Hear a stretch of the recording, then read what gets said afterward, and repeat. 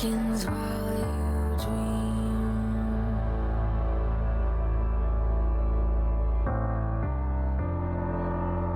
A life never lives in peace.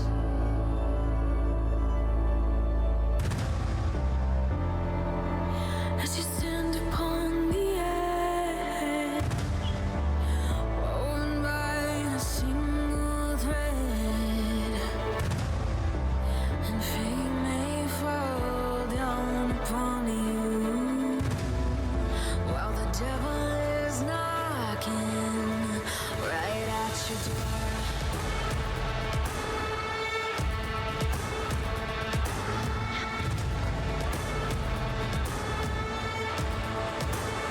So are you restless? Each night you hear the drums roar. Awaken, awaken, the voice begins to call you while you hunger. A taste of destiny you're searching for. Awaken, awaken, the fight is at your door. Take up the cause.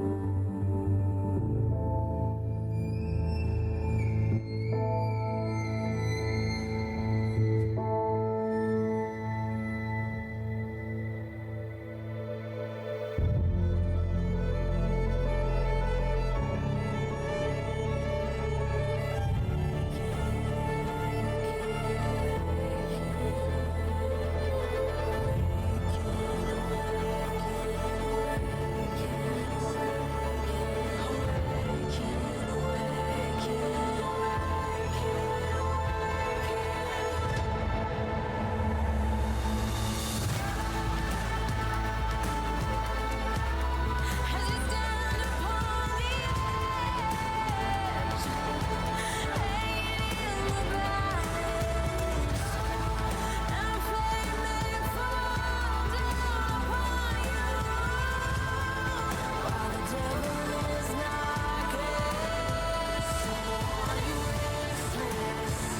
Each night you hear the drums roar. Awaken, awaken, the voice begins to call you while you hunger. Taste of destiny you're searching for. Awaken, awaken, awaken.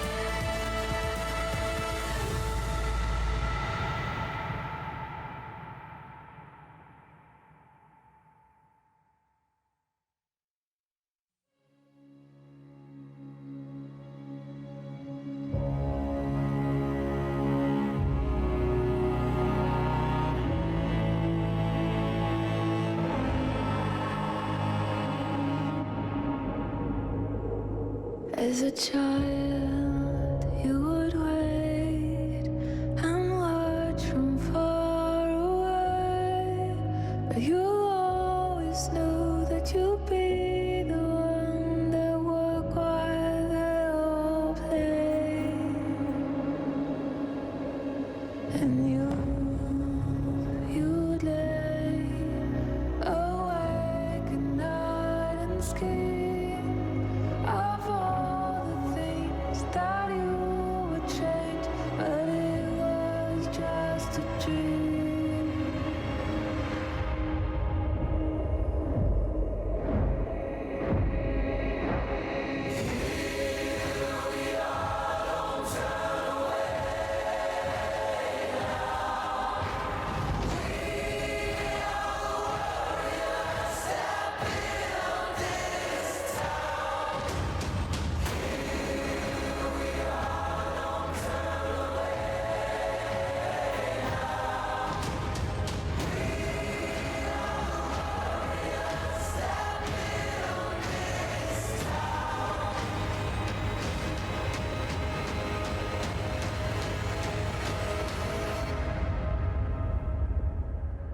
From dust.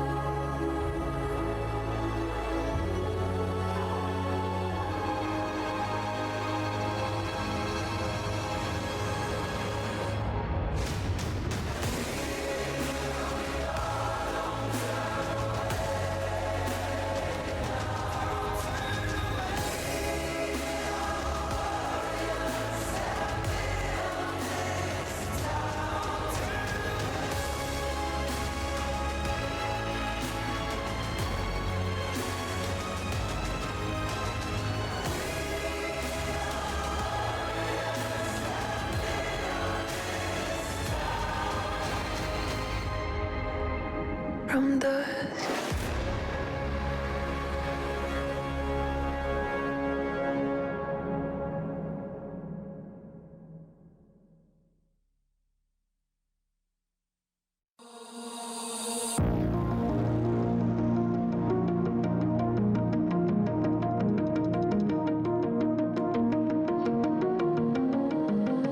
What are you willing to lose? You cover your wounds, but underneath them a million voices in your head that whisper, stop now. Another twist of the knife, turn of the screws, it's all in your mind, and it's fighting you on yourself. The storm is coming. Wow, kid, what you gonna do now? It's your reflection looking back to pull you down. So are you gonna die today or make it out alive?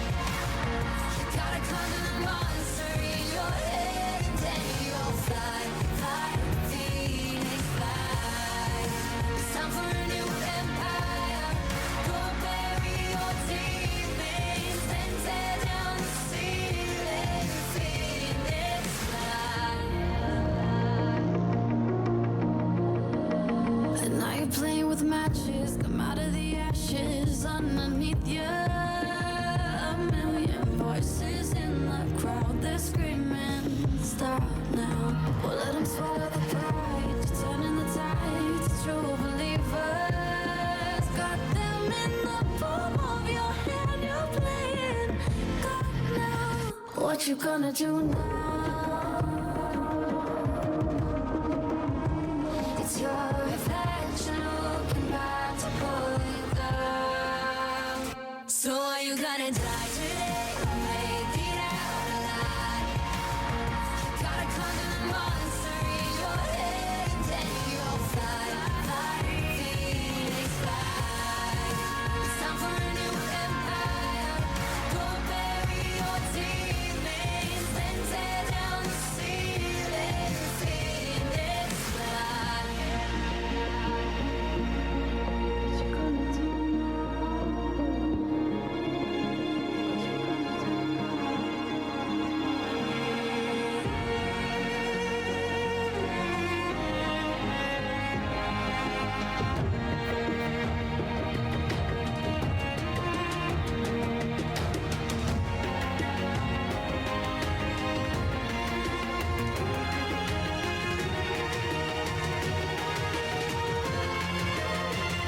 So are you gonna die today or make it out alive? You gotta conquer the monster in your head, and then you'll fly, fly, Phoenix fly. It's time for a new empire. Go bury your demons, then tear down the ceiling, Phoenix fly.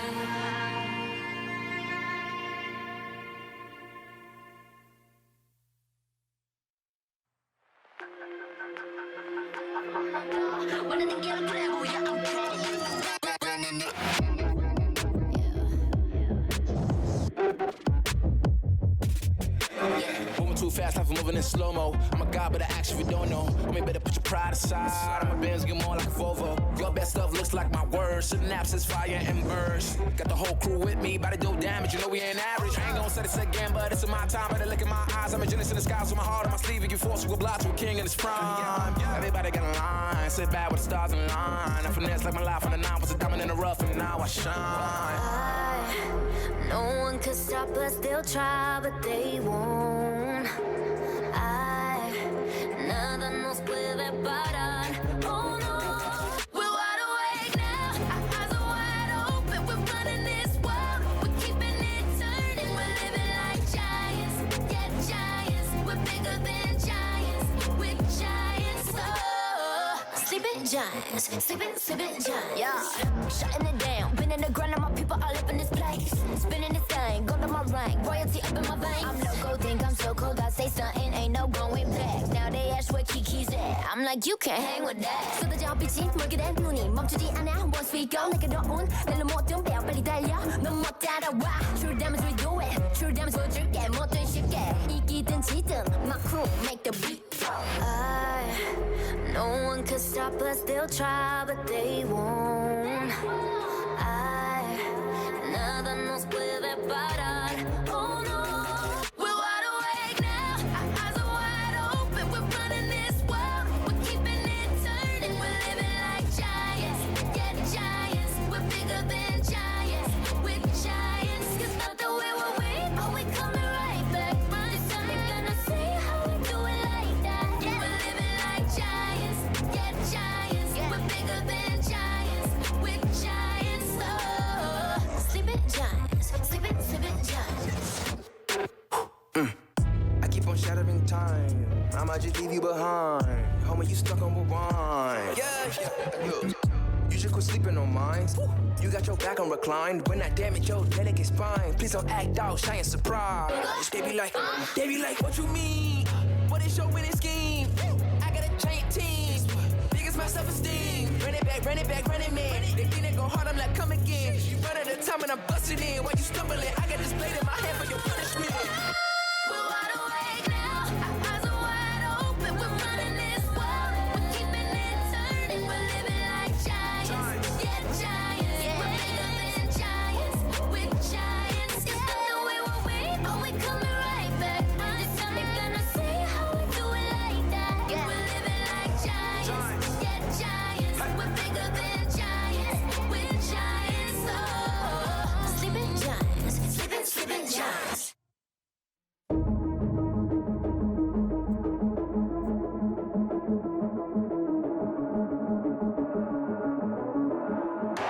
Welcome to the world, no heroes and villains. Welcome to the war, we've only begun. So pick up your weapon and face it.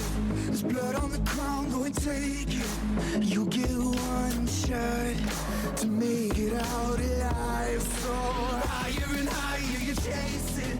It's deep in your bones, go and take it. This is your moment, now is your time. So prove yourself and rise. Make them remember you. Push through heaven. Rise. They will remember you. Welcome to the climb up, reach for the summit. Visions brave and one false step lead the end. So higher and higher you chase it. It's deep in your blood, go and take it. This is your moment. Take to the skies, go. Prove yourself and rise. Make them remember you. Push through heaven. Rise. They will remember you.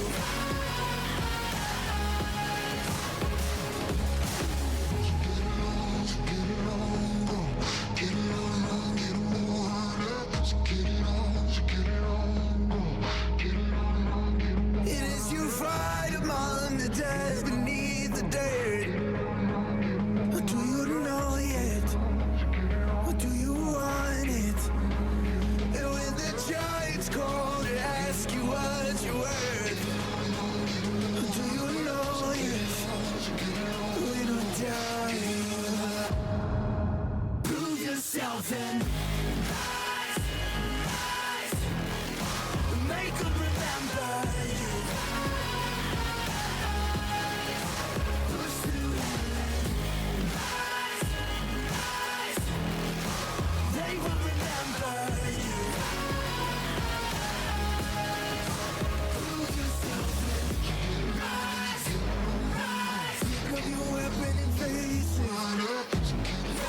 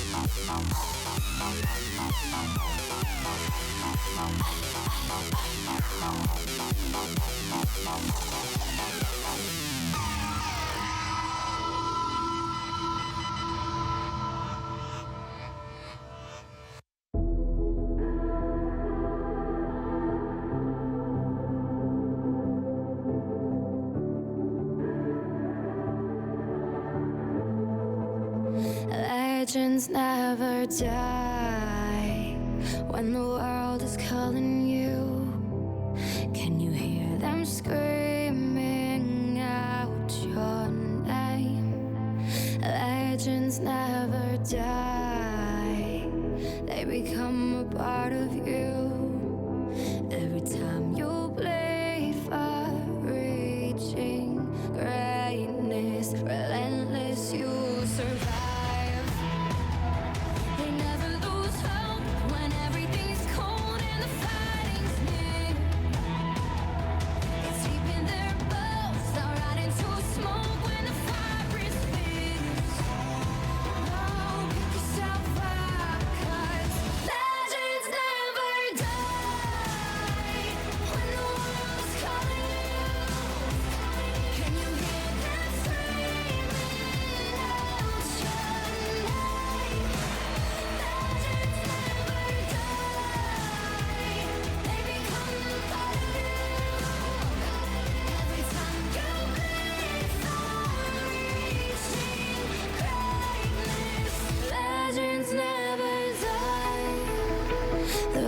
down in eternity, but you'll never see the price it costs. The scars collected all their lives.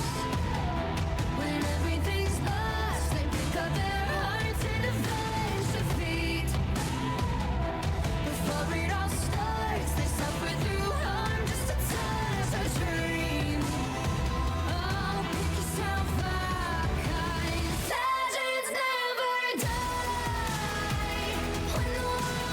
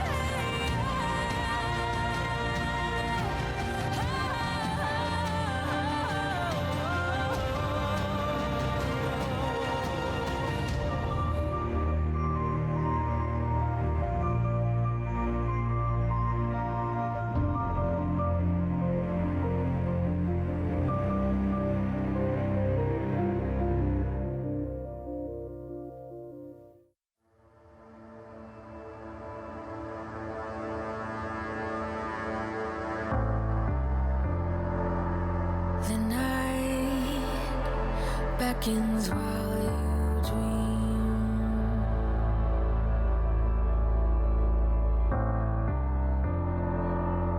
A life never lives in peace.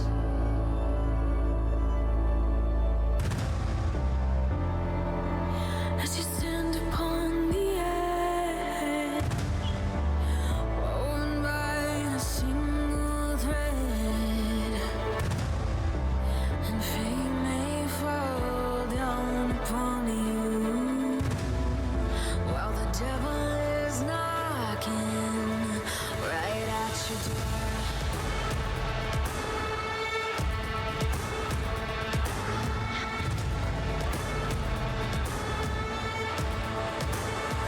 So are you restless? Each night you hear the drums roar. Awaken, awaken, the voice begins to call you while you hunger. A taste of destiny you're searching for. Awaken, awaken, the fight is at your door. Take up the cause.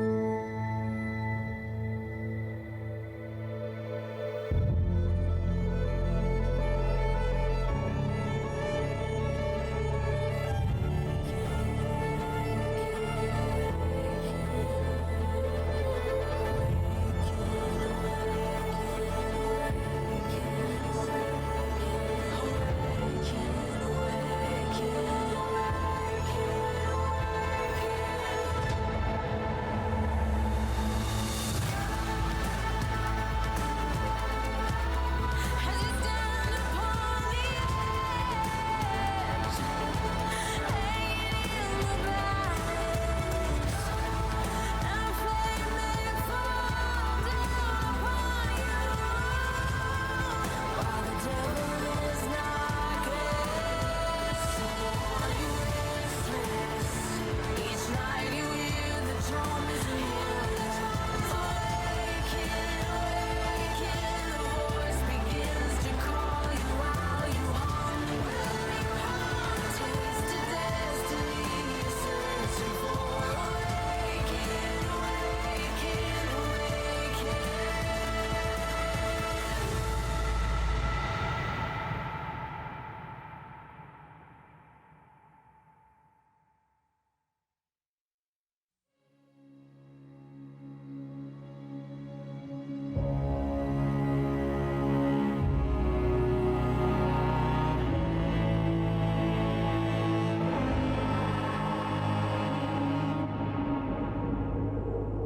As a child, you would wait and watch from far away. But you always knew that you'd be the one that would while they all play. And you'd lay awake at night and scheme of all the things that you would change, but it was just a dream.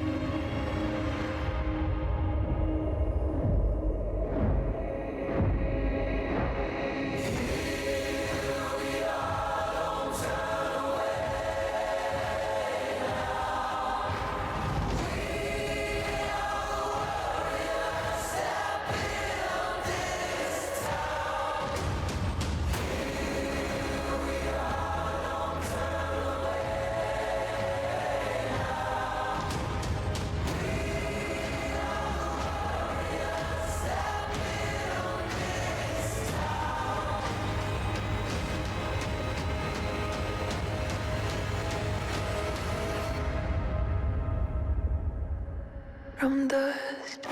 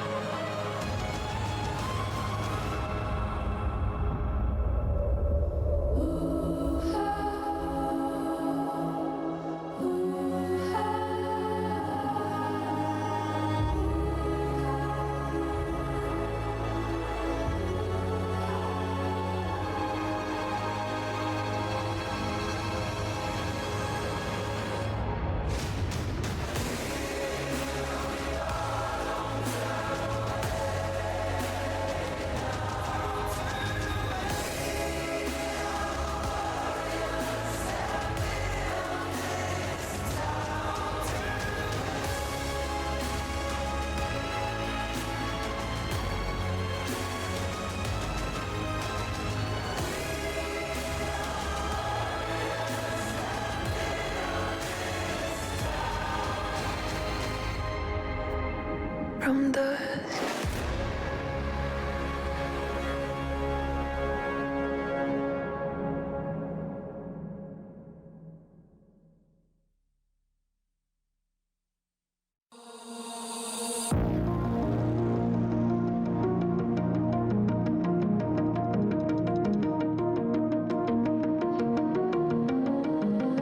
What are you willing to lose? You cover your wounds, but underneath them a million voices in your head that whisper, stop now. Another twist of the knife, turn of the screws, it's all in your mind, and it's fighting you on yourself. The storm is coming.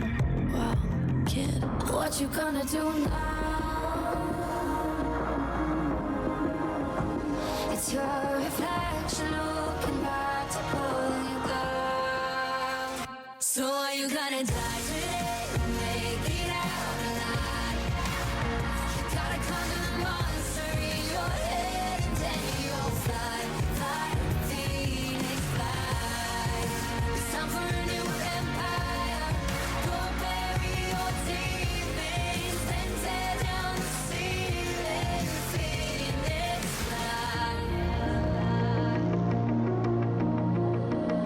And now you're playing with matches, come out of the ashes underneath you. A million voices in the crowd, they're screaming, stop now. Well, let them swallow the pride, you're turning the tides, it's true believers. Got them in the palm of your hand, you're playing God now. What you gonna do now?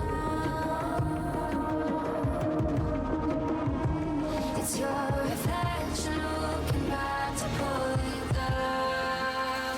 So are you gonna die today or make it out alive? You gotta conquer the monster in your head and then you'll fly, fly, Phoenix fly. It's time for a new empire. Go bury your demons, then tear down the ceiling, Phoenix fly. What you gonna do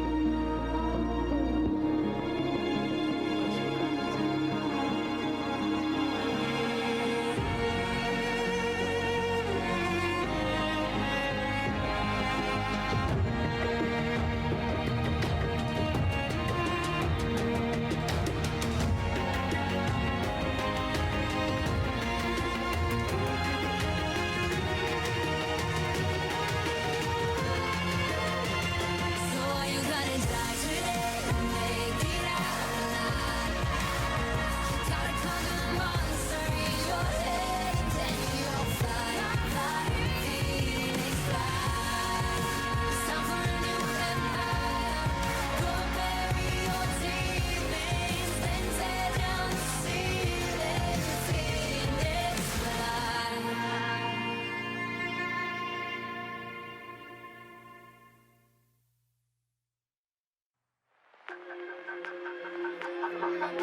One of the girls play, oh yeah, I'm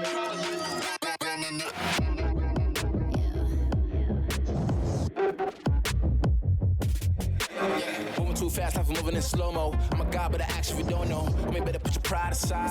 My Benz get more like a Volvo. Your best stuff looks like my words. Synapses, fire, and burst. Got the whole crew with me, about to do damage. You know we ain't average. I ain't gonna say this again, but it's in my time. Better look in my eyes. I'm a genius in the skies with my heart on my sleeve. You force you a block to a king in his prime. Everybody got a line. Sit back with the stars in line. I finesse like my life on the nine. Was a diamond in the rough, and now I shine. No one could stop us, they'll try, but they won't.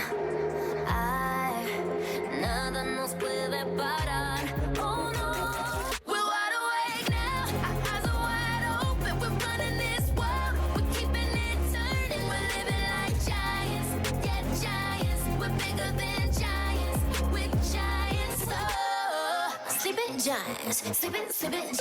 Yeah, shutting it down. Been in the ground and my people all up in this place. Spinning this thing, go to my rank. Royalty up in my veins. I'm loco, think I'm so cold. I say something, ain't no going back. Now they ask where Kiki's at. I'm like, you can't hang with that. 쏟아져 빛이 멀게 된 눈이 멈추지 않아. Once we go, 내게 더운 멜로 모든 배워 빨리 달려. 넌 못 따라와. True damage we do it. True damage 보여줄게. 뭐든 쉽게. 이기든 지든 my crew boom, make the beat fall. No one could stop us, they'll try, but they won't. Nada nos puede parar. Oh no, we're wide awake now. Our eyes are wide open. We're running this world. We're keeping it turning. We're living like giants. Yeah, giants. We're bigger than giants. We're giants. It's not the way we're waiting, but we coming right back. This time you're gonna see how we do it like that. We're living like giants. Yeah, giants. We're bigger than giants. We're giants. Sleeping giants. Sleeping giants.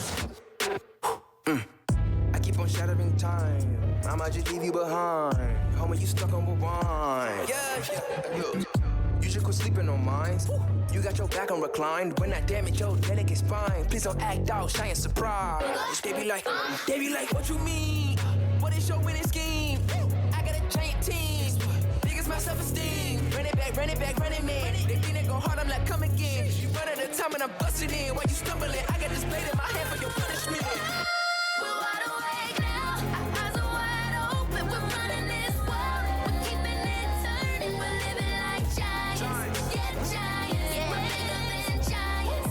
We're giants. It's not the way we're waiting, but we coming right back. This time you're gonna see how we do it like that. We're living like giants. Yeah, giants. We're bigger than giants. We're giants. Oh, sleeping giants. Sleeping giants.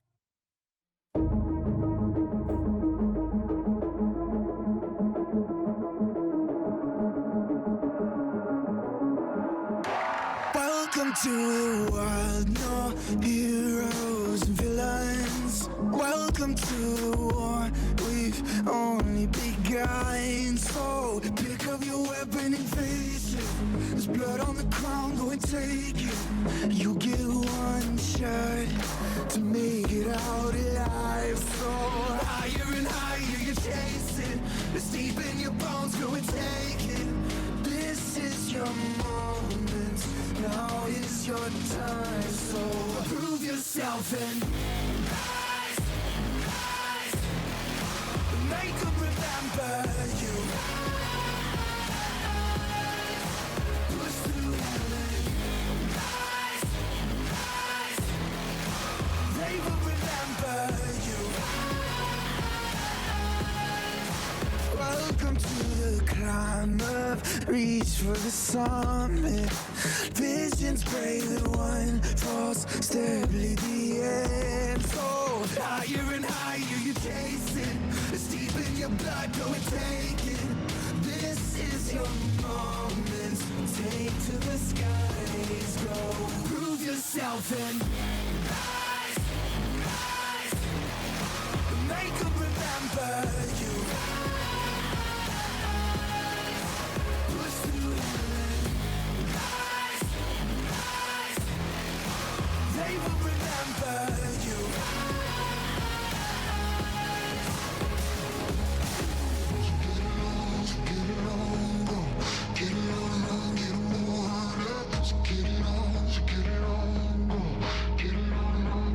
It is you fight among the dead, beneath the dirt. Or do you know yet? Or do you want it? And when the giants call to ask you what you're worth,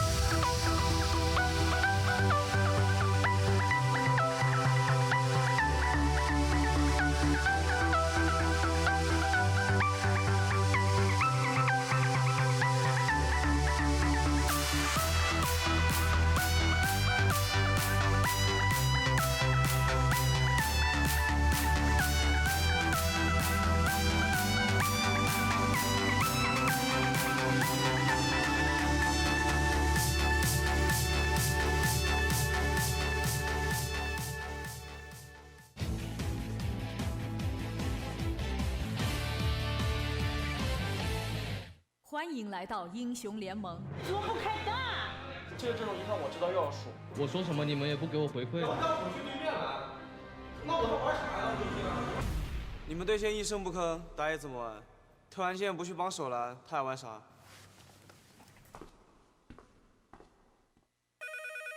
喂，老板。哇，他最后一盘又没放大啊！这个人应该是私下出问题的。我没骂，我上局就没骂他，不过这一局还是有问题。你为什么不放大招啊？你 F4 也不放，大招也不放，什么情况？对面 F4 那一波第一的是我4他，你为什么不放大招啊？死了放个空大，下个也放空大，我以前死了也不放大，干嘛呢？给我们以前酒桶第三路在我们野区，他为什么要去他的呀？下路一直叫我去，我怎么去啊？别人一直进我野区。虽然说心里面很不爽，但找不到什么反驳的原因。入选这次奥斯大，我是非常激动的，我也会在这个舞台上证明谁才是世界第一打野。其实我最近就已经开始看其他赛区的决赛了，研究一下 MSI 的对手。我觉得厂长还是应该多去研究一下 MSI 的对手，还是少研究一下我们。RG 现在没有什么好研究的吧，2级抓下就完事了。蓝 buff、红 buff、大龙、冠军，我全都要。你们打得太乱了，把我也搞得很乱。就是我说什么你们完全就没有听，我说什么你们也不给我回馈，就我也不知道干什么，就手会一直在抖，就打了很久了，就会一直在莫名其妙抖，然后我人很麻木。我们是对线打不过，打团打不过，就是纯靠个人实力在玩游戏。这种要怎么打？我是跟我第一盘打弗兰提克一样，那这种看到我都不知道怎么赢。我当时就是很想说的，但我也没说过。这种一看我知道要输，莫名其妙的感觉，我这英雄选出来都是，对，就我们玩的好的这些英雄就选，就这样的，我感觉就这样。 짜고 네가 지금 제일 신경 써야 될 건 처음이야. 지금 제일 불안할 거라고. 네가 한마디 해주는 게 되게 도움될 거야. 为了赢这一把呢，你要现在要慢下你的。 이렇게 가면 또 줘. 如果这样，就现在这个状态的话，去的话就又输了，真的。我比赛上还是能调整的，我会有，应该没问题啊。跟这个没关系，现在我想说了，你们干什么？你们最起码告诉我你们现在是什么情况。如果你们在这对线都跟死人的话，那我怎么玩打野啊？你们下路明明能推线，能来帮我打翻，能去帮我守那个蓝，你俩什么也不说，在这挂着，然后让我去对面来，那我还玩啥？我还把我整个中女整个渣子都输了，这容易被入侵也别他妈挂着不说，把选个弱势打野。 你还弱吗？我选弱势打野，然后你们不管，话也不说，因为他们下路弱，所以我们扛得住。如果对面下路是个什么 RNG 这种下路，我是 KD 下路的话，你看我们下路直接崩了。乌鸦被秒了，可以追，进入一个中国的节奏。打水！打水！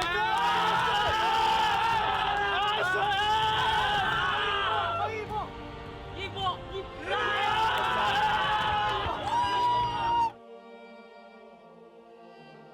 为什么 IG 每一次的比赛都这么的快呢？ 우선 저희 팀이 좀 공격적인 것도 있는데 그러니까 제가 나왔을 땐 제가 좀 싸우지 말자고 콜하는 편인데 이번 판 같은 경우는 제일 공격적인 라인인 저희 바텀이 잘 풀려서 빨리 끝난 것 같아요. 네. 那今天在上路其实有一波非常亮眼的单杀了我们老贼的 EZ， 那一波是怎么想的？为什么那么自信？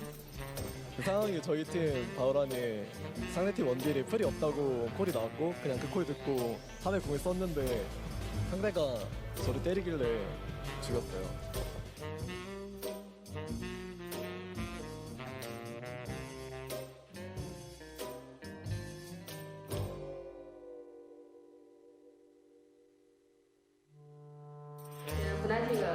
有一个发了一个看抽签的视频，他们抽到你们的时候是很高兴的，大家一起都笑了。Fnatic 笑了，虽然笑了，但是我们笑得更开心，只是没有拍出来。差一把这里就可以变成图书馆，加油加油！不愧是马德里最大的图书馆。马德里图书馆，来一次！这些人能不能安静一点？这么大优势，暂个停，还在那。来一次，来一次！ LWX， 你今天为什么觉得 FPX 可以打得比你们的对手 G2 要来得好这么多？我觉得今天不是我们打得太好，是对手打得不行。现在站在你面前的是2017年常规赛 MVP。2018年常规赛 MVP 第2名。2019年常规赛 MVP。去年的 Cliff， 今年的帕桑。长沙的老公，你们的宝贝，贝斯球冠军中单。则必则帅。都一米啊！么么哒，么么哒，么么哒 ，nice nice nice。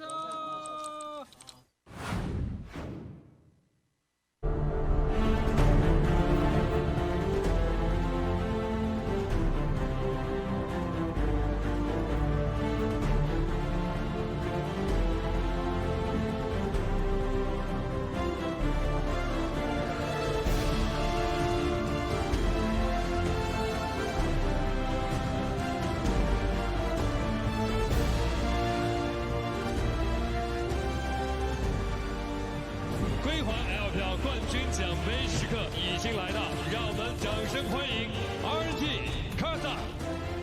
Hello， 观众，欢迎来到虹桥天地，在这里为您带来我们19年的第1场较量。Pop 呢是第1次参加我们的揭幕战，而 IG 已经是第7次了。IG 号称我们的揭幕赛之王。是的。 LPL 和耐克正式建立长期战略合作伙伴关系。 这个也是 Mako 在节赛上拿到了4000次一个助攻，是 LPL 历史的第1。就这个数据也可以体现出 Mako 已经在 LPL 已经打了非常久的时间。所以今天也是格外令人期待那个男人回来赛场啊！其实真的是蛮长一段时间。是的，我觉得准备了很久啊，看一下这一场的复出之战打得如何。而另外一边的姿态又是心有不甘重归赛场。是的。 Hello， 观众，欢迎来到英雄联盟职业联赛。我们现在是在北京的 RNG 主场，将会为您带来今天的 RNG 在主场迎战IG的比赛。这也是场焦点之战了，绝对的焦点啊！我们恭喜王木拉子今天以2-0拿下了常规赛的第1名。王木拉子确实以一个完美的姿态吧，结束了这赛季的常规赛之旅。没错。哦，一个头炸碎了王木拉子晋级决赛的梦。谁能克制这个船长？ 对方布拉斯来说很可惜，他们季后赛就只能止步于此了。好的，我们的决赛已经开始，IG 对阵京东 Gaming。那么，到底谁能够成为新王呢？没了，你杀得了1个，杀得了2个，但是顶不住第3个。恭喜 IG 拿到了他们队史上的第1个 LPL 的冠军，而且是以这种绝对碾压的方式。我的天哪！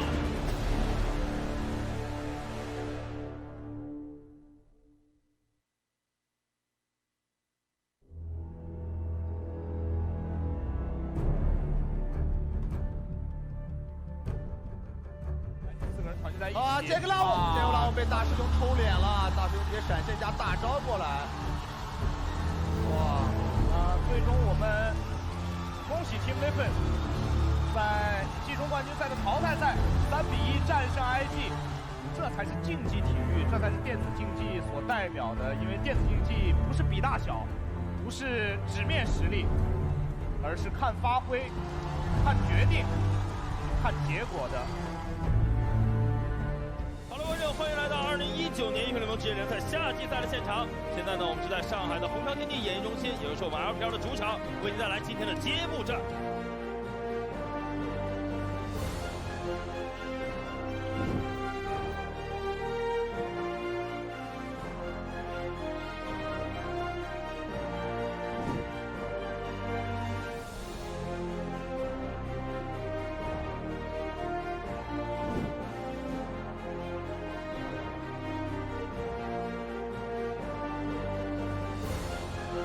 从今天开始 ，FB 的生涯结束了，严俊哲的生涯开始了。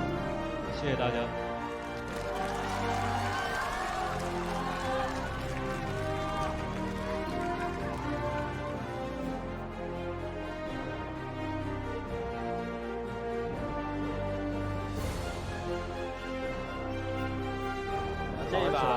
这一把是一个碾压之势，这一把真的是一个老牛。但关键是我们突起很大的优势。死哥想要死在泉水里面硬换你，4闪现躲掉了。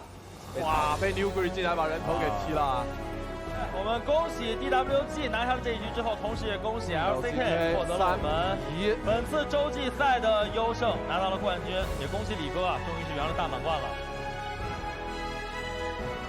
职业选手马尔香锅在这里完成了他的最后一次干活，就在这里跟大家告别吧。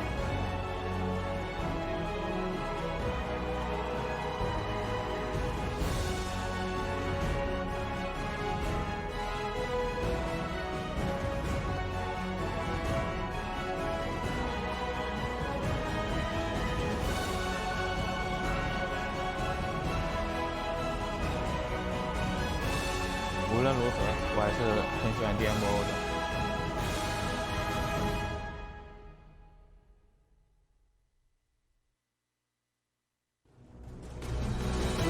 再来一个爆破手动，深的6击中，秒血的大招一下炸死 NBA 爱头。那这边也是又在生涯的里程碑击杀到1个人之后，直接完成了他的2500杀。是的，英雄联盟电台，各位现场和屏幕前的观众朋友们，大家过得好吗？没有办法阻挡 RNG 的推进步伐。是的，那也是恭喜 RNG 2比1下比赛胜利。恭喜 RNG。EGG 在这种世界赛资格赛以及季后赛的 BO5从来没有失败过的这个数据也是被打破了。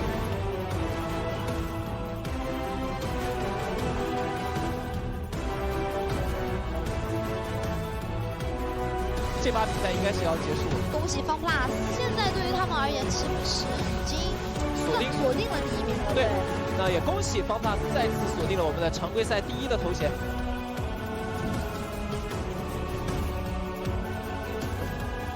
结尾翔收割了战场，那我们应该是新王登基了。凤凰传奇，凤凰传奇，今天也是打破了他们的队史吧，算是。是的，这个夏天我们见证新王登基，方了3比1战胜 RNG， 同时也拿到 LPL 赛区的1号种子。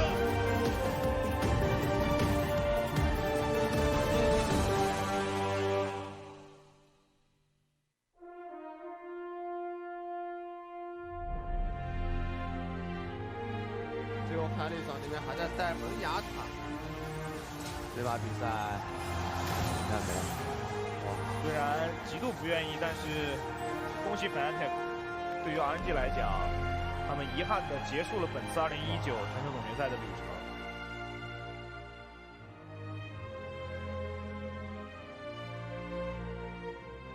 我们看到卫冕冠军 IG 也是无奈的挠头，最后一波团战由方 plus 拿下。而这一场的 BO5。怎么说呢？是目前这次 N 赛看下来最精彩的一场了。去年的主题曲代表的是登峰造极境，但是今年的主题就是涅槃。没错，方 plus 就如他们的队名一样，在这次半决赛真的是涅槃冲上了世界赛决赛的舞台。对。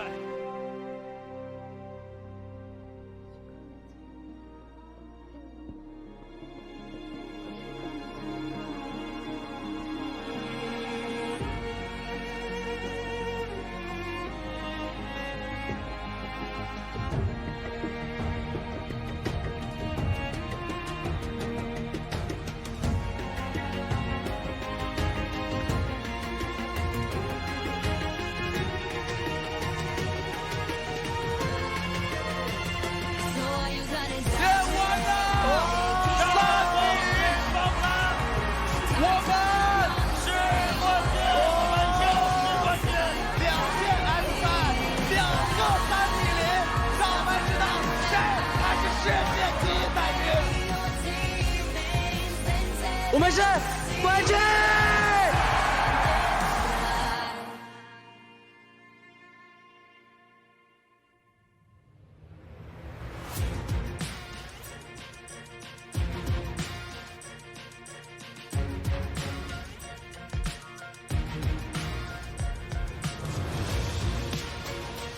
上面要单杀了吗？草莓，但是 PET 这个能力很强，能不能分脚下一线？抠血，我的青春没回来。TP 过来的等，TP 过来的，哎，现在轮到 UZI 了，闪现撞墙了，哇，这很尴尬。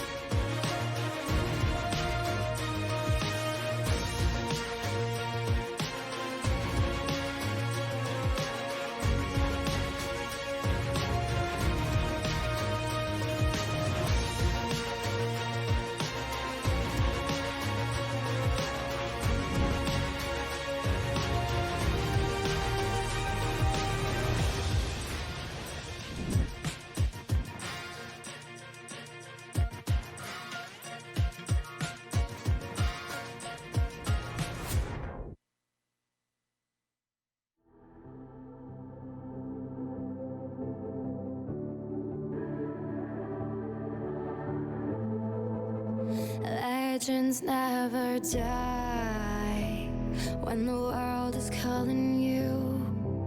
Can you hear them screaming out your name? Legends never die, they become a part of you. Every time you bleed for reaching greatness, relentless you survive.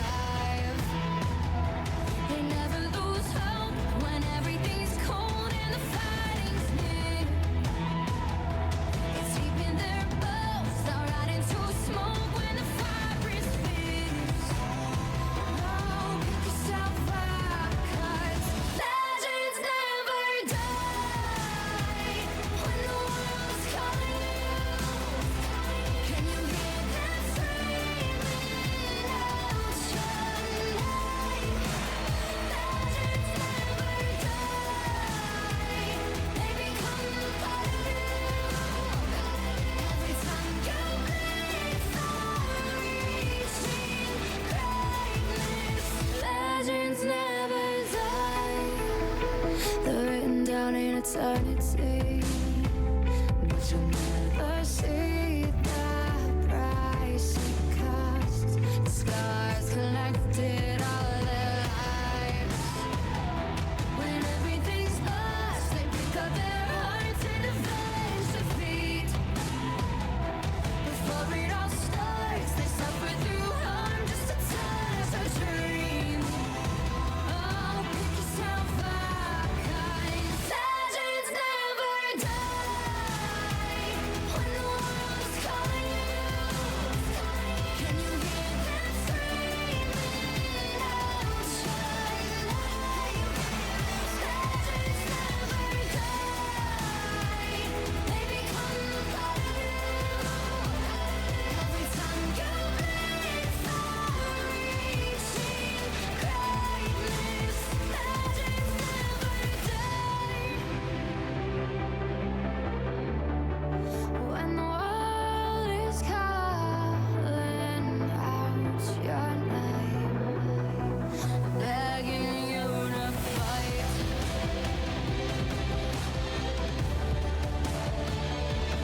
Pick yourself up once more. Pick yourself up, 'cause legends never die when the world's calling you.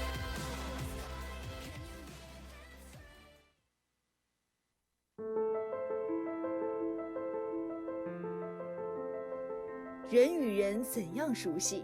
相遇中熟知，碰撞中成长，熟悉的名字又陌生的你。有别的前缀中，昔日组合隔江对弈，愿所得皆所期，所失皆无碍。有人一面之缘，暗引导的噩梦将长矛拔出，前方是出生的醒狮，回廊对峙间无畏的战役将火苗引向旭日阳光，野火最终燃向远方。这是勇者的故事，何谓答案？怎样应对？悲观者无路可去。有人相识甚久，巴南一役已有10日，雾都诉说着胜负、荣辱、生机与沉寂。我们熟悉这里，更熟悉彼此，亦敌亦友，一时余亮。历经沉淀，才更具重新上路的底气。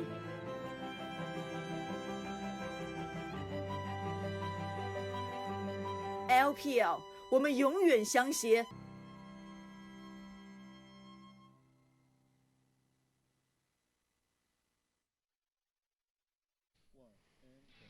Welcome, ladies and gentlemen, to the LPL English Broadcast. We're back. We've had our mini weekend there, and we're ready to get some games underway. My name is Munchables. I'm joined by the one and only Dagda once again. Yeah, I'm delighted to be back. I'm feeling nice and refreshed after the weekend. Need a little bit of a snooze, but now we're back for all the LPL action. Yeah, not much of a snooze. Still plenty of games going on over the weekend as well that we've been watching. And let's take a look at the results from those games as well. As we start off today, we've had Rogue Warriors having a surprising defeat up against DMO. WE went 2-1 against Suning, and then Vici Gaming a pretty comfortable 2-0 against LGD. And I loved the way that in WE's game we got to see a little bit of Teacher Ma's champion pool coming out, the Aurelian Sol there. And now we'll see just in a few minutes how LGD will do up against V5 after their defeat against Vici. Absolutely. That was Thursday's results, but when we take a look over at Friday's results, some really, really good series we had on our hands. FPX against OMG. OMG actually taking a game in that series. Impressive stuff from them. E-Stars also dropped a game against LNG as they won 2-1. And then RNG have come back in force. This was the roster we wanted to see, 2-0 against JDG. Yeah, for the first two games, I felt like, okay, cool. These teams are getting themselves back in shape. They, after one loss, they're like, no, we need to shut this down. RNG just shut it down to begin with. They certainly did. And when we take a look at the standings, you mentioned RNG still at the middle of the table, but they're starting to work their way back up now. You got WE doing really well for themselves, top as well in OMG. That's kind of the guys that I'm keeping my eyes on, as they seem to be on a bit of a climb, but when it comes to climbing, FPX 7-win streak now. These guys seem undefeatable. Yeah, after what was a little bit of a rocky start to LPL season 2020, there's no messing about with them anymore. No. Joinby's back in force, Tien's back in force, and these guys are tearing through everyone, no matter the opponent. And obviously, shout out to E-Star, 8-1. They've pretty much guaranteed themselves a playoff spot at this point, like 1 or 2 more wins, and that is fully in the books for them. The question is only seeding for them from now on. So we'll go into E-Star later on when they end up playing. But with that said, we'll take a look at what's happening here today, because we're going to start things off with an exciting one here. LGD in 16th against V5 in 17th. The battle for the bottom of the table, baby. Yeah, this is all about pride. There is no messing about in this game. Serious business to avoid that last spot. Yeah, we'll follow that one up, though, with BLG up against WE. WE, one of those teams I was saying, they're getting towards the top of the table. You see them in 5th place. I'm excited to see what they've got to bring out up their sleeves right there. Now we'll finish off today with IG going up against Suning. And I'm excited to see what Suning can do. Suning have started to make a little bit of a name for themselves off of Hwanfeng and Angel and doing a lot of good work. But now they're up against IG. This is a different beast altogether.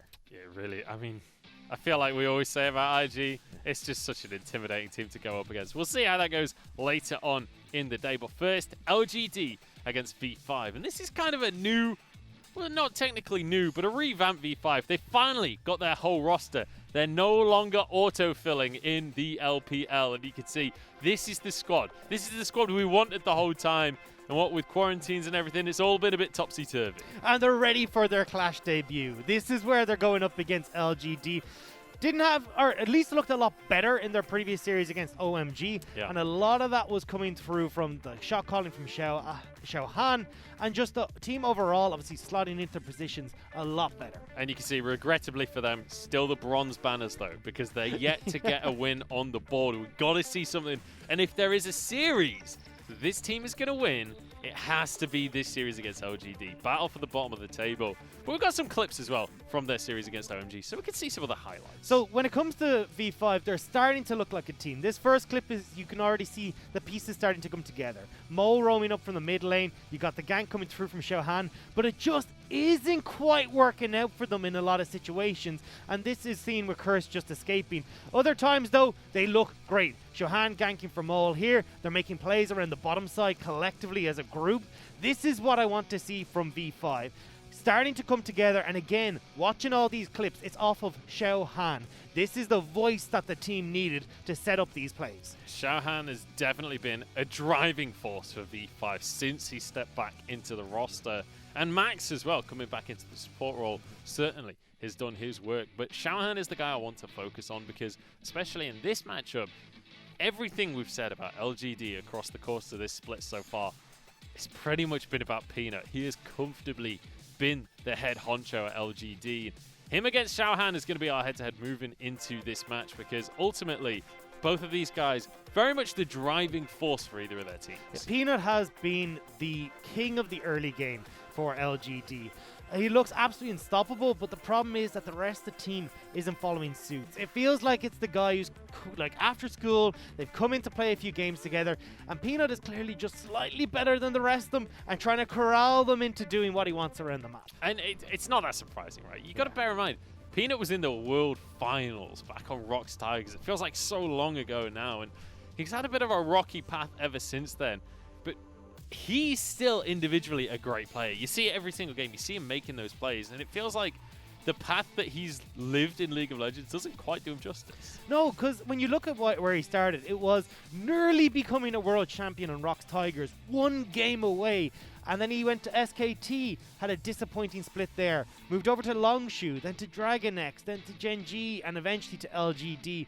But it kind of felt like he fulfilled a bit of a prophecy. If you look at those last three teams, it's Longshu, Gen G, Dragon X, the LGD is where he now finds himself. The prophecy has come true, but it's not been a very nice prophecy for him. But look, I think to be fair, it hasn't been looking great on when he was back in Korea. But now that he's come here, LGD as a whole isn't performing, but he's definitely found his stride. He's by far looking the best on this roster. The problem is that he'll set up plays, and we saw this in particular in the last series where he was playing the Elise, would go for these aggressive plays, but the likes of Yuki, Kramer, and Chance, who was in the bottom lane, were lagging a little bit behind. Yeah, and you can see here for LGD, both Lies and Kalua are going to be stepping into the roster for today. And this is the roster we were talking about with Xiao Han back, with Max back. This is the V5 we've been wanting to see. You can see Y4. He's got both guns out and he's ready for action. He is going to be looking to tear through this game. We'll have to see, though, as we've already kicked into pick and ban. And you see a lot already dedicated towards Mole in that mid lane, with LeBlanc gone and Aurelia taken off the board. All right, Zoe going to be dropped as well. So Mole won't be able to grab that for himself. But Aphelios, very standard ban. Olaf, very standard. It's relatively standard aside from that Aurelia. Pretty much, but Aurelia coming in as a bit of a niche pick because of the Blade of the Rune King. But with Lee Sin banned, we're looking towards the top lanes and the AD carries. Senna up and available, Renekton and Set both up and available as well. I'd like to see a Renekton prioritized here for Alias because it does win out pretty heavily in that role. This is where we see Renekton and Set locked in for V5. I'd love to see it. It's not going to happen. I wouldn't be surprised to see the Set, though. I could go for the set, as we said, the Renekton. I think as well, I'd love to see a jungler locked in for Xiao Han here. Try and get something comfortable in this matchup. And I like that they've already prioritized this jungle matchup when we look at it. Taking Peanut's Olaf off the board, this was a massive performance for LGD in their game against Invictus Gaming. And the Lee Sin as well is just a Peanut special. Yeah, also things like the Elise, something we know Peanut for. Anything that can have a lot of proactivity in the early game. Things like the Jarvan as well. Oh, he's actually going to hover that now. Incredibly strong in the current meta. It's been one of the biggest priority junglers in the LPL. And this was the exact pick I wanted to see Xiao Han on. It gives him early game proactivity so he can go up against Peanut, but Xiao Han prefers the tankier junglers, so going for this Jarvan allows him to still play into his regular pattern, but at least gives him some agency in the matchup against Peanut. And over to the other side for LGD, they've got their AD carry, and they're looking to lock in a jungler. I wouldn't be surprised to see something like a support locked in, leave the 2 solo lanes for counter picks later on. Well, don't really get much in the way of counter picks on the blue side, but maybe they can try and tussle one out of them. You get one. You get one, you do get one. But we will be looking at Sejuani locked in, as you said. Support will more than likely be going towards the Tam Kench or something, as you were saying, to pair alongside the Senna. And I think now, when we start to look towards what LGD have gotten, this is a very strong team fighting team that they're looking at. You want to have Peanut as your big engage tool, and I want to see now, with this Sejuani locked in, if they go for this double melee in the top and mid lane, because this has been a little bit of an LGD special. Yuki likes his melee assassins, and if you've already got the Sejuani locked in, it pairs perfectly with that. Looks like Varus might be the option here for the side of Y4. It's been incredibly high priority across the LPL recently. But with the Varus locked in and Kench already off the table, LGD's bans could well go towards that support pool. Yeah, we could definitely look towards the Thresh and the Braum, which we usually pair with them. This is to give safety towards the Varus. But when you're up against the Senna Tam Kench, you don't really need a huge amount of safety because realistically it's going to be a farm fest. So I like that they've gone for the Varus here. Gives Y4 a lot of damage in the later stages and hits that mid-game hard. Well, Mordekaiser taken off the table as Victory 5 look towards the solo lane bans. I'm curious if they stick both bans on the top lane or if they do look towards the mid lane as well. Could definitely look to do so. I'm looking at, the regular blind picks that we see. The likes of the Syndra is still open with Zoe and LeBlanc taken off the board. Pantheon's we'll have also to see. still open. Pantheon is the thing. Yeah. We don't have at least on the V5 side, the ability power damage to try and counteract that. You've a little bit embarrassed, but it's not really enough. But maybe on this LGD side they could. Tam Kench with the Sejuani might be able to provide enough ability power damage to push you over the edge, but it's still quite open here. Yeah, interestingly, we're not going to see the support bans coming out from LGD. I think agreeing with you on that one, saying, look, even if we ban the Thresh and the Braum, it's not going to achieve too much for us. He's still going to be safe during the laning phase. So we'll start to take some of these stronger solo laners off the table. V5 with the same mentality, remove the Ornn. Yeah, Ornn gone. Going to see the Mordekaiser gone. It says to me that we'll still have Renekton up. So they're not too worried about Lies getting his hands on that, but Lies is definitely much more of that tank player. A lot of carry champions in his pool. So I think this is just a shout out going, hey look Lies, you can have your Renekton if you want. It does really well into this set, but we know you're not comfortable in these matchups. Well, the Nico will be the final ban. And that is pretty much a target ban on towards Mole. He loves the Nico. We have a few players in the LPL that really like the Nico. But it's Mole wherever he plays Nico, because he played it mid, AD carry, he's played it support. This guy is a very big fan of the Nico. And clearly LGD just don't want to deal with any of his shenanigans. Since the supports weren't banned away, does mean that Max gets his Thresh. We've seen Max on Thresh in the past. We know that this is a comfort pick for him. Definitely a solid pick, and again pairing itself with that Varus, so you do have a little bit more safety.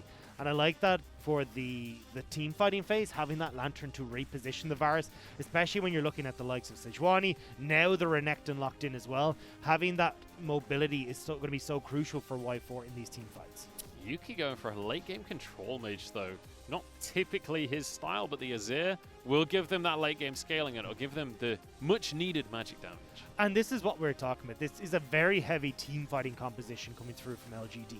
A lot of beefy frontline in the top jungle and support roles, and you've got this free firing damage coming through from the Azir with the Senna to heal and buff everyone as they start to move through. Just the final pickup for the side of Mole, and it's going to be this Syndra. We see smatterings of Syndra here in the LPL, but it's not typically a priority pick. There were a few bans towards that mid lane though, so Mole going to be happy to grab that one for himself. Has that sort of mid-game aggression after that level 6 power spike. Obviously Syndra, one of the strongest mid laners in the game. And a lot of setup for what is a kind of vulnerable back line. You've got the Azir and the Senna that can definitely be burst out. But if Killua is playing this Tam Kench correctly, should be able to position where he can take someone out of the ultimate from the Syndra and then becomes a little bit useless. So I want to see now how Mole is approaching these team fights, if he can get onto some of these crucial carries in the back line. And a lot of it is going to be down to Mole. A lot of it is going to be down to Xiaohan as well on this Jarvan. We said before, Xiaohan is going to be very instrumental in setting up the plays for the side of V5. on something like the Jarvan, he has the tools to do their job. It's one of the reasons it's so popular in the LPL. And I'm curious what his priorities are going to be in the early stages of the game. I think looking at Xiaohan, well, if you go back to their game against OMG, there was actually quite a high priority on the Rift Herald. So I'd like to see this continue. When you've got the likes of a Senna and Tam Kench, it makes it a little bit more difficult to push that lane as effectively, especially against the likes of a Varus and Thresh. So they can start to make this play happen where they roam up towards the Rift Herald. The problem that we saw last time, though, was that they weren't quite up to scratch on the rotations coming through, end up missing out on that bot lane tower against this exact matchup. I mean, you bring up the concept of the Heralds, you bring up objective control. For both of these teams, the stats don't look so good. I mean, Dagda, you're the one that found the stats. I want you to be able to tell the story.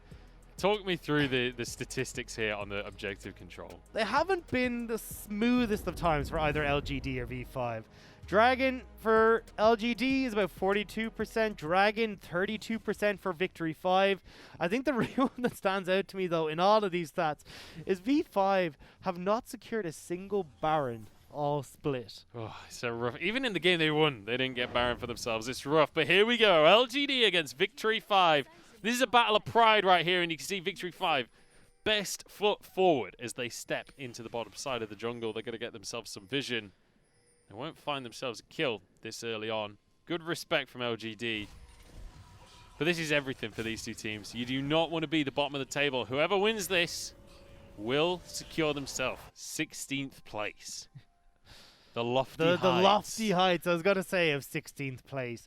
This is one of the matchups I know, surprisingly, I'm actually looking forward to because I think this is going to be relatively close. One thing quickly. That's a comment on Y4. He's going to lethality Varus. We're seeing this more and more in the bottom lane. Yeah, this is something that has started to come through a little bit. So this changes up the playstyle that we're going to see from V5, who are going for this late invade. He's actually gone Corrupting Potion as well. A bit odd, but we do see a late invade, as you say, as they move towards this red buff. Pings galore along the bottom side of the map. I'm not sure that there was any vision, but either way, Peanut and Lai is going to be able to start with V5's red buff. It's weird to see V5 opting for this, though. Oh, the hook. Oh, hook onto Kramer. That is massive. Ignite goes down. Kramer looking for the flash over the wall. Does get it for himself, but Xiaohan is here. Kahlua also forced a flash. 3 out of 4 summoners used by LGD. That was not what LGD wanted to do at all. You know, you just saw Xiaohan go onto that buff. You knew that it was going to be a 3v2 if he tried to go and fight. And as a result, the bottom lane for LGD lose everything. Lai is also in this top lane taking a horrific trade against Alias. This is what we talked about looking at Lai's. Prefers the tanks, not the most comfortable on some of these more carry-oriented or lane bullies. So when he should be, in theory, winning out on this top lane matchup, when he gets that level 3, level 4 point, looking to trade this early has only set him super far behind. Rough start. Honestly, a bit of a dicey start on both sides of the table here. Here we go, Peanut wanting to be proactive. We mentioned he's the king of the early game, and he wants to make that known up in the top lane. Alias the target. Stun comes on through. Haymaker will give him a shield, and it's just about enough. Doesn't even have to flash.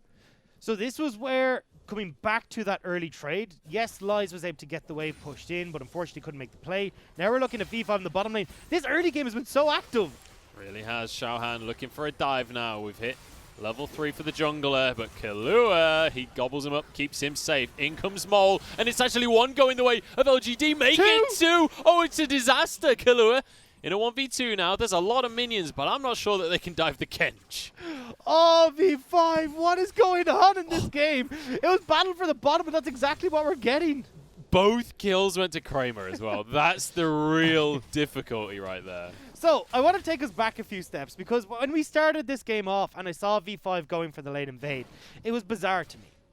They were looking to play heavily around this bottom side, but it's so difficult to try and gank onto a Tam Kench and a Senna, and they gave Peanut the opportunity to play around his strongest lane, which is in this top side. You've great gank setup with the Renekton, and when V5 try to make the play with the Syndra roaming down, it gives over everything. I don't understand what this play was. Yeah. You're still level 2. Max gets rooted, and then Mole walks in, hits first, tanks the tower, dies to 2 singular shots. I mean, it honestly couldn't have gone much worse. It's the ramping turret damage there that caught Mole unaware. But this is... They were still level 2. They were trying to go for this incredibly early play, and I'm not sure what the thought process was behind it. At level 3, maybe you can try and make that play. And you had to have Xiao Han at least begin that turret dive, because he's the Jarvan. He's the one that you want to be getting out to give the kills across to Y4. Yeah, I don't know, man. It was, you know, at least they're being proactive. At least they're getting stuff done, even if it's not that great. Now Xiao Han wants to capitalize on the lack of summoners. Peanut's here as well, though. 3v3 on our hands. There's a flash hook onto Kahlua. Knock up as well, but he is very tanky. Thick skin comes on through. And now Xiao Han has to try and run. Flashes away for his own life. Max the next target, but Mole has arrived. And the brawl continues in the bottom lane with the mid laner here. He's 2 levels up on everybody else right now. Peanut wants to try and find a knock-up. Kramer pushed on forwards. There's a slow onto Max. In comes Yuki. Doesn't have the damage. One more flail will do it. And Peanut gets the kill. I don't know why I thought I could get any analysis in this game. This is 16th versus 17th place. It's all action all the time. I love it. Give me a bloodbath. Give me this scrap for the bottom of the table here. 4v4 at 5 minutes. This is amazing. I love seeing just the bloodiness in this game. But it does mean, when all is said and done, Peanut, a great turnaround gank in that bottom lane. They managed to get the kill for themselves, and with the horrific dive on the bottom side, at 6 minutes into this game, we have a 1.5k gold lead for LGD. Yeah, OGD the ones that are pulling ahead in each of these skirmishes, and once again, you got to look towards the side of Kramer. He's the one that's been able to get the majority of this gold, but Peanut also getting a kill on the backside of that fight. This was what we said about V5 coming into the game. They're almost able to execute their game plan, but it never quite works out for them. And this is exactly what's biting them in this game. Now they're moving up to try and see if they can make a play, but again, strange timing. The wave is pushing into this Azir, so it's not like they're going to be able to make a play, and instead, you're forcing Max to lose all this CS in the bottom lane. Now Liza gets an opportunity to just shove out in the top side, as we saw. Alias had to go back to base, had to reset, buy some items, got himself the Ninja Tabby. Well, I mean, he'll lose a couple of minions to this turret, but ultimately, it's worth it to grab that armor, especially in this lane up against a Renekton.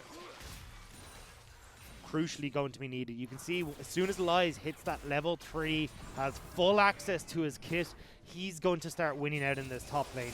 Again, I think we should see Alias go for a little bit more of a tankier build, going towards the likes of a Triforce, or even just skipping the Triforce altogether, going for Black Cleaver into more armor, because this matchup is not friendly at all for the set. It will not be fun.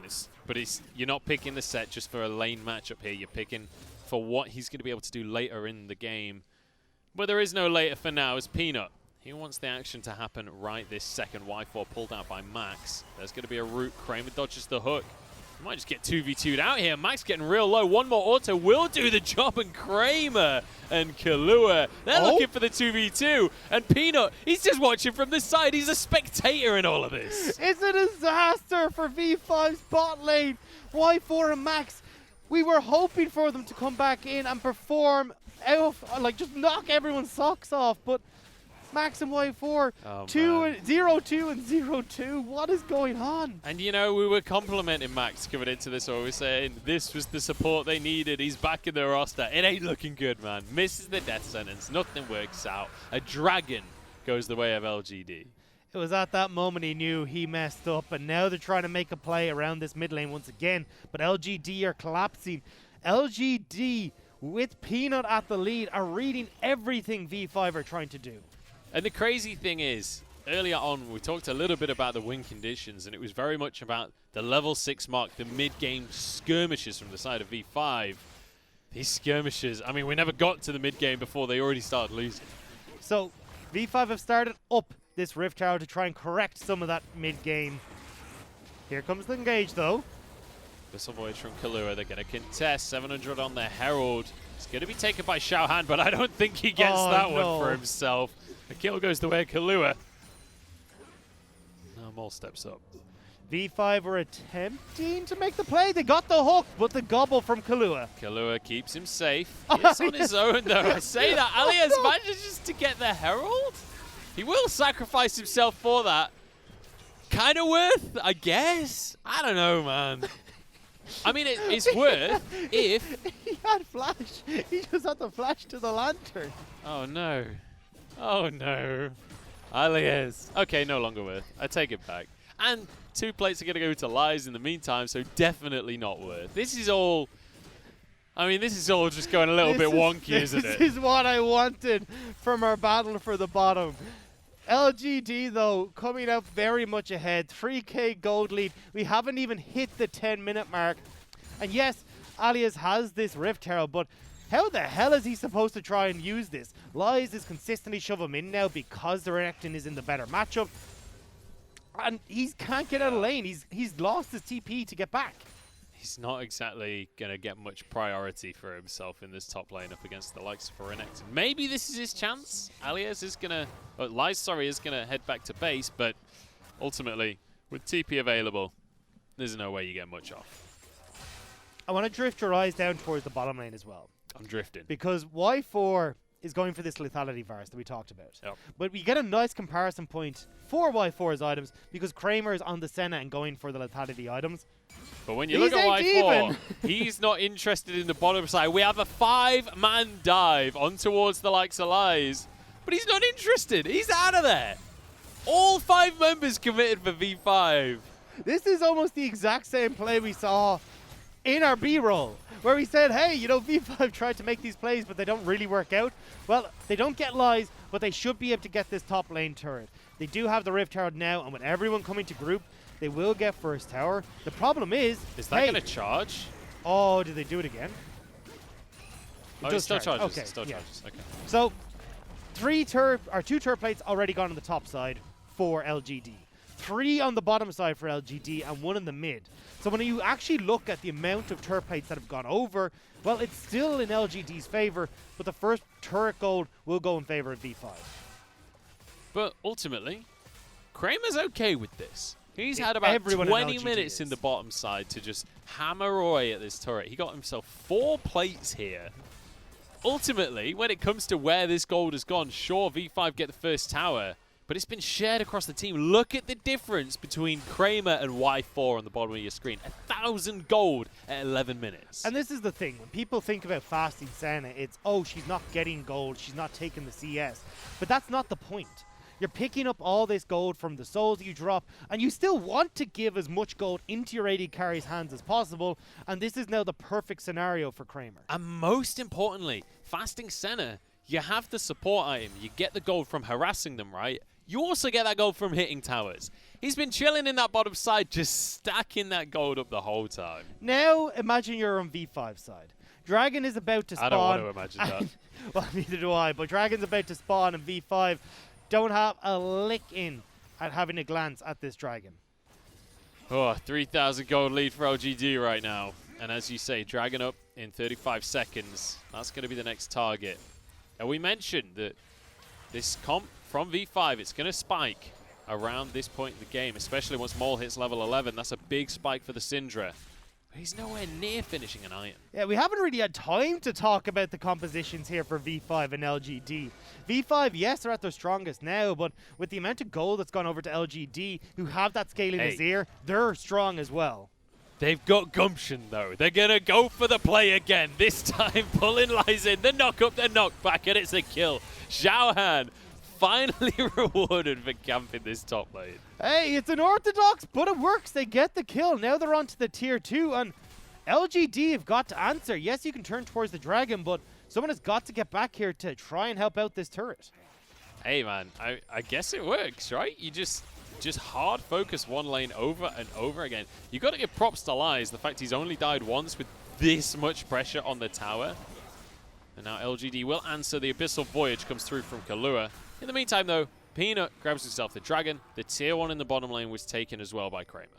I don't think this was the best of trades for V5. They get the kill.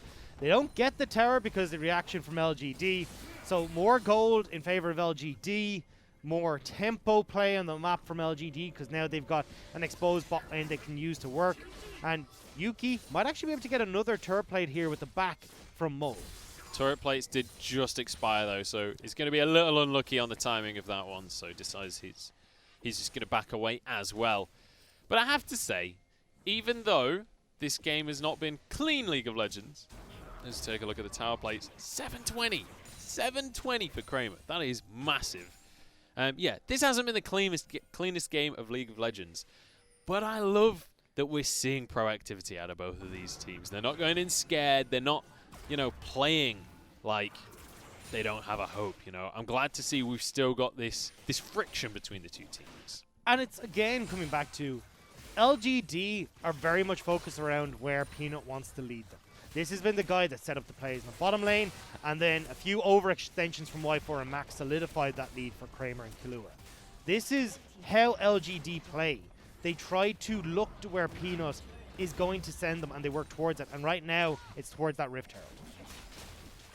Peanut should be able to grab this one for himself. No shenanigans from Alias this time around. And Kramer, he is loving the towers this game. He finished off the one in the top lane already. Now looking for tier 2 as well. With Peanut grabbing that Herald, you'd expect them to start to hammer away at this mid lane. V5 looking to respond in the mid as well, but he tosses it down straight off the bat. They feel like with Senna and Tam Kench coming across to help out LGD, they should be able to get this mid lane turret. Can't help but agree with them, to be quite honest. In it goes. And even if they don't finish it on that singular push, getting it weaker, I think that's perfectly fine use of the Herald, especially the second one. Yuki will now go towards the top side. He's going to be on pushing out Judy in that top lane. You don't want to share XP and gold between Kramer and Yuki. And when you've got this Tam Kench who's able to support Kramer, setting up Kramer and Yuki in the mid makes way more sense because you can then use the Abyssal Voyage to enter the rest of the map. Let's take a moment here as we've been kind of snowballing pretty heavily this game for LGD. I think they're going to have a little bit of a reprieve as everyone resets, heads back to base and buys some items. Let's take stock of our inventories here because already on Yuki we've got the Nash's Tooth and the boots. When you look at Kramer's inventory, already 2 lethality items in the Umbral Glaive and the Ghost Blade on top of it. We've got the Dead Man's Plate for Tam Kench. And then already the Blade of the Moon King as well on the top side. So across the board here, we're hitting some pretty significant spikes for LGD. And you'd expect them to try and use and abuse this power that they've just found for themselves over the next couple of minutes. Especially because the composition that V5 have has hit a little bit of a trough or a hitch in the game plan. Y4 is going for this lethality build, which is all about poke. So you want to be the ones that can set up and get the poke down with Mole, with Y4, and then try and fight in a 4v5. But because LGD have so much control and Kramer is so far ahead, the healing from this Senna will more than counteract any of the poke that can come through from Y4 and Mole. And even getting that poke to begin with is far more difficult. Oh, they want to make a play towards this top side. Kramer just going to clear every single ward in this jungle if it's the last thing he does. And that's one of the powers of the Umbral Glaive, right? You can just delete the wards so quickly. That's why we always see it built on this center. And it does act as, you know, like a sweeper in your back pocket, which is always great because you just get this permanent one that only pops up. Sorry, Peanut was a little bit close to getting bumped. Yeah, he was a little nervous there.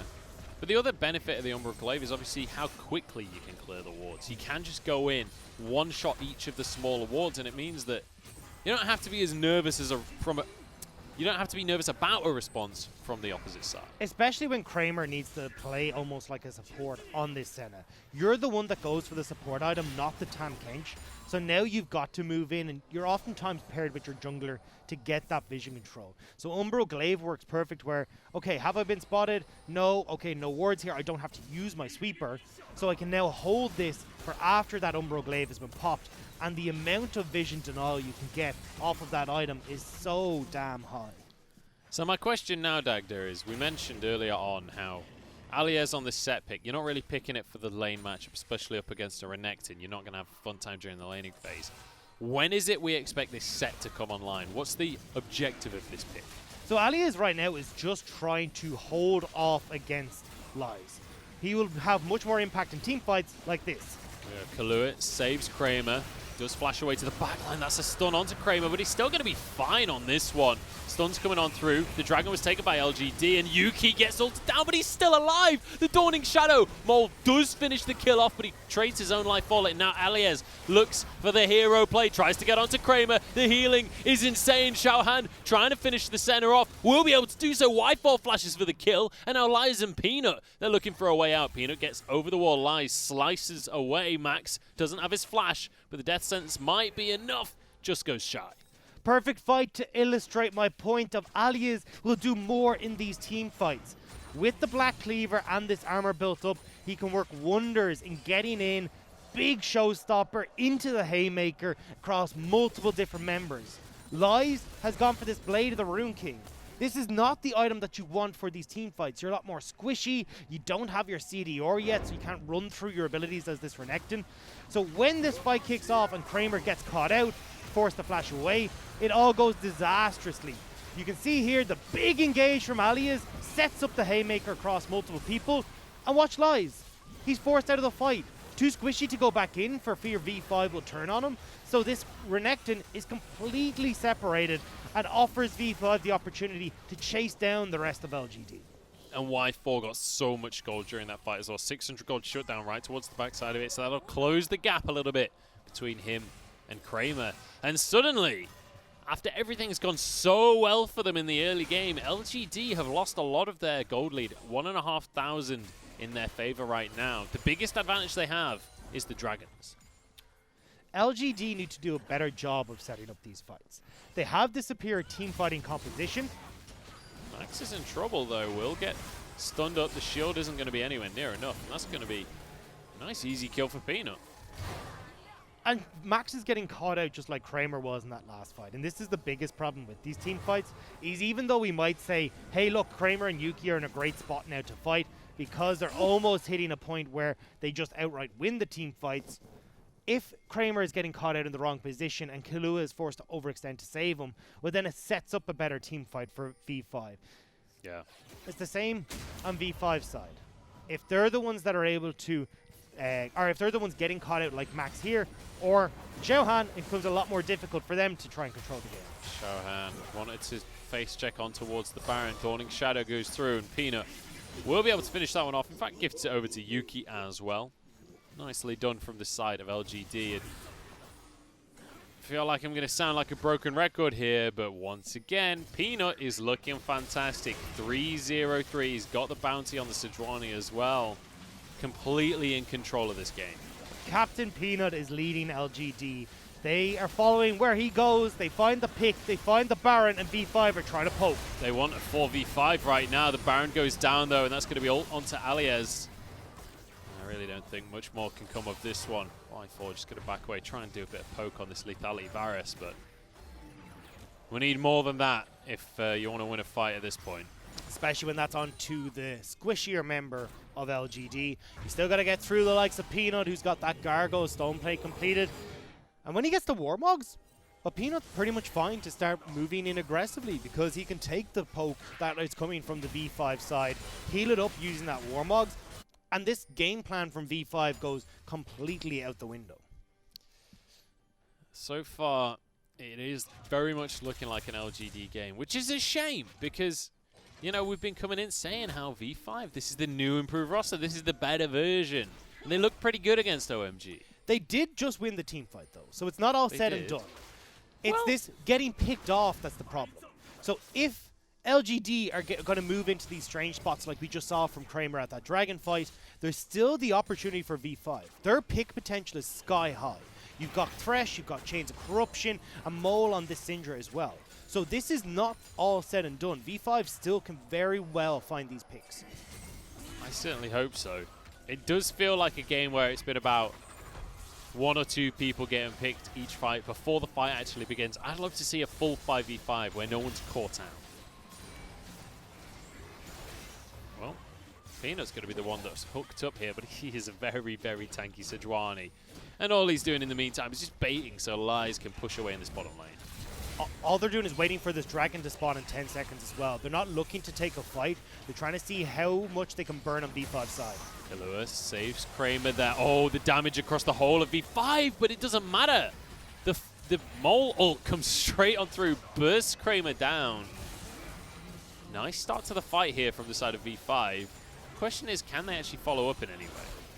They're sending the multiple members back. They're looking to heal up and keep LGD busy. If they can fully heal and come back towards this dragon, they can stop LGD from getting this dragon soul. Oh, I don't know if they can win this fight. Xiaohan has to slide away. Lies is going to look for a way over the wall. Kahlua keeps his Azir alive.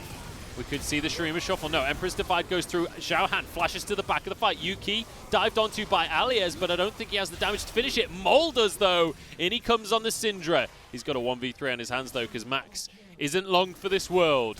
And I'm not sure if Mole has the damage to do this one. Those are 3 tanky boys that he's got to deal with. They didn't wait for Mole. Mole was late to the party coming from the base. And with that, LGD turn around the fight in the 4v4 with Yuki's help, and will pick up Dragon Soul as well. I mean, it was simply a face check. They go in towards the dragon, they clear the vision, and then they just wait in the bush. And it looked like maybe V5 had actually found the fight, because we saw the hook slide through everyone onto Yuki, but there was no follow-up. Yeah. Max goes in. Y4 had used the Chains of Corruptions to try and keep Yuki in check, but with Killua's help was able to escape over the wall, and V5 overextend in the fight. And we're saying, you know, maybe Peanut is caught, but realistically, there's no such thing as being caught on Sejuani. You're just starting the fight at that point. And Peanut has also picked up a second stopwatch for himself. Peanut is looking to just take over. It's about time. That's what he's saying. See what you did there. But yeah, I mean, Peanut looking great as always. LGD showing what they are capable of.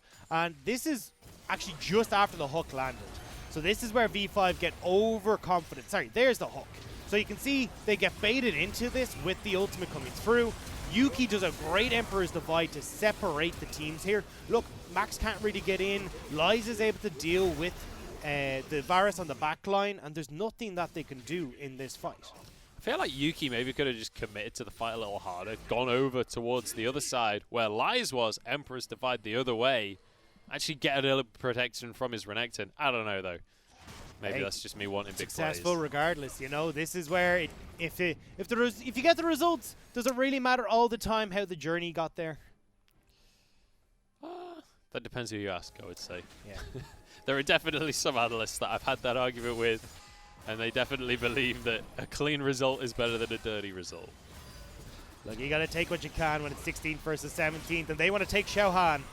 Xiaohan with the stone plate. He's very tanky, but not quite tanky enough. One last flail from Peanut will do the job. And they basically taken no return damage. Everyone on LGD still full health.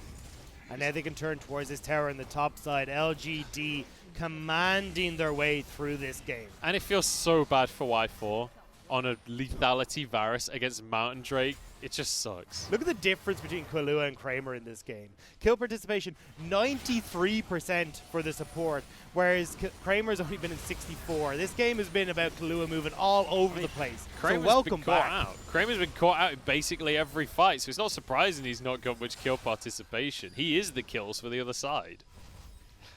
You're not wrong. I mean, he's got nearly, what, half of the deaths on his team, so yeah. I mean, multiple big fights. It was him getting caught out that started everything off, and it's kind of disappointing to see. Kramer, at the start of this split, was one of the players on LGD that everyone was hyped for. You know, these two Korean players. You got Peanut and you got Kramer coming in. Kramer has really not been looking so hot in the bottom lane. Hasn't been working out at all. There's just been...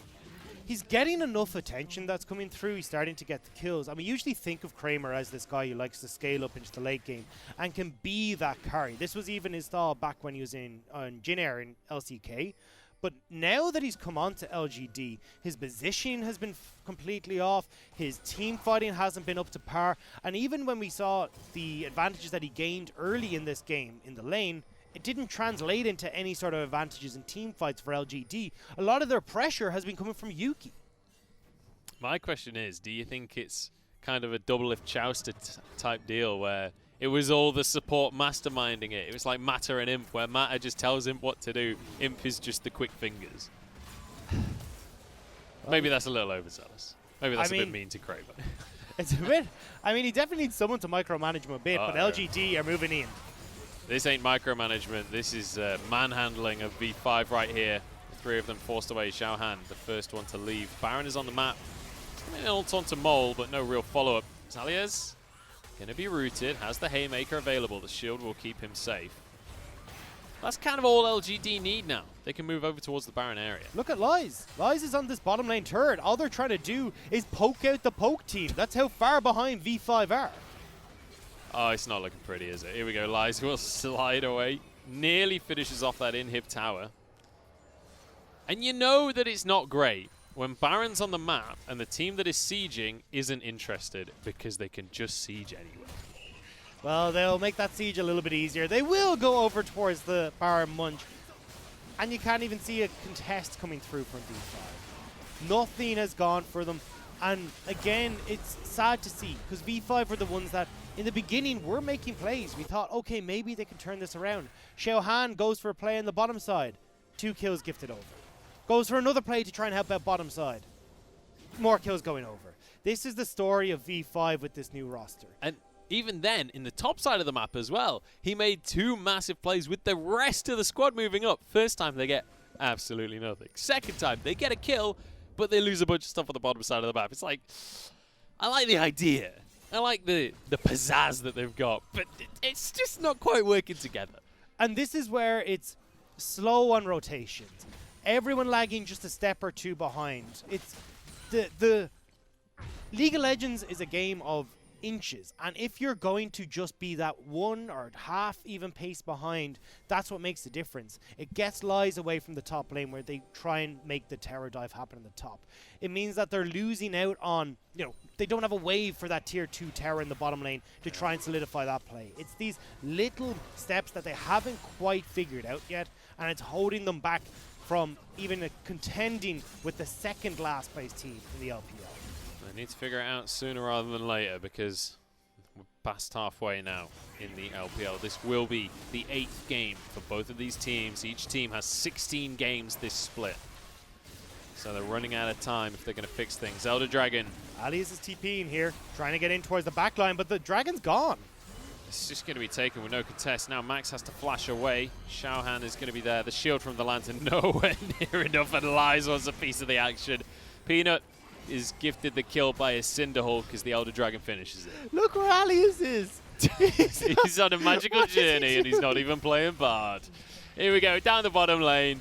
It's time to finish things off, say LGD. They're done with the shenanigans this game. They want to go into match number 2 right now. Alias still on this unbelievable flank play. Maybe something magical can happen. I don't think he's even going to go for it. He's got it. You've still got a turret. Go now, please. Emperor's Divide. Does nothing. Alias goes in, gets QSS'd out. Xiaohan goes down. Alias, your Haymaker's not even enough.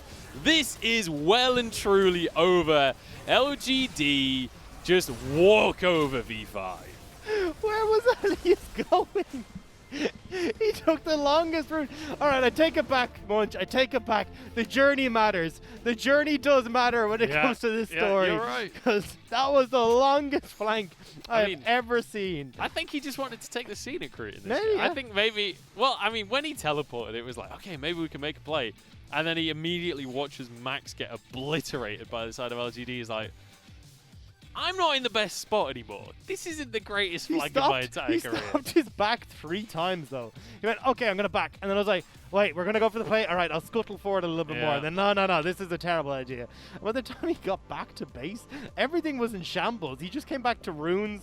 There's like flames going everywhere. And he's the dog sitting with his coffee saying, this is fine. And then he goes for the showstopper at the end, and it's just QSS anyway. It's like... And that's how it feels like watching a V5 game. When they try to set up for these plays, all they want is to make it happen. But the execution isn't quite there. And when it comes down to the last little moment, it always messes up. Hey, man, I like the proactivity, though. It very much went the way of LGD, as you can see on your screen. But I like what V5 were doing in the early game. I like how active Xiaohan was. I'm really hoping that we don't see them change styles in game number 2. I want them to try this again, just a little bit cleaner. And that's what I want to hit on. Just get that little bit cleaner. But when you come to LGD side, it was pretty much clean across the board in the early game, turning plays around, getting the kills where they were needed. We even saw Peanut, which I wanted to see him go for this early dive into the top lane and try and set up with Lies. They get the flash out of Alias, and it just sets them up for such a strong mid game, even when they were the composition that was looking to scale later. Well, LGD, so far so good. The draft went pretty nicely for them. The game went pretty nicely for them. Even with a couple of mispositioning errors across the board, they still felt very strong coming into this one. And Peanut, we said it right at the start, looking fantastic. Even on the Sejuani, a pick that you don't really think of as like an early game aggressive jungler, not at least in the way of like Elise's and Lee Sin's, which is what we know Peanut for, but still able to have a massive impact. And picking this tankier jungler allows his top laner to go on to things like the Renekton and allows carries elsewhere to step up. And I think that's why I love Peanut so much is it doesn't matter what he plays. Like we've seen the Sejuani from before against E-Star, and it was actually the win they picked up against E-Star was on this Sejuani pick. We still see him performing on Lee Sin, on Olaf's, on Elise's. This guy has so many different play styles, but he still understands how this game functions enough that he can make them work in so many different scenarios. And we saw it again today with the Sejuani. Even though he's technically got a step behind in the jungle matchup, he's the one that's making the plays that are actually sticking and getting victories for LGD. Well, so far so good in this series for LGD. We'll see if they can clock this one off or if V5 have an answer. They've still only got one game win so far this season. I'm hoping for a second one. We'll have to find out if they've got what it takes right after the break.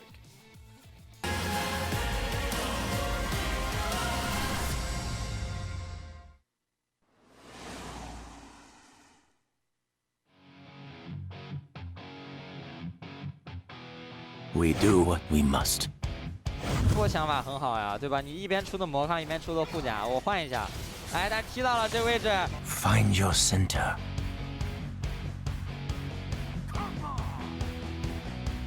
很危险啊，可以追。魔眼过来，应该要打个闪现了。红车，哇，直接阿 Q 完全不给机会。哎呦，而且这边奈塔还交出了一个死亡闪。哎呦，小花生秀起来了。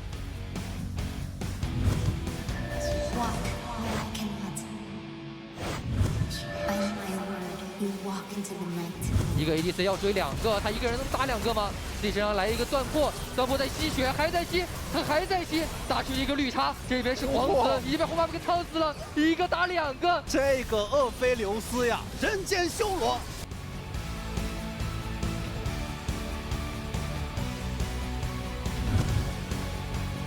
This is the part where you bleed. 这波逼了705的一个，这边感谢 OB 是有一个 OB 的眼，看一下眼位来了，就是那个眼睛，踢了下来，要找机会，但这边有一个针眼，哎，有个眼是看到了，看到了这边。This is gonna hurt. 这边要找楼肯被爆了回来，楼肯这个位置能不能走？自己这边倒死了，已经要赢下这场比赛。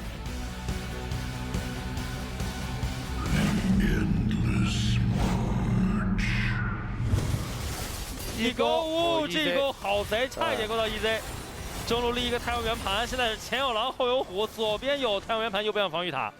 WE 这一局上打得有点难受。这一波5v5的团，让 EZ 在这边 poke 一下。EZ 的蓝量还比较高，哎呦，勾到了，直接给大招 EZ 被上击到了，完了。这一波刀尖铁血铁出事儿了，下方要推空了。这边黄森也击了过来 ，Flash 又再次被勾到，刘青松的神功，小千继续摸眼，哦，这波二闪结束了呀。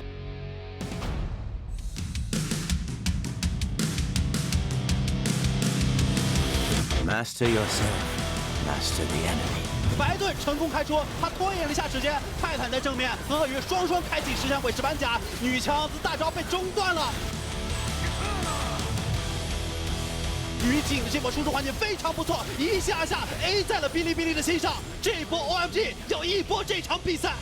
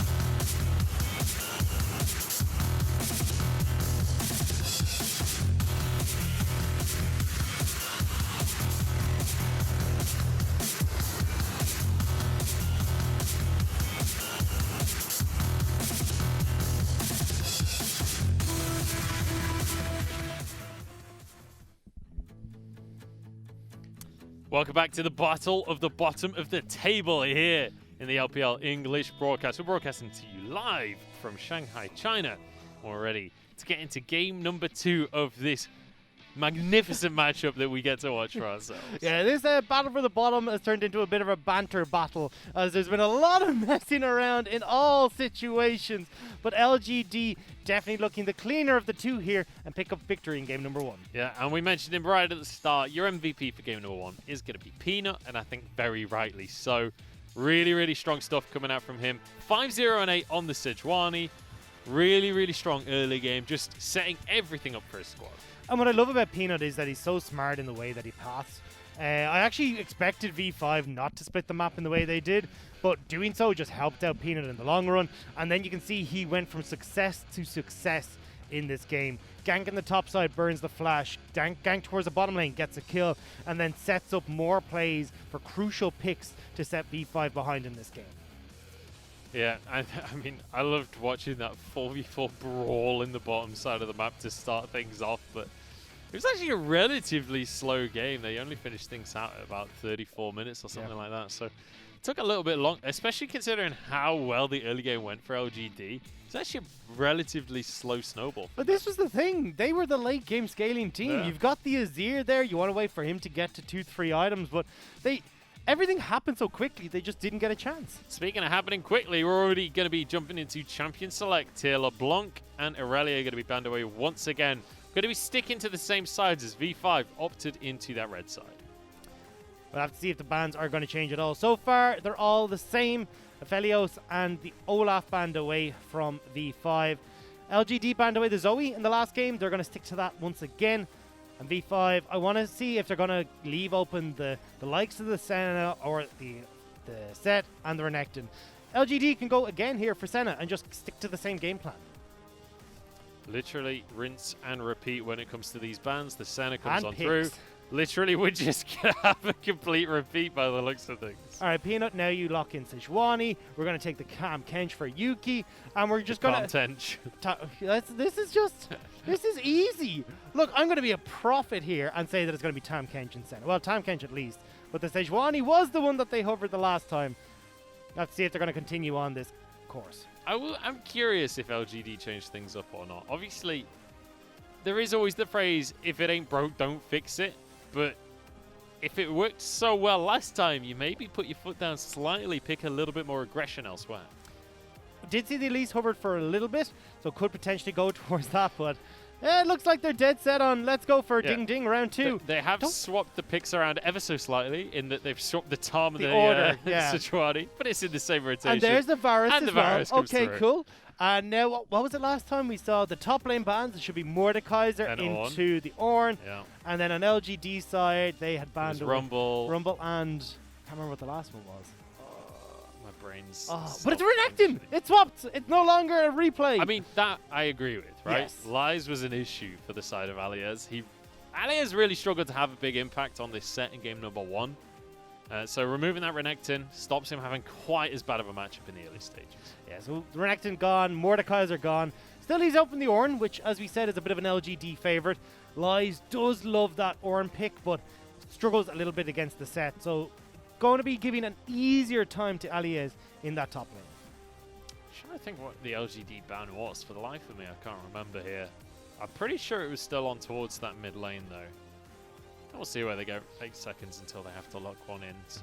The Deco. That's what it was. That was it. That's why I couldn't remember, because it's not your standard pick. It is a pick against Mole, though. Yeah. As we said, he's played it every which way, support, 80 carry, and mid. So he will not be able to get his hands on it this time around, especially fitting into the composition that they have at the moment would have been pretty annoying. As you can see on the stats there, win rate 25% for the side of Nico, and I think a lot of that is down to Mole, because sure, he's pretty good at Nico, but V5 haven't won that many games, so it does hurt her stats every time. These are the exact same comps. The only thing we're going to see different is that Renekton won over the Lies here. That would be a pretty nice one. Is it going to be a... So, I think if you take the Kled here, you can go pretty aggressive into the set in the early stages of the game. You can also be pretty annoying in avoiding that Haymaker damage because you're able to use your E to charge through him, to then charge back to safety. So, and you've got amazing chase down potential Again, setting up for this nice gank for Peanut on the top side of the map.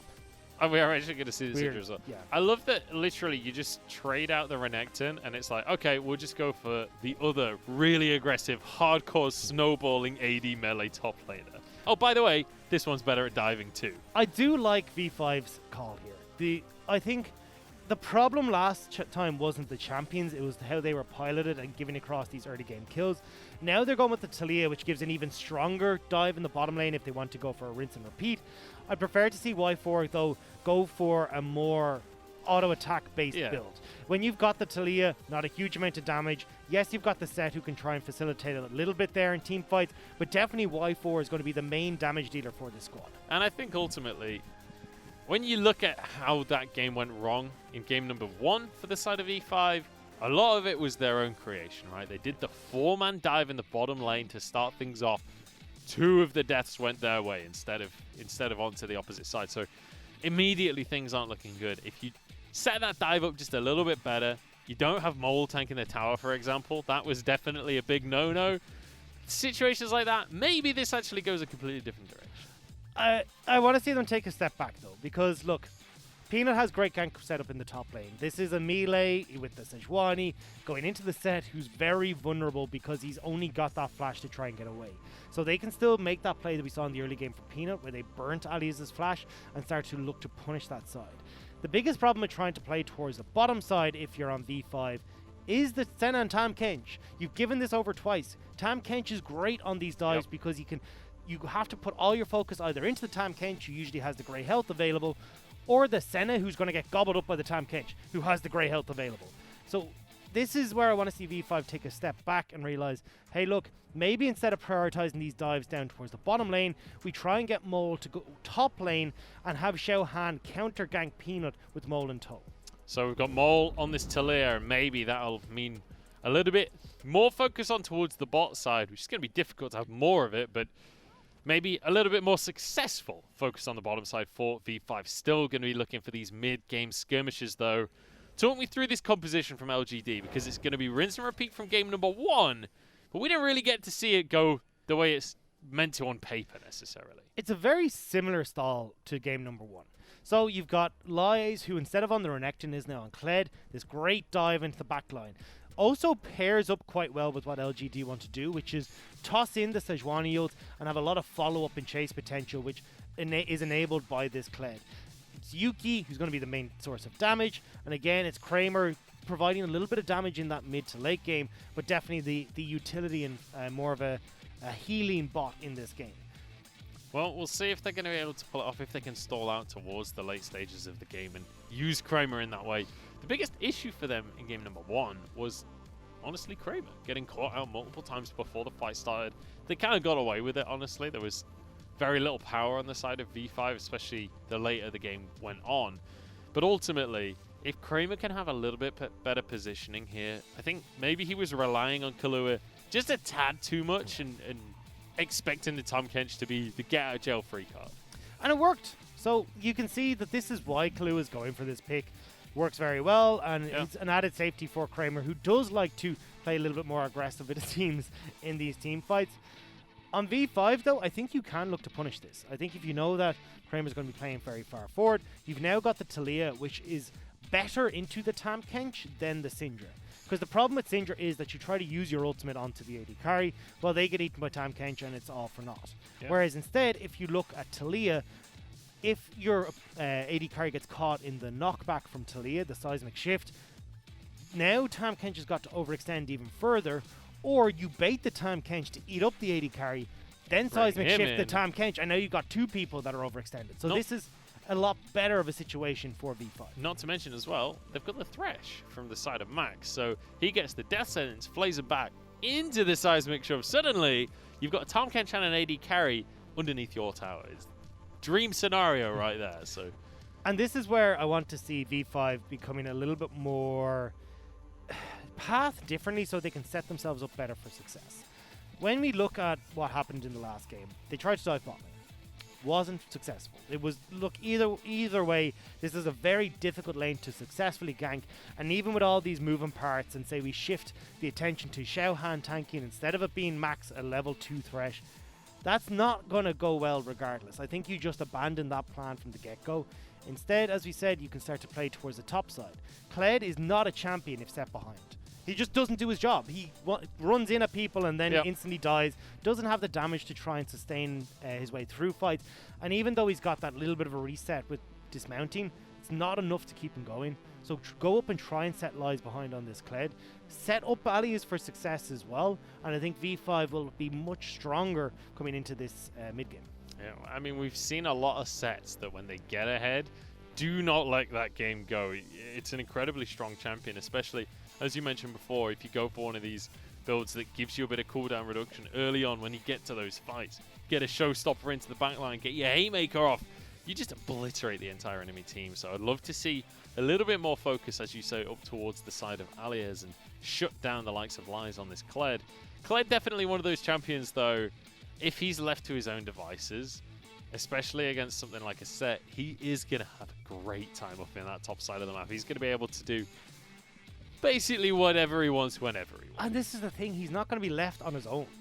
This is exactly where Pino Skull wants to go. Well, true, yeah, he's always got his bet. I like it. But now we're going to have, I suppose, 4 people in the top. Well, 4. I mean, yeah, well, we saw organic it last time, life right? forms in the top lane.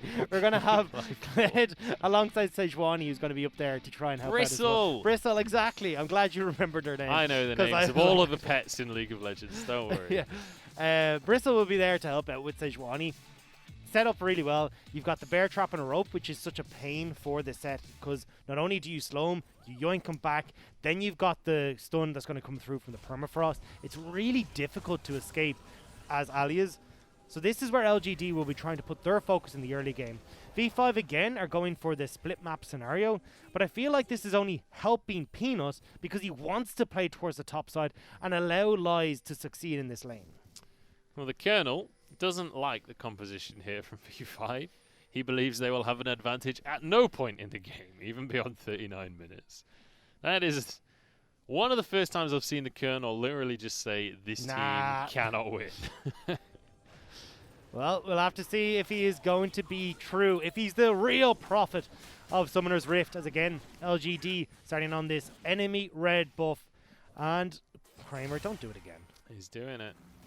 Wait. No hook this time. No hook this time. Last time we saw Kramer and Killua burn a lot of Summoner spells in the early game. And Lies is taking a fairly bad trade to start things off. It's going to be all right for now. At least Xiao Han going to be sparring with Killua here. Rest of the squad here. Killua gets hooked. It's happening again, Dagda. Not like this. Y4 did use the hail of arrows, so won't be able to use that piercing arrow to finish Killua off. He's going for the lethality again, though. He's got the Comet. Yeah, Y4 going for the Comet. This I would have preferred to see them go for the just full auto attack build. You're into a tank like Peanut, who's going to be able to tank up a lot of that damage. Healing from Kramer, it doesn't make a difference. You can't pierce through this team. Whereas if you have more attack damage, or attack speed even, you can be this big damage source and tear through the health bars of these tanky members like Peanut and like Lies in a later stage scenario. But I am excited for this Taliyah pick in the mid lane. When we look at this matchup between the Taliyah and the Azir, typically you don't expect it to be a particularly action-packed matchup, but it's not about the matchup. I'm going to cut you off. They're about to go dive bot lane again.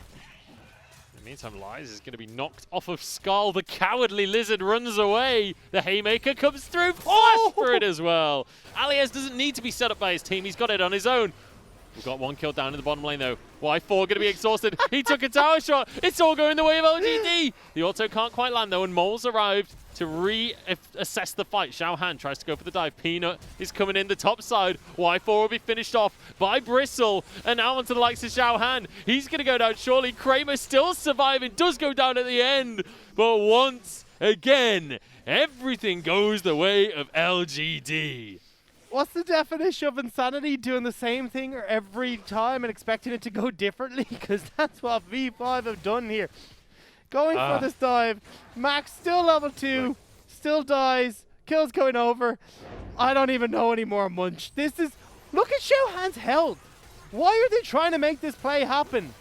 So I don't understand. For the second time now, Max just literally tanks it too long. Then Y4 ends up tanking the tower. It all goes around. Well, that's because Xiao Han is so low. At least in the last dive, Xiaohan was level 3. This time, they're going for this play before they have anyone hitting that level 3 mark. No one can tank the tower, and the ramp up damage that this tower is doing means they can't finish anyone off. Yes, they get the kill onto Kramer, but everyone across the board was picking up kills on LGD's side. They're going for it again. If it ain't broke, don't fix it, they say. The problem is this is broke. This is broke. You gotta fix this. They're gonna back away. They've decided against it, thank God. Peanut, by the way, is laughing his ass off right now. He went down to the bottom lane. He's like, everyone's at 10 HP. This is great. Now imagine that instead of making this play on the bottom side, they'd gone to help Alias, who'd already picked up a kill for himself. And now they're going to go and gank Lies, who had just teleported in again. You could have completely turned this game in Alias's favor and had this set be your main damage dealer as this game goes on. Instead, though, they've given over 4 kills to LGD in the early game. It ain't pretty, that's for sure. V5, I don't know. They've got to go back to the drawing board on this one. The goal lead is not that significant from the side of LGD, but the emotional lead, the lead in terms of the momentum. They're back again. Very heavily in favor. They're back again. They will not be stopped. TP this time. Alias is going to be part of the play. 5-man dive in the bot lane. This is LPL. Kalu with the target. Thickskin can't save him. It's going well this time. Peanuts here. Alias got his pit grit charged up. The Haymaker's a big shield, but he's down to 100 HP. Can they get out of the jungle here? He's still got enough health, is low, but he should be okay. Oh, they're going again. Surely not. There's How no many minion rounds wave. is in this game? There's no minion wave. Don't do it. It's not worth it. The route hopefully deters them. Oh, okay. Back away. Reset. They did it. They got 2 kills that time. It worked. We take those. Do you know why? Because they had levels, Munch. Will you leave this bot lane alone? Go home. Just go home. Oh, my God. Up towards the top side as well, by the way. Lies has just been like, all right, well, you guys go Fiesta down there. I'm just going to get a massive CS advantage for myself. Maybe a tower plate or 2. Honestly, he's going to be very... Considering how badly he was losing lane, he's very happy with that. Lies died 1v1 and has now got a level lead and a 20 CS lead. He can kill Alias now. Well, let's see. He's going to go for the attempt, that's for sure. The Mortal Wound's going to do a lot of work. And Haymaker won't even come out at the end of the fight there. So, very comfortable trades. And that's the thing. When Kled's ahead, the trades just feel phenomenal on the back of Skull. Hook will go wide in the bottom lane. Y4 and Max, at least this time around, have not been set as far behind. But I don't understand why V5 are going for this play when they're only level 2. If you just wait and do it exactly as we saw at the level 4 mark, fantastic. You can get these kills and get out. You've got the health bar to get away with it. But every time they're going for these dives, way before they should be looking to make the play. Did Xiaohan just fail to play that ward? He may have. I didn't want to talk about it. I've been hurt by V5 enough, and I don't want to keep going on about it. I don't know, man. He had his sweeper on. I guess he just decided not... The information was already given, right? So maybe just deciding it doesn't matter at this point. It's not going to be there by the time he goes to Krugs again. Makes sense, I guess. He's going towards top lane now, though. Will be spotted, I believe, on going towards that way. So you can see Lies playing really far back. A lot of LGD members moving up here, not only to support Lies, but also to see if they can move towards this Rift Herald and have the man advantage at this point. Elliot spotted by Peanut. Peanut wanted to make a play. He's 2v1, but Kramer's here to support him. The healing will be able to come through. Showstopper goes straight on in. Haymaker still available, but Peanut gets the heal. The flash is not enough, and Alias goes down. Now Mole stepping forward, but he's going to be exhausted. Sorry, Max backs away as well. Root goes down.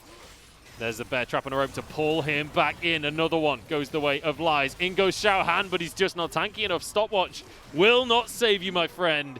Kramer gets yet another.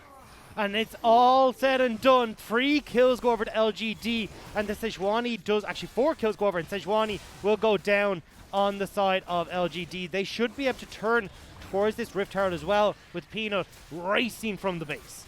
And just once again, V5, it feels like they're just late on the play. They're not on the same page, and each of them filtering into this fight one by one by one. LGD can just sweep up. And this is the problem that we see with V5. Yes, the call is to go towards the Rift Herald, but look at where Y4 is. Max has made it here far before everyone else, and Mole is a little bit late as well. Alias is playing really well on this set to try and pick off the kills, but nobody is there from V5 to try and help him out. It's a solo mission from the top lane, and even though they get a kill back on the Sejuani, it's all gone astray for V5. Now, watching what I've missed in that replay was Dragon does go in favor of V5, but they're losing first third of the game. And with 3 members committed to the bot lane, LGD can continue this push towards the tier 2 as well. They're going to be able to get it. They got the Herald for themselves. Now, as you say, on towards the tier 2. This is an attempted trade in the bottom lane. They're just going to get a couple of plays though. Alias cannot defend this alone. It's literally that simple. Yuki's on the roam on towards the top side as well, so Mole won't be able to do too much. Tower's about to go down. Kramer will finish that one off now onto the likes of Alias. He's already taken so much damage. This shield, nowhere near enough. Peanut gets yet another kill. Now LGD can back away and turn towards mid. There's nobody there to now defend it. The wave is pushing in for them as well.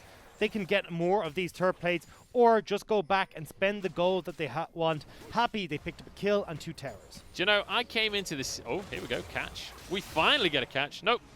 Tom Kench. Never mind. My least favorite champion in the game, ladies and gentlemen. The worst champion in the game. Anyway, as I was saying, we were going into this saying this was going to be the battle for the bottom of the table. Turns out what this is it's actually Peanut just farming MVPs. That's what this series is about. You've nailed it, Munch. This is what it's been all about. I mean, he has been performing consistently the highest on LGD. We were talking about it in game number 1. You can see it again in game number 2. Doesn't matter, he's not on an early game champion. He's got 4 kills pre 10 minutes. He's going to be pretty happy with that. Let's add a 5th one to that. Making a play onto Mole. No root comes out though, and it means that he'll walk away comfortably and safely. LGD look like they might be fed up with being dove so many times on bottom lane. They're now coming down to try and support Lies and see if they could actually be the potential divers for this bottom lane. But spotting out Shahan, they'll be happy with just the 2 turret plates coming over for Lies. They're going to be happy with that one. Let's take a look at some items across the board here, because once again, this lead is in about the same position it was last time around. With just under 12 minutes in. In fact, it's even further the way of LGD, as we're about 4,000 up right now. And you can see it reflected in the items. Especially when you look towards the top side, you've got a Vamp Scepter up against a full Tiamat and a Kindle Gem. When you look towards the bottom side, completed items plus a Serrated Dirk on the side of Kramer. The big ones that I'm looking at are Yuki's items. We said already, LGD need Yuki to be the carry here. Hasn't quite got the Nashor's Tooth completed, or sorry, the Stinger even completed, but we'll have that fairly soon. And then we can start to instead work up towards the next round of items, which is more where we'll see Yuki come into his own and start to be the big damage dealer that we want. That's why LGD are taking a bit of a slower pace now, because they've got the turrets that they want, and they don't need to be the ones aggressing. As I say, it's LGD. Alias is going to be going down here for sure. There's no way out of this one. The Haymaker maybe will do some damage, but Peanut is not even going to entertain the idea. And do you know what? He is gunning for the MVPs. He could have given that kill over to Lies, but no way. He wants it. He wants the gold. He wants the kills. And there's no response from V5 on that play either. Yeah, they get a red buff, but who really cares about that? Mole? Here we go. Oh, denied. Just gets pushed into a corner by Yuki. And, well, the Emperor's denial is going to be all that happens during that fight. He walks away, and the rest of the squad is like, oh, well, okay. Well, we tried. And now you can maybe push in mid lane. Can't really do much because LGD have returned from their escapades in the top lane to come and support this tower. Dragon is in a minute, though, and LGD would love to start securing some of these because, as we saw in the last game, if they can start to get these under their belts, it makes it very difficult for V5 to find the fights they want around the objectives.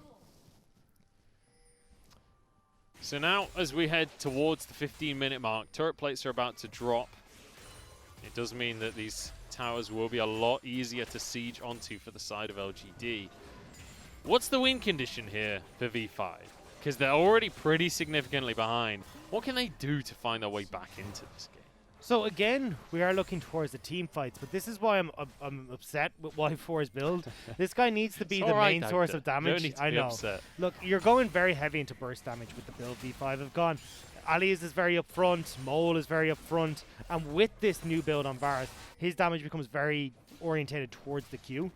And you're not going to be able to get really through LGD's side, but if they can maybe find these fights where Max can pick someone off, you have Y4 to burst them down with that ult, potentially they can win out on the 4v5, but at the moment it's looking a bit tricky. This is the second game in a row now where we see the trade, where V5 commit to this top lane tower, but they trade it for a bot lane tower and a dragon.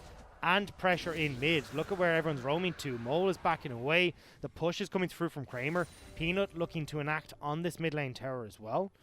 LGD are in pretty good shape.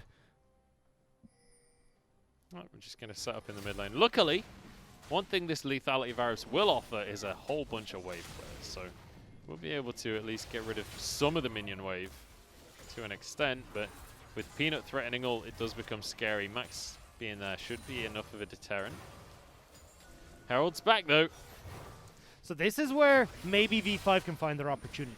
Peanut has gone for this Warmogs, doesn't actually have a lot of tanky stats, and hasn't hit the 3k health he needs.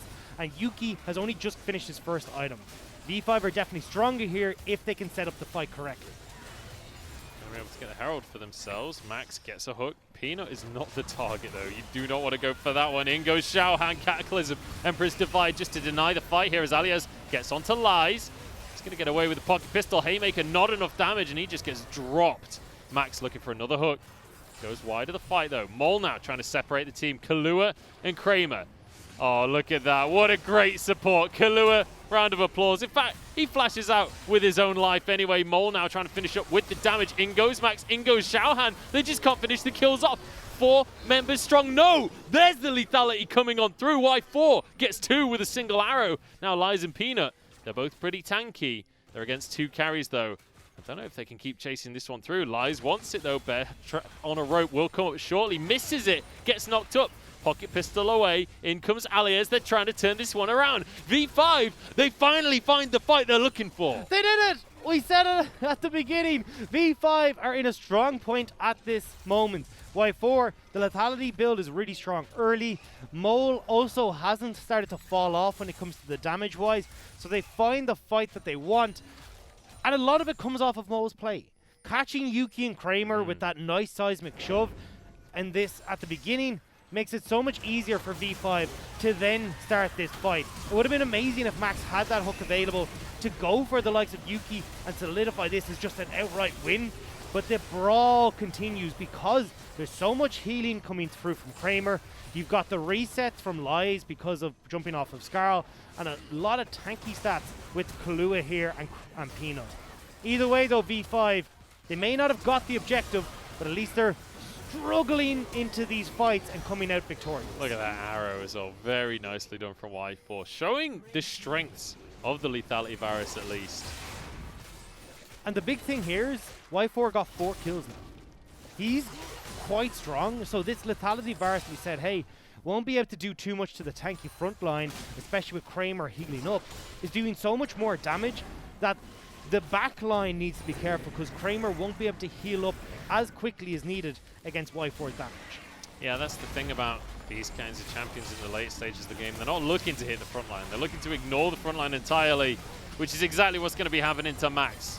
He's going to get burnt on down. Mole comes in front of the back line. Xiaohan is way too deep though, finished off by Kahlua. And I think that's going to be it for this team fight as LGD, they get the tower they wanted, and they find a bonus pick on top of it. Y4 was forced to deal with the front line there. Peanut playing very far forward meant that Y4 couldn't get access to the back line. Max was taken long before the fight started off. And Xiaohan dives in to think he's setting up the play, but there's no one again there to support V5's jungler. And it's been a rough series here for Xiaohan. We're excited to see him back in the helm here going up against Peanut. I thought maybe this would be what they needed. But if it is him that's shot calling, if it's him that's coming in and making the decisions to go for these level 2 dives and whatnot that have just gone horrendously every time, I'm less excited. And now he's 0-4 in game 2. I'm thinking maybe I was excited about the wrong player. It always seems to be something with V5. They should have waited for levels before they make the dive. They should have waited for Y4 to join them before taking Rift Herald fights. They should have done something else. That always seems to be what we're talking about when it comes to V5. The play isn't wrong outright, it's the execution is always slightly off, and LGD have capitalized that now. 20 minutes in, almost 20 minutes in, 5k gold lead for LGD, and it's looking difficult for V5 to find their way back in. Peanut has found his way into this brush. But he's not going to find a pick for himself as V5. They're playing the old bait. Max pretending to be caught out. The rest of the squad is here. But this is a 4v5 right here. Xiaohan just dips. Max is alone. Well, the bait worked. They took the bait and they gobbled it up. It was delicious, says LGD. And now onto the likes of Alias and Y4. There's no way out. Abyssal Voyage. Hello. In comes Tom Kench. And there's, you know, Showstopper's going to do a little bit. Kramer's caught out in the back line. Dawning Shadow not enough to keep himself alive. Alias goes down, though. And Y4 will follow shortly. That's going to be the stunt coming on through. Peanut will finish the kill. I think that's his 19th kill of the game or something along those lines.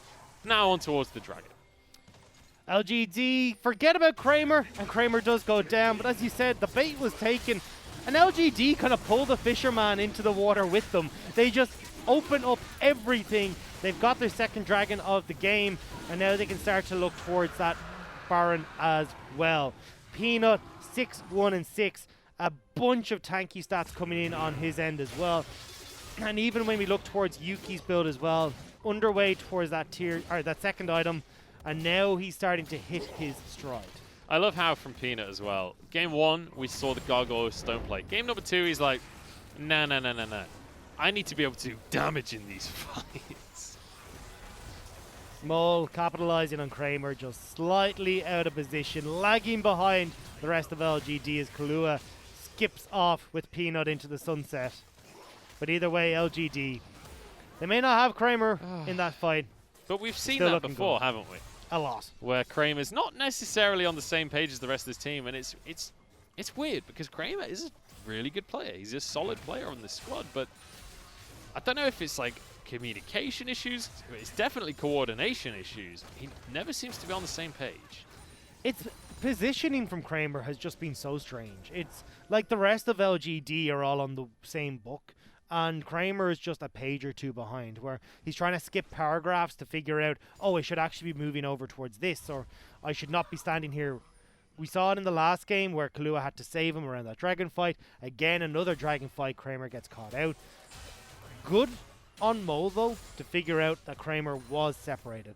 You see him hiding in the bush, looking for some way to turn this fight at least slightly back around. And they do find the pick, so it's at least something for V5. Yeah, well, they got one for themselves. Did lose a dragon and the rest of their team for it, but hey, we take the small advantages. Unstoppable Lies cannot be showstoppered. And Alias with a haymaker, it's not going to be enough. Saves him. Kahlua not only picks Lies up, he also grabs a kill. That's how you secure the kill for yourself, to pick up the damage source so they can't finish it off. Now Peanut trying to play keep away here, but again, Kramer late to the party, which means that there's no follow-up here for LGD. Y4 with the flash chains, but it doesn't land. There's a lantern. Oh, well, nice little escape from V5. But again, nothing really achieved. Yeah, that was Kramer trying to see, oh, do I stick around on the bottom side with Lies, or should I be coming up towards this mid? Without Senna there, not a huge amount of damage, so they will be able to escape on V5 side.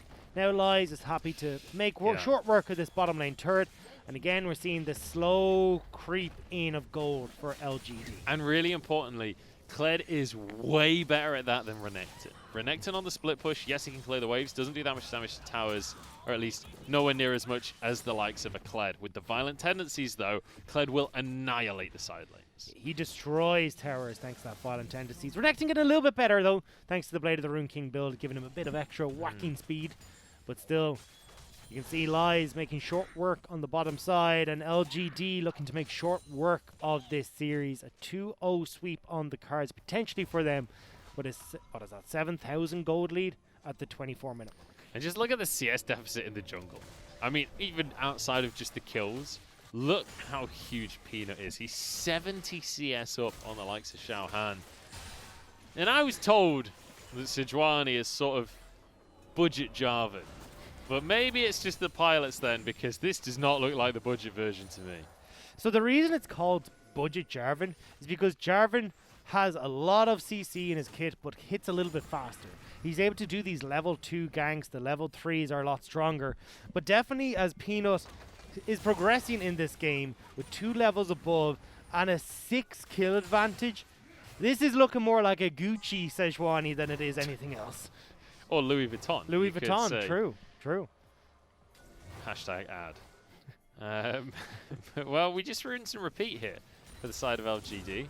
You're going to send Lies down to the bottom lane. He's got his TP up and available. Baron is on the map. And LGD, they're looking for a bait right here. Alia's going to face check this one. Brute comes on through. He's already down to half. The Haymaker's not going to do all too much for him in this fight. Hey guys, there's a lantern. Do you want to take the lantern? He didn't even use the Haymaker until it's too late. Now Xiao Han the target. Mole flashes away. Dawning Shadow. So much damage. Mole barely survives. Had to have a heal come out from himself and Y4. LGD will move towards this Baron, confident there is no contest from V5. And even if Xiao Han attempts it, 2 levels down and no health bar existing, it wouldn't even be a fair fight. Max going to get rooted on up, pulled on back, and Kramer will be able to do the damage to get Lies the kill. There's the Baron, and everything just looking smooth as butter for the side of LGD. They don't even want to give up this dragon. LGD are running directly towards it to make sure V5 have no hope of securing themselves that Infernal Drake. Peanut, considering a 2v1 for the blue buff there. Would you blame him? No, I wouldn't, honestly. I don't think they can kill him ever. And bear in mind that Cinderhawk obviously scales with health. Having that Warmox actually is a damage item for Sejuani right now. This is a silly game for LGD. Running away with a 10k gold lead now. Baron in their hands. Dragon Soul in a few minutes could potentially be in their hands. And now they start to make work of these last remaining turrets. Only the outer tier 2 remains in the mid lane. It's going to be a difficult time for LGD to try and clear these waves. Because yes, you've got this Lethality Varus who's decent against normal waves, but Baroned up waves, as you can see, is definitely not his forte. Certainly not. The poke not going to be enough. Wave clear obviously will struggle even against the likes of a Baroned up wave, but they don't really need to be able to just hardcore push on in. Alias. I mean, he's just going for yet another journey potentially here. Peanut goes on in 1v3. Yuki's here alongside him. Xiao Han. There's a death sentence as well. But Kahlua pulls him to safety. There's the Emperor's Divide as well. And Kramer, free fire on the backside, finds 2. And he'll look for Xiao Han as well. That'll be the triple kill if he can ever finish it off. And that's going to be 4 overall for the side of LGD. They are just crossing the T's and dotting the I's at this stage in the game. V5 try to make the play happen, but just like so many this game, it blows up in their face. LGD will move in to crack open the base of V5. Well, this is going to be all but over at this stage. I think with the respawns, I'm not sure LGD can end the game just yet. They're going to have to reset on the back of this one with Kramer sieging in the mid lane. Peanut moves down towards the bottom side as well. Can't finish off the tower because there is a response from V5. This game is all but over though. Agreed. Kramer's gotten, well, was nearly able to get the mid lane turret. You've got the top lane cracked open. 3 minutes until the Dragon Soul comes up and available. And V5 have most certainly fallen behind when it comes to the scaling in this game. Yuki's hit those 3 items. You've got the rapid fire cannon onto Kramer as well, so he's able to kind of play this far back poke style of game. And even when it looks like this could work out for V5, Alias takes the long route around and can't follow up on the engage. They end up picking up Kahlua of all people and sending him into the team. But V5 were already gone before the set joins the fight. And with that fight in the books, LGD now will be able to just waltz on towards the base of V5. Alias is going to be able to clear the supers up towards the top side, so that will reduce the pressure that it's on the side of V5. But I think this might just be a matter of brute force at this point. I'm not sure, even if you just walk under the towers with Peanut tanking, I'm really not sure that there's anything V5 could do about it. Yeah, watch Peanut just tank up this damage Hang and on. warm Mogs up. All right, let me just call it before it happens here. Okay. This is the opportunity. Aliez, showstopper onto Peanut, it one-shots Kramer and Yuki in the back line. Could be the play, but Alias isn't there, Munchie's not even close to home.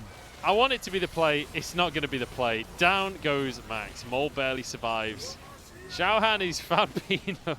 Peanut's like, and what? You can't kill me. Now going flashing under the tower for Mole. Red buff to slow him. Dawning Shadow to knock his head clean off. And now Ali has taken down as well. This is going to be the game. If it wasn't before, this is going to be donezo. You can take the players out of V5, but you can't take V5 out of the players. 0 and 8 V5 will find themselves in LPL 2020. Yeah, it's not looking good. Maybe looking for a name change off the back of this one as LGD take a clean, comfortable 2-0 with a 26-9 scoreline at the end of Game 2. Oh, V5, 1-16 at the end of this. It does not look pretty. It does not look coordinated. It does not look like V5 really know what they're doing in a lot of these instances, and LGD capitalized. It's just sad as well. I thought that Xiaohan and Max coming in, they took a game previously. We saw glimmers of hope against OMG in their last series with this new roster. But they come here up against LGD. LGD in 16th place before this series. V5 just nowhere to be seen. I mean, they made plays. They were just not good plays. I don't know what this... I don't know what else to say. Dive every time. It was a bad idea. I don't know how you go into, talking to your coach after this game and he's like, look, we gave over 2 kills. We need to go and do this again because that was amazing, guys. Good job. Do the same thing, but better this time, okay, guys? I don't know. Not the greatest decision, but let's move on from V5. Let's celebrate LGD a little bit here because this is their second win on the board here. You can see Kramer doing a lot of the damage, and Kramer looked a lot better in game number 2 than he did in the first game. Certainly did. Positioned a lot better, was involved a lot more. But again, it's Peanut that's the one for me. More damage than the Azir, more damage than the Kled. Peanut had all the kills on this roster as well. Yeah, Peanut was just running away with things, and you could see his mentality in this series because he was waltzing around. There was multiple times where there was plenty of opportunity for Peanut to give a kill away to one of his teammates. He was like, no. I got to get tanky, boys. I got to get more damage out of my Cinderhawk. That's the aim of the game. I want you to be prepared for this when we eventually go into our Flex 5s because Hysterics is going to be support, so I'm on jungle and I'm going to do the exact same. I'm taking notes from Peanut. I'm going to hard carry on the 7-kill Sejuani. I mean, you're not ready for my Cogmore, sir. Let me tell you. I've got a lot of damage. I don't think anyone is ready for your Cogmore. I can get a lot of damage out of a Cathian Surprise in a single game, let me tell you. But let's take another look at the draft because I liked how we basically saw the exact same draft from game number 1, except we just routed it out with a Kled instead of the Renekton. Yeah, exactly. I mean, look, it was the exact same idea pretty much. Lies, you want something to dive the back line, Renekton does it, Kled does it. We're going to keep everything else the same. But it didn't matter. We never really saw Lies need to dive the back line because V5 were getting picked off. They were uncoordinated in their plays. And it was a case of, okay, first contender, wander your way through. We're going to put you down. And then number 2, 3, right, let's go. Keep them coming. It was this single file consistently for V5. Yeah. And Mole actually looked okay on the Talia as well. That was the change for V5. They swapped out the Syndra, brought in the Talia. And his Weaver's walls during the fight were actually pretty great. He did a good job of splitting up the side of LGD, but there was no damage. So there was no real follow-up when they were split up. They couldn't actually finish any of these kills So that was the problem. One, with where V5 were positioned on the map when they went for these plays. Oftentimes Y4 was only making his way to the fights after they'd already kicked off. And as well, the build from Y4 I wasn't a fan of. I think going for a more attack speed orientated, your Blade of the Rune King, Gwinsu's, Wits End, whatever way, Ruin's Hurricane, you want to work that build. But still, this is the style I wanted to see because you needed consistent damage on this team. And lacking it meant that they couldn't get through Peanut in awful lot of situations. They did get the one fight. They got one good team fight for themselves that game. So, you know what? That's progress. We take those here in the LPL. And I mean, at least they've got a fight. They've got something for the highlight reels, especially Y4 with the flash arrow gets a double kill with a single arrow. I like it, man. And you know, I'm a fan of the lethality Varus. I don't think it's necessarily better than the attack speed Varus, but I like it. So well, they're going to have to pay a lot to a marketing team to make this team look good, because after that performance, if that's their highlight reel is one team fight, they need to get they've Peace got to work Pigeon it in. out. Exactly. Peace Pigeon could make him look good. He could make him look good. It would be all this cool angles and everything like that, and then he could swipe off right before they actually die. But either way, it's not looking pretty for V5. Yeah.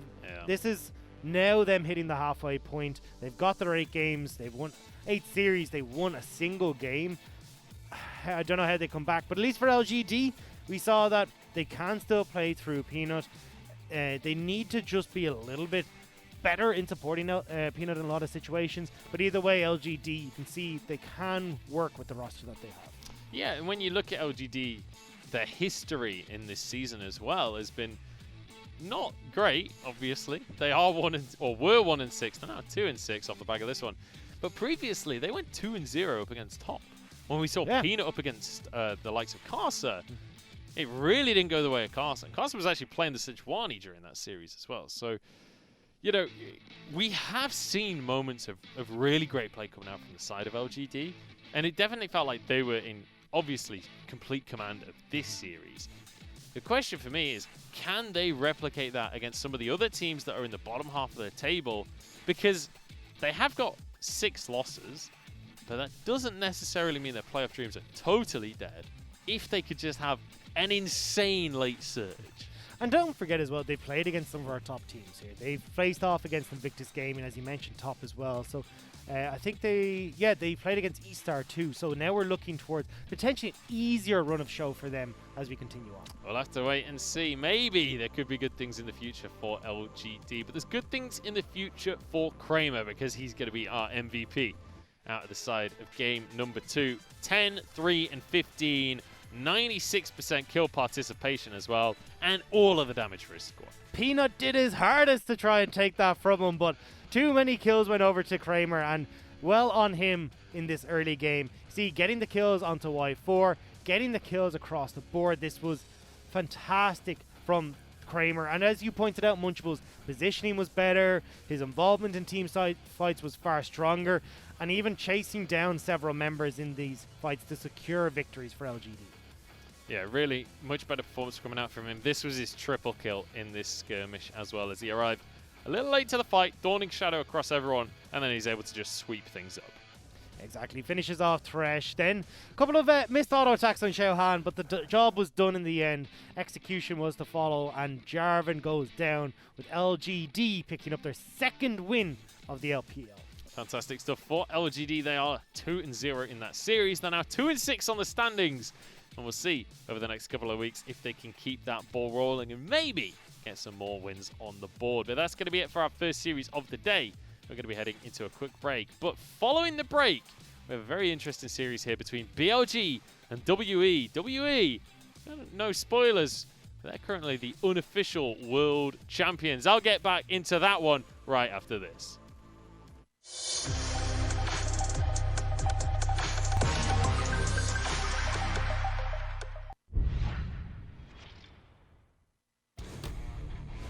出水，就即使是这样也不能出水。他要补肉装，对他得帮队友扛着一下呀。对，哎，蜘蛛这波是没闪的，有没有机会？但是这个位置啊，说实话打不太起来啊。哎呦，克斯被勾到了，这个位置走不太掉，直接被秒了。一直有女强帮队友去输出，克斯死得很快。艾康这边也是再次被撵到，交出自己的闪现，还要勾过去的话是一个真神，艾康再度阵亡。这里 EQ 过来想开，但是后面感觉是谁埋伏谁呢？过来打一套，皇子击出了自己的闪现，但探长大招给了出来。这一波皇子先阵亡，和瑟提做了一个互换，但齐亚娜过来是没什么用啊，闪现推晕到了，配了一个点燃，应该是可以击杀的，但自己应该也跑不掉了吧？快影这边和 AD 皇城 PK。哎呦，沙皇拿了3个头呀，这一波直接起飞。不管了，兰博这波是有7级，没闪现，要做好准备了。哎，这边打得很快，这边先定了一下小明，绿毛的大招什么时候放？瞎子已经拿到了这个，瞎子血量有点低啊。大招放到上手一扳，卡纳维直接被秒了，这波 RNG 要大胜了。哦，刀妹要收割起来了，3杀，第4个人还跑不掉。牙膏感觉也没了，京东的节奏完全脱节，小虎砍杀一个4杀。京东意识的稍微有点晚，这个时候照了出来，一半的血量已经照出来了，必须要上了。奥恩可能要直接大招逼一下了。萨拉斯过去偷一下奥恩的大招，奥恩要直接开。这边的话，卢锡安的大招甩到小虎身上，甩的还不错。这边投了一个大招，撞了一下，奥恩的大招也是撞出来。还有防盗门没有防住，不过鳄鱼这里很凶。小虎看这个金身躲了一下，这里的话皇子已经被秒了。M 大招扫出来，扫的还可以，半截闪身，一发火箭带走对方，但是 Loken 还是被半截射死了。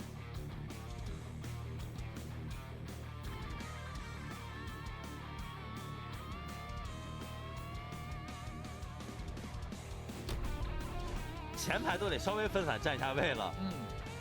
这个土龙魂这个盾啊，确实是飞机不想看到的一个。是的，所以刚才巨魔抢到了，还是非常关键。老龙速度非常的快，想拼逞了可能。不对，这一波直接射击进山开船了。小段这边进场很好，但是后续的一个伤害有点吃不消。哎呦，这里巴德和奥文的大招稍微有些重叠，不过皇子在进去之后直接1Q 盖大，盖住沙皇。沙皇这个位置和飞机黄牛 PK， 杀出了飞机的纯哥。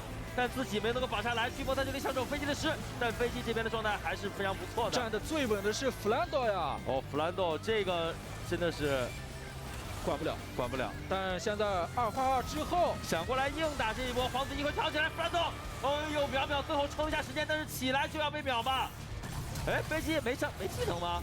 飞机这边往后拉开一下，但是还是能打过的，还是能打。卡修罗这边闪现，又平 A， 想秀出来了吗？秀起来了！哇，小白这边的话也没有技能了，不敢上了，这一波卡莎拯救了 LGD 啊！这波太坚挺了，而且这个位置卡莎一扔贴脸贴进来 ，W 大招好了。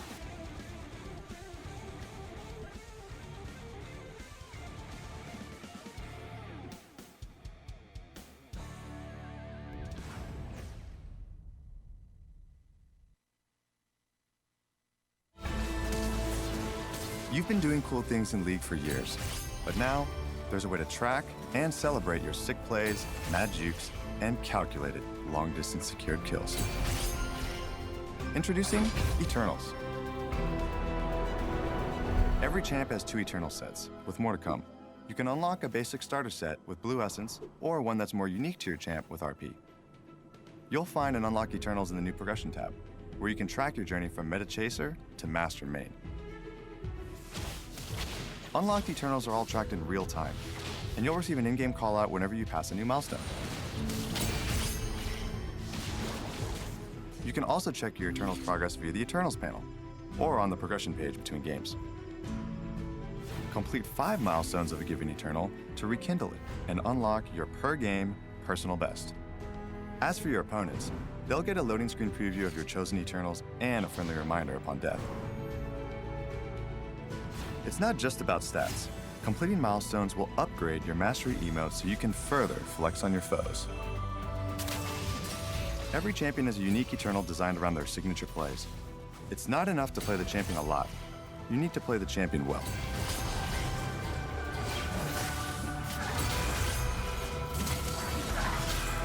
Eternals are live now on PvE and set for launch soon.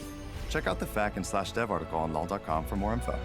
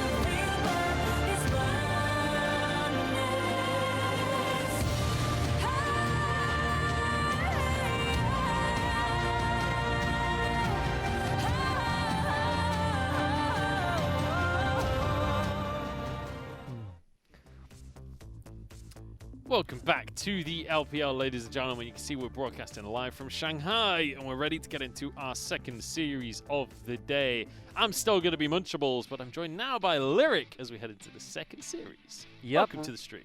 Really excited for this one. WE and BLG, a game that should have been for the top of the table. Maybe middle of the table, but... Yeah, things have changed up, and we've got a couple of interesting talking points about these two teams, because it's not necessarily just about standings right now, because when you look at them, you know, you got a 2-6 team up against a 5-3 team. So it's relatively one-sided in favor of WE, but there's always one thing to bear in mind, and that's BLG's curse. Now, when you think of BLG, you think of Game 1 win. You think of a strong win in Game 1. But then you immediately think about the 2 losses that follow every single damn time. I don't think BLG want to think about that, but FPX, eStar, OMG, and LNG, since coming back from break, every time they win a game, it is Game 1, and then from there... And it's against respectable teams. Yeah. It's against eStars, it's against FPX. Like, winning Game 1 against those teams is a big deal, but it seems like Game 2 starts, and they just...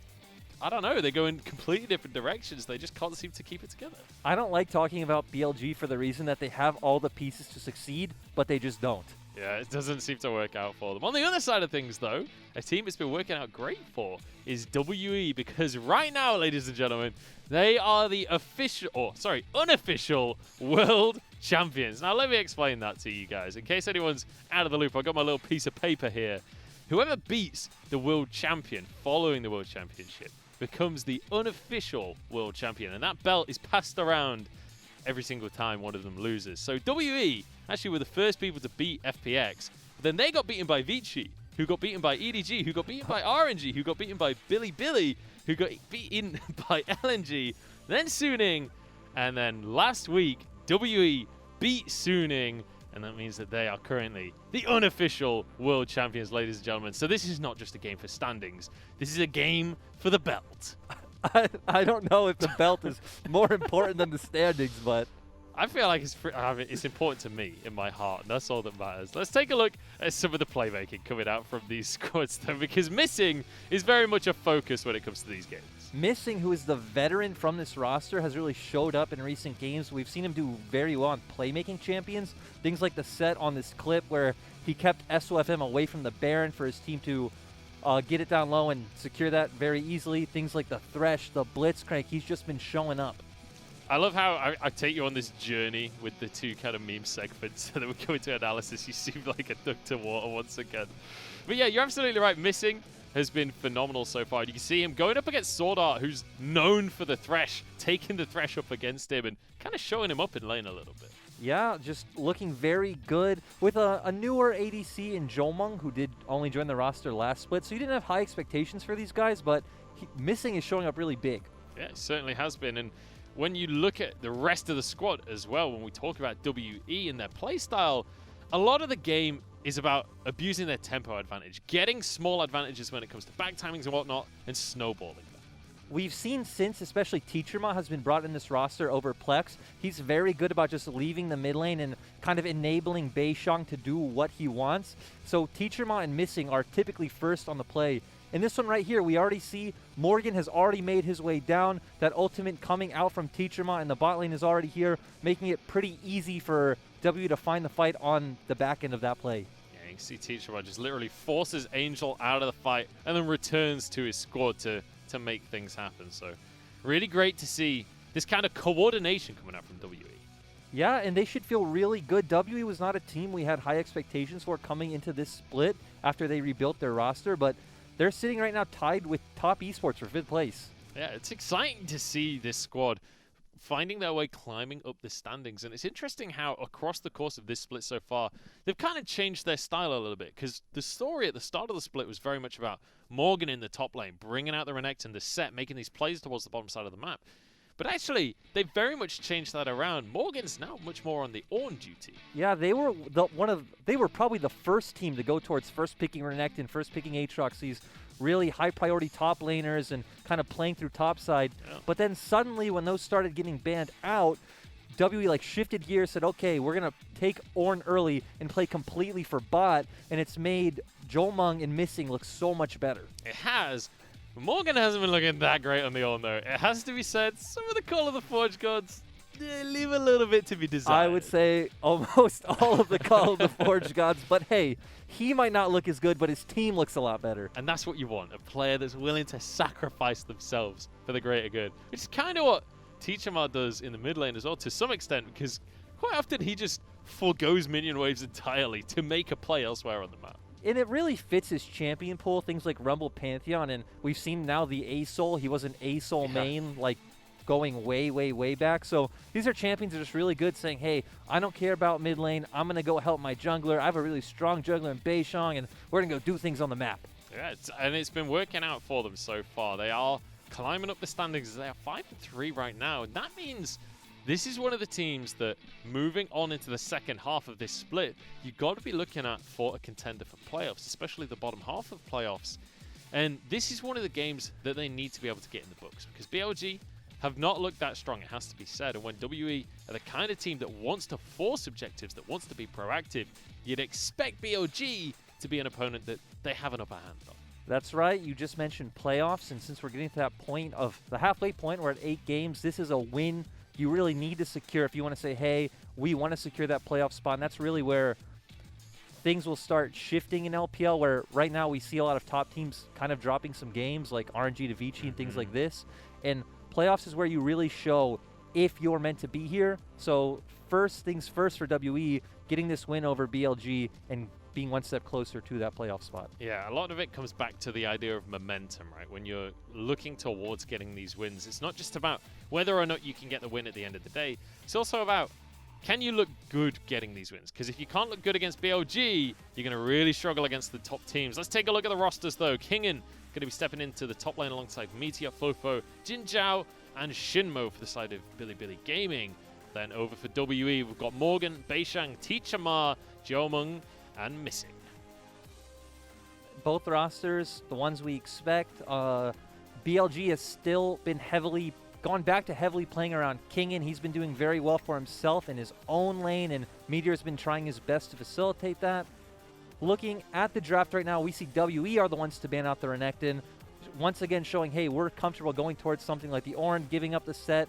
WE has been a team that have given up set before. They don't really like to pick this champion, and they seem very set on playing the style that we know they've been doing. Yeah, very set on it indeed. But it looks like the answer may well be the Aatrox. I want to quickly point out the BLG bans as well. Pantheon taken off the board, and the Kalista. They've done their homework on what WE likes to play. They have done their homework. This is stock and standard WE. We do also see Senna starting to fall in priority for a lot of teams in LPL. We did see it in the first series, but her priority just continuously starts dropping. Right now is only about 71% in the LPL.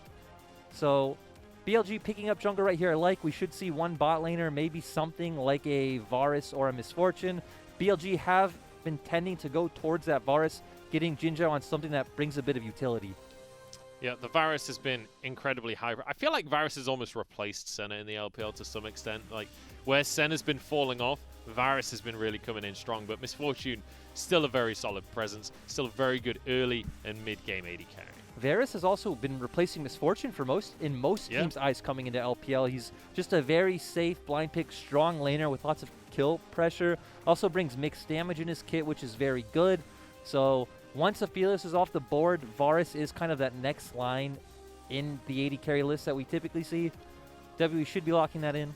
Yeah, and they've got the Thresh alongside it as well. So nice, safe bot lane, but not just safety there. You do have a little bit of kill pressure. Like you say, if the death sentence will land, and we've seen Missing land many death sentences, the Varus will offer a lot. But now we move towards the second ban phase.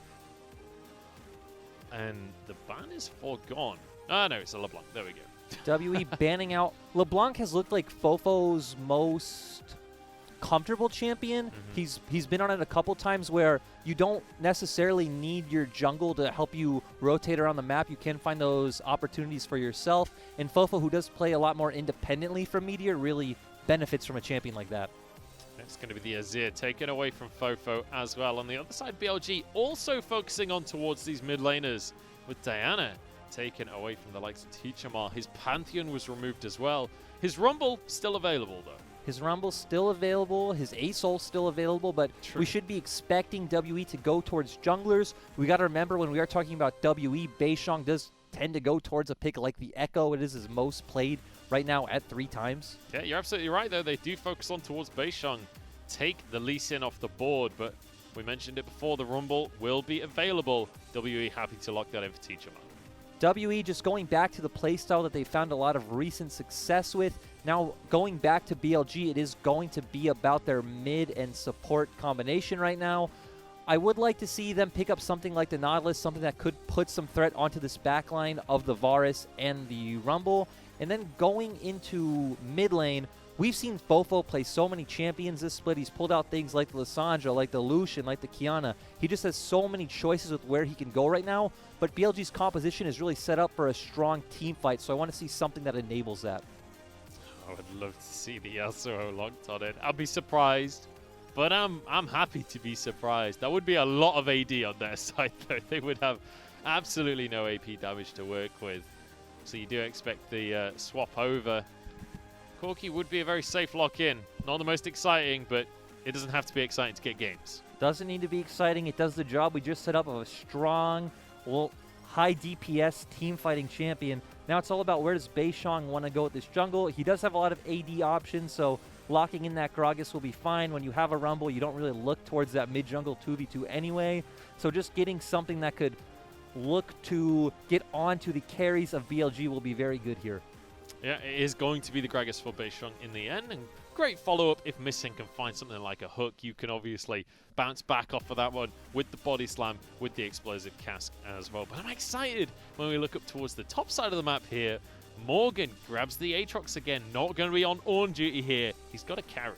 Morgan has a carry, and again, you're getting away from the playstyle that brought you a bit of success, but looking at these drafts, WE don't really need to give him any focus. You do have Missing on that Thresh, which we talked about, has been great on hook champions. Teacherma on the Rumble, just WE getting a draft that they feel comfortable on, and that's what I'd love to see. Yeah, now on the other side of things, BLG, bit of a different composition, very much a lot of scaling, especially in that mid lane with the Corki. Are you expecting them to be contesting here? Because WE, we expect early plays, especially around the bottom side of the map. What are you expecting out of BLG? We know BLG. BLG is not going to contest early. We can expect to see them look for ganks towards the top side. That is Meteor's like go-to bread and butter early game play. But on the side of BLG, I'm happy they picked up something like the Corki and are going for scaling, because we talked about this in their last series. They have the second highest game time in LPL, only under E-Stars. They're sitting at about an average of around 36, 37 minutes. So if the game's going to go long, bring in the Corki. Yeah, absolutely. Just scale up on into it. And we have seen, even when BLG lose, they're able to drag these games out. They're able to stall out for a very long time. So drafting a scaling comp certainly can do wonders for them.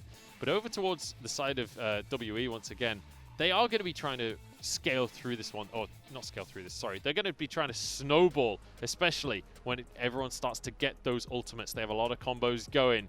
You can see it in their team composition right there. But it's time to head on to Summoners Rift for game number 1 here between BLG and WE. WE the favorite coming on in, but BLG, they've got a good record of winning game 1. That's one thing that BLG definitely have. If there's a time for you to be hopeful as a BLG fan, it is right now. I'm excited to see it, because here's the thing, right? We're kind of memeing on BLG a little bit, that they win game 1 and it doesn't look so hot for the rest of the series. But it does have to be said, the game 1 wins that they've had, a lot of them have been real clean, real nice wins. And they're against strong teams. They've beaten FPX and E-Star. They have a 2-1 over RNG from the first week. So they put up strong performances against the top teams. It just doesn't work out for them in the whole series. Yeah, I mean, they beat RNG 2-1. It was a 3-game series, but this time they were on the 2, which, you know, it's a rare feat for them, honestly, so far.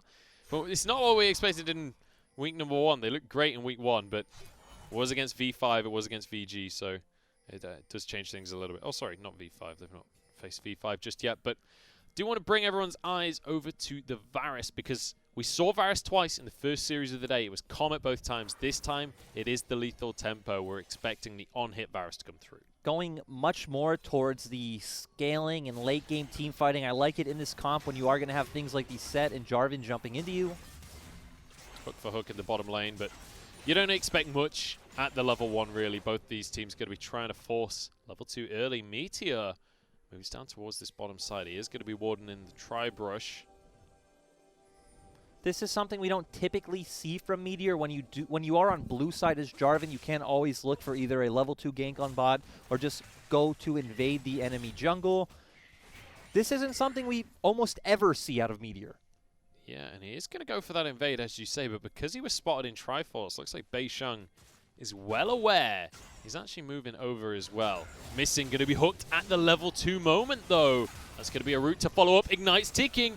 One more auto isn't quite there from the side of Jin Zhao. This is great play coming out from BLG's bot lane, but we've already talked about this with WE. Teacher Ma's the kind of guy who's just going to leave his lane. Yeah. It's going to force Meteor away. The blue buff resets, but here's the bottom lane as well. Jin Zhao here. Hook comes through from Missing. Instant cleanse, Teacher Ma. Good damage from the Flame Spitter. Should be enough to force BLG away, but I'm not sure if they're done just yet. Missing will get his death sentence up again shortly. And I think they've realized this is not the fight they want to take. We talked about it. WE are very good at covering Beisheng in the jungle, but kind of taking 2 steps back to that bot lane 2v2. That was amazing coming out of BLG's bot lane. We don't expect that out of Jin Zhao and Shinmo, especially against WE's bot lane, who in their last series even got a 2v2 kill on Suning. Now it's Beisheng's turn to look towards this bottom lane, but he will back away. But you're absolutely right. Getting the 2v2 kill versus Suning. A lot of power in this bottom lane. And it's exciting to see them already kind of going toe-to-toe. It's exciting to see the aggression in the 2v2 leading up to these invades. Especially coming out of a player like Jin Zhao, who is the longest standing player on this roster. He's actually been with this roster since it was, even before it was IMA, before BLG brought it out, since it was Edward Esports, which is EDG's academy team, qualifying for the LPL. So he's been here a long time. That's a long while ago at this point. Beisheng moving on towards, he's got his eye on this veteran player in the bottom lane. He's going to be able to clear away the Krugs. I think that they're not going to pull the trigger on this dive, though, in the end. Doesn't look like they have the damage when you look at a Gragas, Varus, Thresh combo. We did see Teacher Ma hovering towards the bot side, setting up some vision, but they're not going to be able to build the wave. Beisheng is still waiting around, but I think he just needs to back. Yeah, I don't know. Like, he really wants it, but it's not going to happen, I don't think. We saw how this worked out in your series earlier. Yes, we did. Many times, actually. V5 would not leave that play alone, and it just didn't seem to want to work for them. But luckily, Beisheng seeing better of the situation in the end and will head and commit to the recall. Up towards the top side, though, King actually going to find a stun onto Morgan. Nice trades coming out from him. The Haymaker to finish it off as well. Morgan just not able to trade back. This is a winning matchup for the set, and we just expect this out of Kingen. He is one of our stronger laning players in the LPL, but I'm going to take a step back. Kingen's in trouble. Flash away. Beisheng gets the knock-up, and this will be enough damage. What a flash from Morgan. Dodges the Haymaker and is rewarded with the first blood. Kingen just pushing in too far. Meteor's not around covering him. He's going for the dragon, so just an overstep from Kingen. Great gank coming out from Beisheng, great flash coming out from Morgan, but when that Haymaker was charging up, I thought he had it. Yeah, I thought that was going to be a bit of a disaster for the side of WE, but Morgan, with the fast fingers, does get the flash through. Meteor on the other side, though, will answer with a dragon, so nothing gone unpunished from the side of BLG. BLG feeling fine in that exchange. We did talk about how this team typically feels fine just playing it slow and scaling up. You do have the Corki in the mid lane right now. Is going to work his way towards that Triforce, and having an early dragon towards Soul Point just feels good.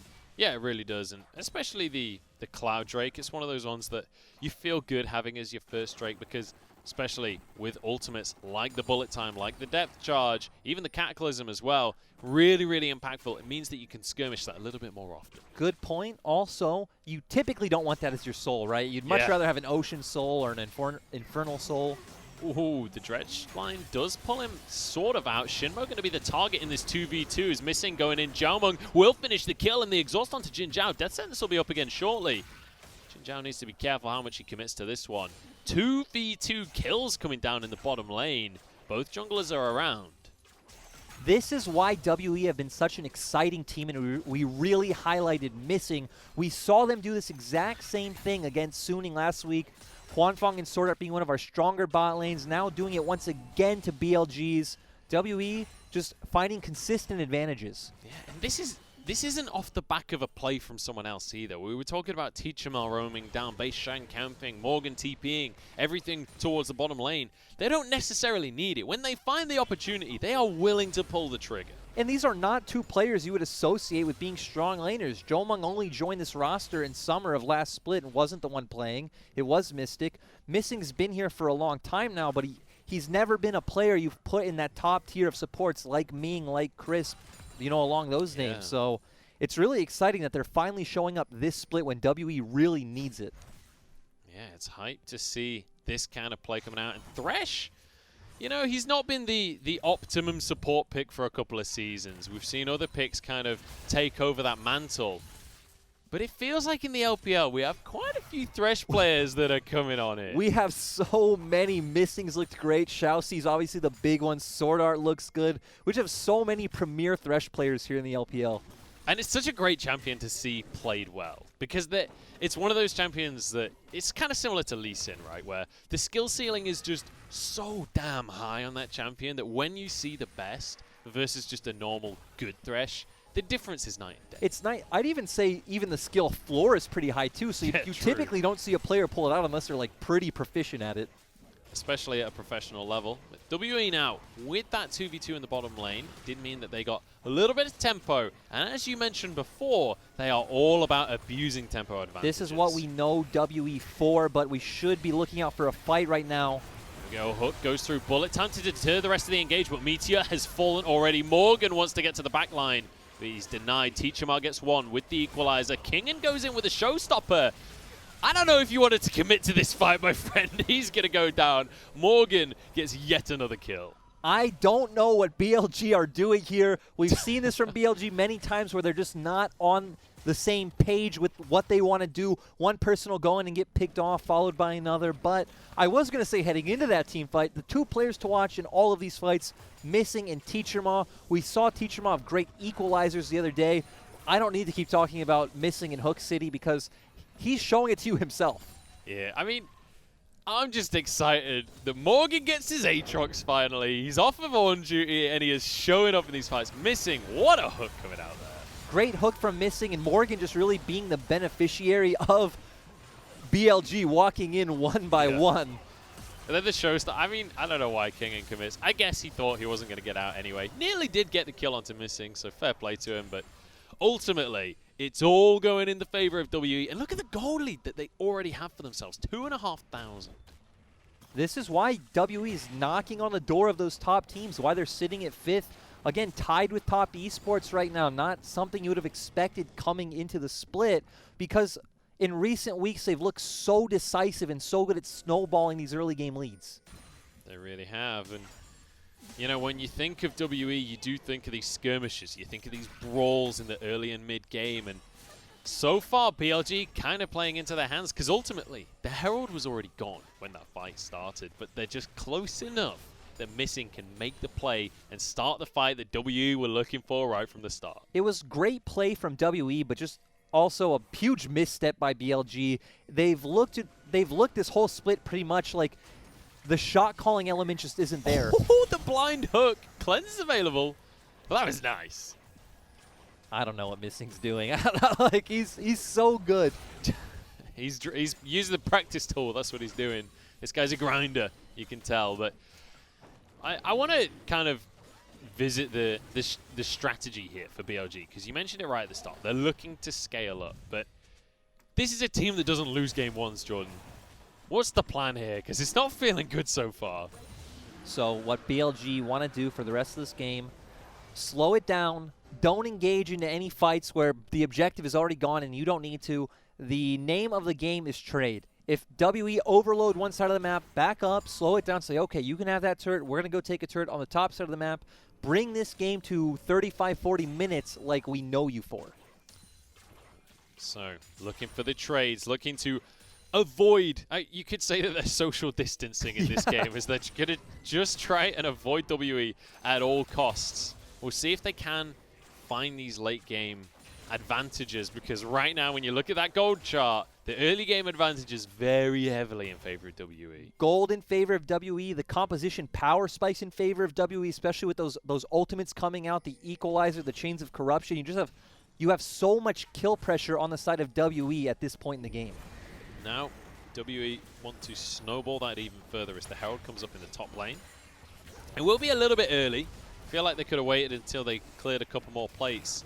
But the Bulwark in play, this actually might be hard to finish off. That is the standard play, right? Take a few plates, get that Bulwark going, use the true damage from the Rift Herald to finish off the turret, but doesn't matter. BLG are not in position on the map to answer any play. We did see Meteor was just farming Krugs. Jin Zhao, you've overcommitted, my friend. There's the flash play. Chains of Corruption doesn't land, but I mean, where's he going to go? Jin Zhao's on the wrong side of the map. He's surrounded by minions, and he'll be taken down by Jiomeng in the end. I mean, that is just sheer overextension. It's sheer overextension, but also just a failure of BLG as a whole. Again, what is their communication? What is their shot calling? What are Meteor and Shinmo looking to do on the map right now to where Jin Zhao is taking turret plates alone?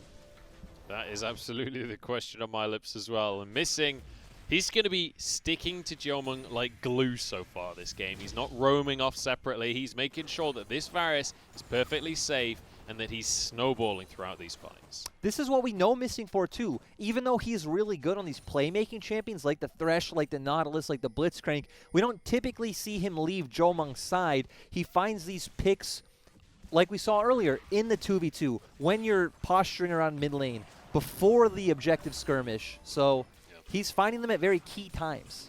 That's my kind of support right there. Hysterics, on the other hand, I don't know, man. He loves to roam. I'm going to say, as a mid laner, I love Hysterics as a support, so nice drop, Hysterics. I just get abandoned in the bottom lane. But you can see Morgan, speaking of the bottom lane, has swapped over to that side of the map now. It's Teachama that's moved up towards the top side, and we've got Jiomeng now in the mid lane. So a little bit of a switcheroo from WE. Good. WE. WE.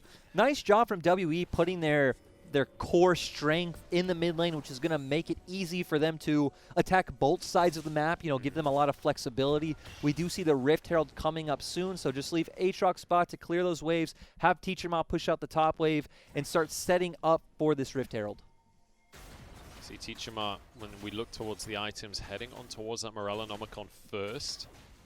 And well, I mean, that tells a story in of itself, right? A lot of gold up towards the top side of the map for Morgan and Beishang from those turret plates. But it's more the difference, right, in the turret plates going the way of WE. In the meantime, they're actually just going to charge on into the mid lane. The package having to be used defensively, not ideal for the side of BLG. WE, instead of going for that Rift Herald, seeing that Jin Zhao and Shinmo are bot side, say, hey, we could just send all 5 members mid and take this turret for free. What can BLG do? BLG are opting into just continuously trading like we talked about. They really don't have too many options at this point in the game with their comp. Yeah, and ultimately, I think as BLG you take that trade, right? Because you can't contest in the mid lane. Even with 5 members, it's still a difficult fight for you unless they actually go for a dive. And so you're like, do you know what? Tier 1 for tier 1, we're just going to make that trade. Gets us a little bit of gold, keeps us going towards the late game. That's right, and it really just stems from what we saw earlier in the game of when they made that mistake around Herald. They set themselves in such a bad position, they pretty much just need to accept whatever WE decides to do. Well, it's 30 seconds until the Infernal Drake, and you mentioned the Soul earlier on. It will be an Infernal Soul for this game, and I would expect WE to be the ones with priority onto that objective. So it'll be up in 20. Vision control right now, though, very much in favor of BLG. BLG having vision control on the bot side since WE did just stack all of the members on top side. That will serve them well going into this dragon fight. But WE still are just stronger right now. And if 5 of them just walk over, there still isn't much BLG can do. Yeah, I think WE basically saying, look, we don't have to rush to this dragon. We don't have to be there the second it spawns, because if you go over there, we're just going to kill you. Yeah, and this really, there's a stark contrast in LPL where we have teams like IG and RNG that even if they're behind, they're going to run and fight you for everything. Yeah. BLG is not that team. They're complete opposite end of the spectrum. If they fall behind, even when they're ahead, they're going to do everything they can to just take the objective far away from you, try and use their tempo and play their own game. very much the case. And when you look at the side of Jeomung right now, is Morgan going to be able to get the Herald down in the bottom side? Jeomung actually going for a relatively defensive build here, going Ninja Tabby second on the likes of this Varus. Knows that there's a lot of damage that can come from Kingen, from Meteor, and from Jin Zhao. All of it AD damage. He's going to keep himself safe. Look at this rotation, though, from WE. Good rotation coming in from WE. We've talked about this. They're so good at using their priorities, using their pushing lanes, getting that tempo advantage. And Jin Zhao's pretty brave. Yeah, equalizer, and there's nowhere to run. Jin Zhao, for the second time this game, just in the middle of nowhere by himself. Jin Zhao just BLG as a whole continuously going where they shouldn't be. Kingen right there doing it again. Literally proving your point as you say it. Kingen forced a flash. I don't know how to shake my head in disbelief any more than I'm doing now. How do you shake your head through a microphone? That's the question. SMHing my head. And there we go. Again, whatever this Chinese says, the OP player of the game, in my opinion, too. Missing, coming out really strong. Again, never a player we've talked about much from WE, the long-standing veteran. I can't stress that enough, really bringing this team together. And it's a rough scoreboard to look at right now because there's not a single kill for BLG so far. They're about 5,000 and maybe and a half going gold down now. They're 3 towers down. They're a Drake down. I'm struggling to find advantages to talk about for BLG. There really isn't any. But we should, one thing we can note with BLG right now is when you are on a losing streak like this, again, they have not gotten a win since we've come back from break. It's not just about how good you are as players, right? It's how it could mentally snowball into just not believing in your teammates, not believing you can win. A great example of that is players like Kingen, right? Kingen in the top lane, when we look towards the first couple of series that these guys played, and recently as well, he has had some really great highlight games. When he's looking good, he looks incredible. But we also have this other half of Kingen, like we're seeing here, this game where he just can't seem to have an impact. He's practically invisible. I mean, he had a negative impact in that one Rift Herald fight, and true. Expanding on that point too, we saw in the first week Meteor playing so well around mid lane, playing with bot lane a bit, but as the games go on, we see less and less teamwork coming from this team. WE still just using their tempo advantage, continuously roaming around the map. Yep. They can force any objective they want. Looks like they are just going to back off, maybe wait for that Baron to come up. They can just start and force a fight at any time. Going to go for that one as well. Hook onto Fofo. Does have the package to get away for himself. But, I mean, there's no real answer from BLG. WE going to group up once again. Equalizer available if they really want to force the issue. But it's only Equalizer and World Ender, so not too many ults from WE. I'm not sure that they need the ults, though. They might just try and force the play. Hang on. TP comes on through. Jeomung moves over to his team. He's going to be showstoppered. Equalizer goes down to try and stop the follow-up, and it will do exactly that. Kingen drops, missing flashes to safety. It's 1-for-1, though, as Morgan falls. That flank? Hang on, we're not done just yet. Jeomung once more. Beishang moving in. Fofo has to flash to safety. Meteor does get himself out with the flag and drag, but the arrow goes through. 2 more for Jeomung. Beishang and Teacherma playing so aggressive at the end of that exchange. But it started out looking pretty well for BLG. We were confused. What is Kingen doing? You're too far behind. You can't win this fight. But it set Jin Zhao up for such a good bullet time. Yeah. Started out as a 1-for-1, but Beishang going back in with that body slam. Teacherma flashing in with him, and WE expanding their lead. I love seeing the confidence in this fight. Just talk me through, because there were some great ults. We already saw Kingen jump in, gave a lot of space for Jin Zhao to get off his bullet time here. We thought the teams were going to disengage here. They're both posturing like they still want to fight, but you don't have ultimates on either side. Beishang just says, screw it, goes in with his E. Teacherma, we already said this, always follows Beishang into a fight, gets in there with the Flame Spitter, gets another 2 kills. And look where all of the gold is for WE. 5-0-3. Jeomung on this Varus. With the on-hit build as well. Actually going rapid fire cannon second here. Not actually that standard. He's going more towards that build that's a lot more defensive, saying, hey, I'm going to survive if you don't kill me. We win these fights regardless. You typically see these survival builds come out when a team is so far ahead, you don't necessarily need to keep ramping up the damage. Yeah, I mean, you're absolutely right. They do not need to ramp up the damage right now. There's very little answer from the side of BLG. As long as he can live, they're good. And so they're ramping up the damage to dragons. Yeah, why not? Let's just get a bunch of Infernal Drakes instead. That's going to be the third Drake of the game. They're now on soul point at 21 minutes. They're 9 kills up on the scoreboard. And just in confidence as well. The way that they're posturing, the way that they're playing around the map, it feels like they completely own the space. They've been doing so well at just controlling and using their pushing waves to bait BLG into them. We see Missing hitting almost every hook in the team, following him confidently into these plays. And if you're WE and you get a win here today, your next series is against LGD. You feel extremely confident going against LGD. Oh yeah, LGD. I mean, LGD got a win earlier today. The 2-0 v5, but the end of that sentence. Yeah, I don't know how confident of a win it really is when it comes down to the scoreboard. Explosive cask onto Meteor. No follow-up from either side, though. It's just going to be a disengage from the side of Beishang. And that, we like this, right? WE, they've got Morgan in the bottom lane. They don't need to be aggressive. Just disengage the fight. We got pressure elsewhere. Great play coming from WE, using their pressure and multiple points on the map. They also have TP advantage on Morgan. Oh, Fofo does have TP, though, so he will be able to answer himself. But still, being able to pull Corki towards the bot side, they can look to force his TP right now by forcing this Baron play. And look at the minimap. Morgan is actually making his way over. This is a commitment to the Baron from the side of WE. They know how strong they are right now. Answer not coming just yet. Meteor dodges the hook. It was all a bait after all. I would love to see WE be more decisive around this Baron play. We do see a lot of our top teams be decisive around these forces to say, hey, full-on commit to the Baron, bring in the enemy team, and then look for the engage. I'm positive WE right now can win if BLG walks into them. I want to see that same confidence out of WE themselves. They certainly have the strength.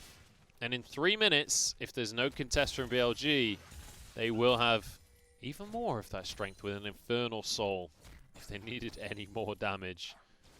Fofo now just going to be able to clear away this bottom side of the map as we've seen a complete reset here from the side of WE. They know they've got the gold advantage, but it doesn't mean anything if they don't go and buy some items for themselves. And you can see this Varus build is shaping up to be a little different to the usual on-hit build that we see. Those are the makings of an Infinity Edge. Does look like he's going towards the IE, just will give him more straight-up DPS, hitting harder with those auto attacks. Not as much taking advantage from the magic damage on your W passive, but still, he's going to hit like a truck in these. I mean, we're pretty much already at late-game team fights, so late-game team fights. At least WE are at late game. It's still the mid-game for BLG, though, unfortunately for them. So it's definitely a rough situation, but now onto the Baron once again. We want to see WE commit to this Baron. The two things to look out for is the equalizer coming out from Teacher Ma, and we do have Beishang off to the side. Does always have a body slam to engage. We'll see if Beishang can find that body slam. Morgan pops the world ender. They want to fight. This was all a bait, and they're straight onto Meteor. He's obliterated. Showstopper in the backside. Beishang is alone. Gets himself a stopwatch off. Can King and finish the kill? I don't think so. He flashes away. Slow is there. Jomong will finish the kill. The equalizer is the cherry on top. And the bait works beautifully. Confident play coming out from WE is what we said we wanted to see 2 minutes ago. They did this again against Suning a few days ago where we saw in our B-roll Missing set. Just force him to come into you. You have the damage. You're so far ahead. You know you win. Don't be scared. WE aren't scared. They certainly aren't.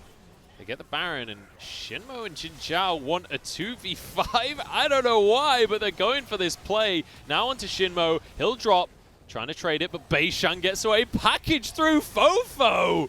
I mean, it's a bold play. You got to give him that. Jin Zhao now might just get one onto Morgan, but the arrow comes on through. Teleport. We're seeing signs of life from BLG. I like what I'm seeing here. Still a 2-for-1. 2-for-1. BLG do get Baron off of one member, but my expert analysis in this situation is don't jump into a 3v5 against members who have a 1-2 item advantage onto you. You know that it's not looking great when the best looking moment of the game for you is when you traded 2 deaths for a singular kill. It's just...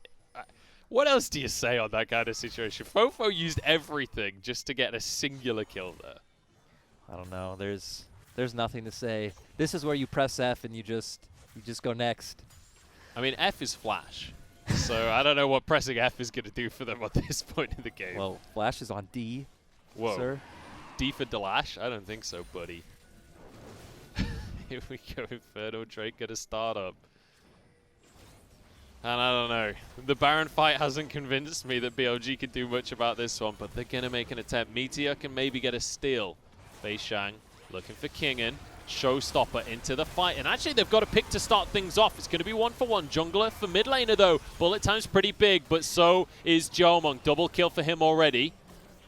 Fofo gets a couple. In comes missing, though, and there's a death sentence. Fofo will be shut down. Another one for Jomung. And they will just commit to the dragon. Beishang's still here, so the smite is there. Infernal Soul. Best looking fight yet for BLG. The later this goes on, the more it does feel like they're fighting back. We are at a 3-item Corki right now, so he's really strong, you know, getting those crits, lots of damage on his Q, on his ultimate, but it looks like in that last fight, WE didn't completely expect BLG to jump in, which is why Teacherma didn't even use the equalizer in that fight. They did burst him down surprisingly quickly, but we still see WE just have too much damage. Take another look at that fight. Meteor goes in. Meteor goes in a bit too early. Kingen also coming in on the backside, just doing really well. Jinzhao getting off a complete bullet time. So BLG hit almost everything. BLG did hit everything. Yeah. And WE haven't hit much yet, but they still have the damage on the end of this fight. We just see how far ahead Jomung is, and they have the Infernal Soul. Look at Jomung's scoreline right now. 10-0 and 5. This is literally every AD carry's dream scoreline. He's so fed. Going towards another BF sword item, just continuously stacking on that damage. Yeah. Why not? Why not? Who's going to stop you, really? Just go for the Bloodthirster. I just have a feeling that this game won't last that long, but we have seen WE start to take it slow and, you know, play a bit more methodical. Yeah, but with Baron up in 3 minutes, with Elder in 4.5. I don't know how much slower they can take this one. They are running out of time. This is a ticking clock. WE. They're the ones that are leading the charge right now. Morgan going to be able to move towards the bottom side once again and put some pressure down as the rest of WE look to finish off tier 2s. WE just once again using all 3 lanes of pressure. Push bot, walk to mid, push mid, walk to top. Just pulling BLG all around the map and constantly being a few seconds ahead on the play. They will grab this tower for themselves. 2,000 gold advantage from the Baron buff. And that's because most of the Baron buff was actually around the Dragon fight, realistically. But we do see Dragon Soul last the whole game, so that is much more important than using your Baron-empowered minion to find structures. Now you're going to constantly be able to come out ahead in these team fights if you are able to actually land your abilities this time. And when you consider, you know, that graphic comes up and it's about the gold difference that Baron buff made. When you get a Dragon Soul, it's not visible in terms of the gold difference, but the damage that you get, if you actually convert the value of that, it's way more significant than a couple of kills. Way more. We're talking about 3 Infernal Drakes and an Infernal Soul. You are... I can't even describe the amount of damage you do. Like, especially with Equalizer, yeah. You just lay it across everybody and get those procs. You have so much AoE on the side of WE from Varus, from Gragas, from Rumble. It's just so easy to apply. Yeah, really easy for them to set this one up. And when we take another look at the gold, 7,500 in favor of WE. They are feeling very strong. They're feeling very comfortable. The only task ahead of them now is cracking into the base. And you can see that's a little bit of an issue for them with this composition for right now. They are going to have to wait for this Baron before they can really commit to inhibitors. BLG do have a lot of wave clear on their side between the Corki and the Misfortune. So, like you said, it will be pretty easy for them to keep trying to stall out the game, but they can't avoid fighting WE forever. We will see Baron come up soon. Elder Drake is up in 2.5 minutes. We're going to get to the point where WE can just start looking to dive these inhibitor turrets if they do pick that up. Yeah, we were talking about Jomung's build a minute ago, how he had an extra BF sword, and I was saying, hey, maybe go for a Bloodthirster. No. You thought he was hard to kill before. Now he's got a GA on top of everything else. This guy is very tanky, even more armor. I might just find Fofo. Beishang moving down. Fofo has the package, though, so he's going to be safe. Fofo will be safe, and right now we are just trading waves back and forth, but we do see pings coming out onto that Baron. And as we get to this point with the Infernal Soul, it's like we talked about with that equalizer. Despite Jomung being the one who's a big damage dealer right now, if Teacher Ma can land a huge equalizer, it's just over. Meteor needs to be careful. Baron down to 2,000 and is smited away. Meteor actually flashes into the pit, but he's too late. They will find one kill onto the likes of Missing. Can they turn it into more is the question. Equalizer forces a lot of people out. Jin Zhao is so low in the back of the fight. But you know what? If you're WE, you don't mind losing a sport if you're going to get a Baron off the back of it. I'd say both teams feel pretty happy with how that went. If you're WE, you got a Baron that you should get being this far ahead. If you're BLG, you got a pick that you probably shouldn't have been able to find, which means you're buying more time, letting Fofo get more items. So now it's just going to be all about this big Elder Drake coming up in a minute. We'll see if the damage will be there for the side of BLG. And as you mentioned, a lot of this falls onto the shoulders of Fofo. When you look at this Corki, he's got the Triforce, he's got a whole bunch of crit with a bonus BF sword in there, but he won't have his flash available for this fight.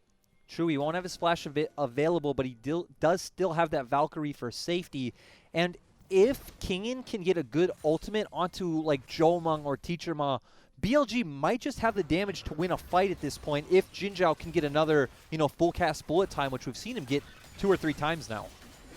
They have a record of winning game once. Jomung pulled out safety. Teacher Ma gets the flash, and Meteor is obliterated. Kingen goes into the back line, but he's totally alone. In the meantime, Beishang buys time with the Zhonyas, and now Jinmo is going to be the only man that has to try and walk away. The knockup means the Infernal Chains pulls him back, and it's another double kill for Jomung. World Ender as Morgan wants more.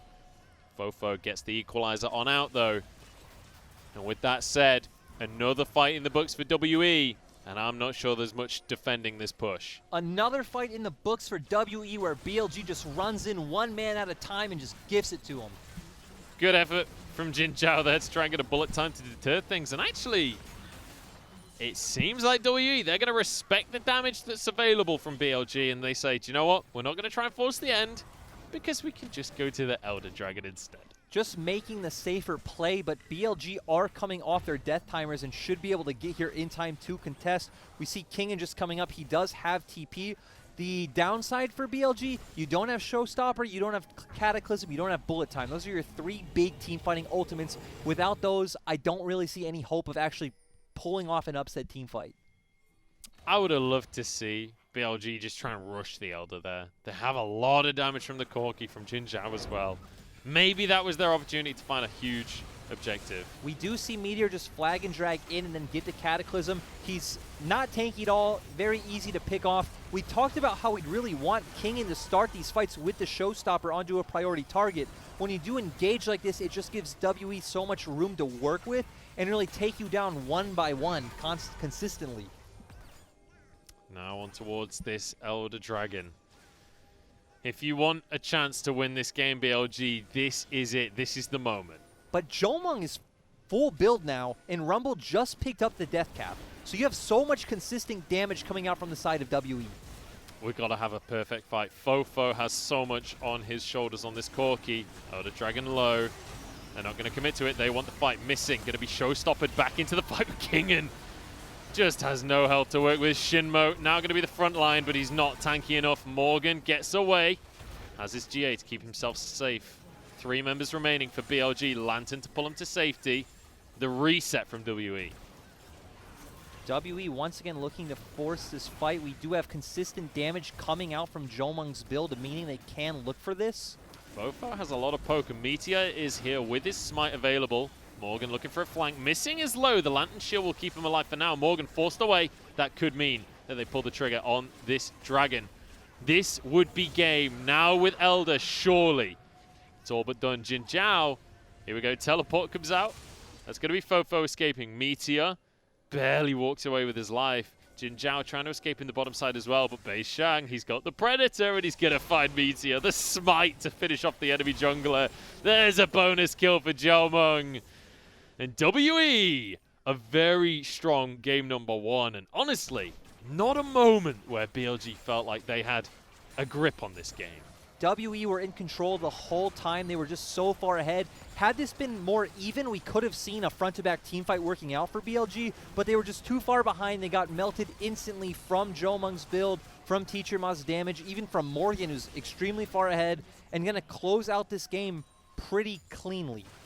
I feel bad for... I feel bad for Fofo in this game when you look at the scoreboard. 4-1-1, the rest of the team not looking so hot. Here we go, final fight as they move in on towards these Nexus towers.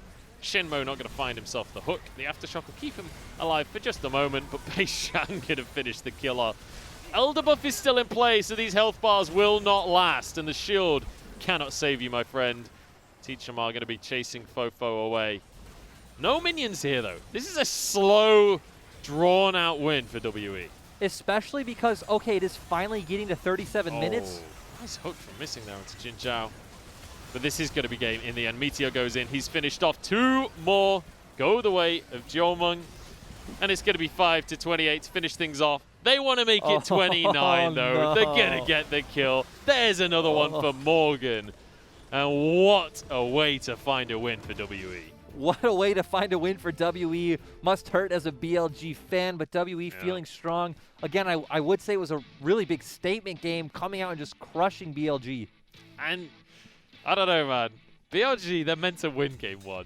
What happened to the curse? I thought they meant to lose the series but win game 1.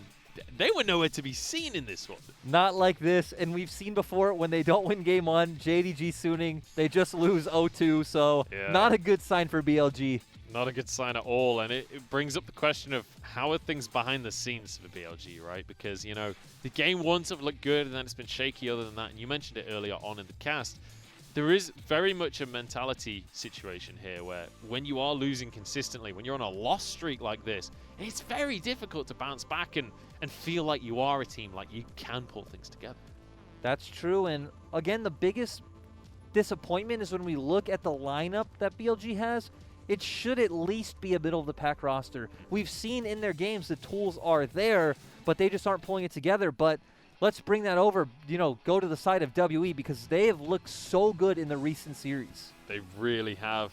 And you can see, I mean, honestly, I don't want to keep on bringing up BLG, but Fofo, top of the damage on the Corki. He was really layering out these rockets during the team fights, especially later on, but the poke alone is not enough to win the fights. Poke alone is not enough on their side, but it was enough for Jomung and Missing, who consistently was setting it up. We saw everyone on this roster do their job. Again, Teacher Ma maybe not putting out the most damage, but we saw in the early game he was consistently first on the play, supporting Beishang like we talked about. And Morgan was always at the team fight first. What more can you ask out of a top laner? And yeah, you're absolutely right. What more can you ask from Morgan? He played excellently on this carry as well. We mentioned before that the Ornn pick had been coming through for them. It didn't look great for him, but it looked great for the team.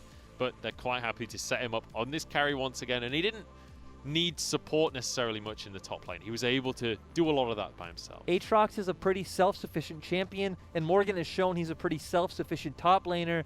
Again, he did learn under Zoom, so it makes sense how Morgan himself is showing up so good in the LPL. And not to mention, down in the bottom side of the map, when you talk about self-sufficiency, Jomung and Missing actually getting the 2v2 kill early on in the game. Obviously, there was a lot of fights towards the bottom side, but they were able to do things without the jungle presence as well. Their 2v2 pressure has been one of the most pleasant surprises coming into the year. And even looking at the statistics, Jomung is third highest for damage out of 80 carries at 31.4.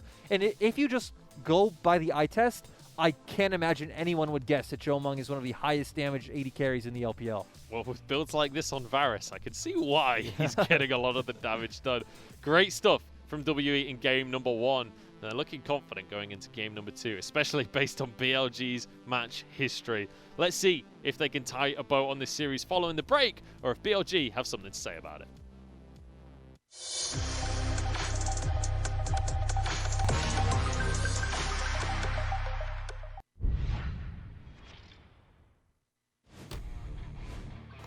再往下走还有3秒，想动，猪妹直接被大招留住，猪妹被秒了。所有技能给猪妹，猪妹直接被秒了。的，不过正面看一下女生大招有没有机会。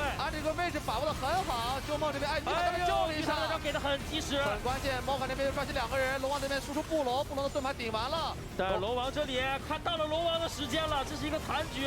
不过奥恩已经是把女生扫的很好，很完美。骑射马这边的话，给一个 Q 技能逼退一下对面，两边是打了一波1换1，打野换了一个上单。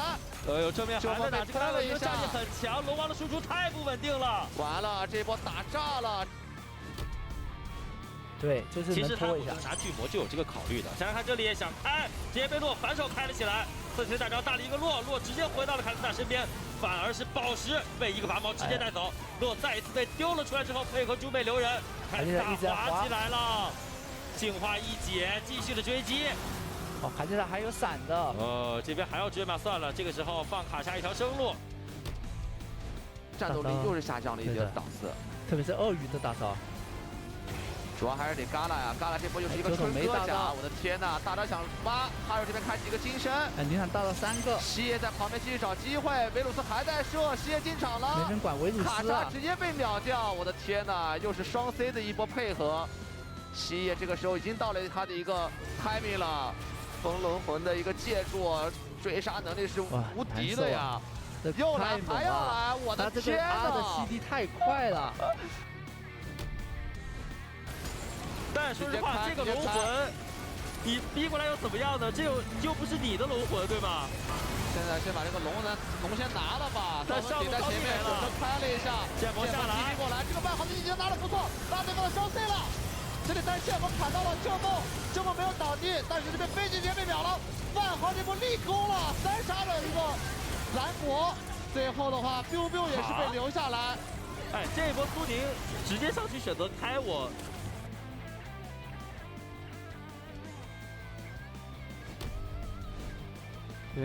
这有机会吗？打大龙？打大龙，我觉得不太可能。打大龙的话 ，W 这边是奥恩没打，但是其他几个人都有技能的，打不了吧？选择富贵水中求，这波选择没毛病，好吧？求一波，要搏一下的，这波不搏就没了。等机前能勾住谁？还有没有神奇发挥？但感觉谁都勾不了呀，对面这几个人能勾谁吗？直接扫大了，等于说进场要打，艾克进场有 W 进场3个。哎呦，这潘森刷下来，艾克是。人和龙全都要。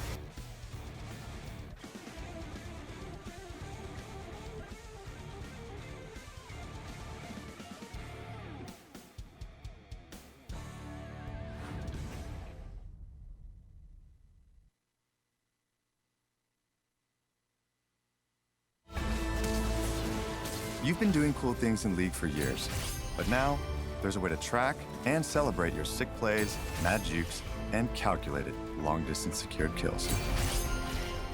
Introducing Eternals. Every champ has 2 Eternal sets, with more to come.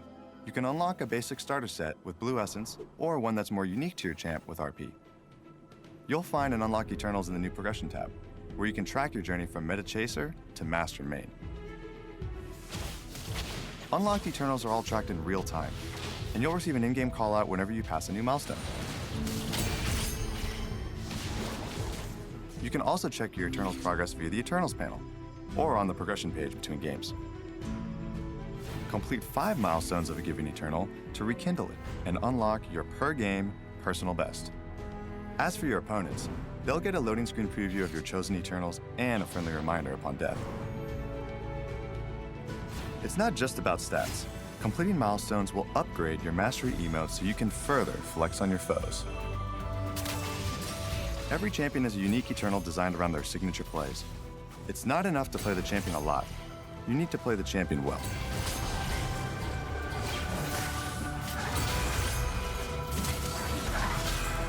Eternals are live now on PvE and set for launch soon. Check out the FAQ&/dev article on lol.com for more info.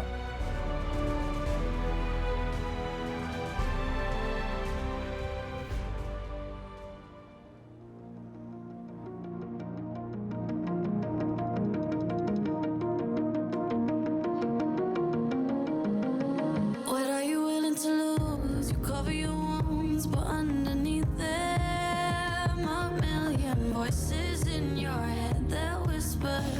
start now. Another twist of the knife, turn of the screws. It's all in your mind, and it's fighting you on yourself. The storm is coming. Wow, kid, what you gonna do now? It's your reflection looking back to pull you down. So are you gonna die today or make it out alive? You gotta conquer the monster in your head, and then you'll fly, fly, Phoenix fly. It's time for a new empire. Go bury your demons, then tear down the ceiling, Phoenix fly. And now you're playing with matches, come out of the ashes underneath you. A million voices in the crowd, they're screaming, stop now. Well, let them swallow the pride, you're turning the tide to true believers. Got them in the palm of your hand, you're playing God now. What you gonna do now? It's your reflection looking back to pull you down. So are you gonna die today or make it out alive? Gotta conquer the monster in your head, and then you'll fly, fly, Phoenix fly. It's time for a new empire. Go bury your demons, then tear down the ceiling, Phoenix fly. What you gonna do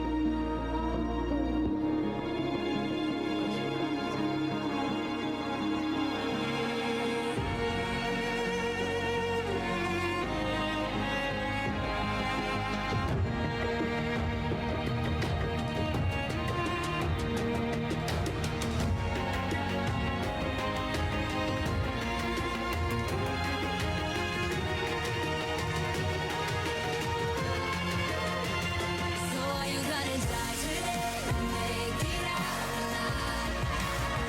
Gotta conquer the monster in your head, and then you'll fly, fly, Phoenix fly. It's time for a new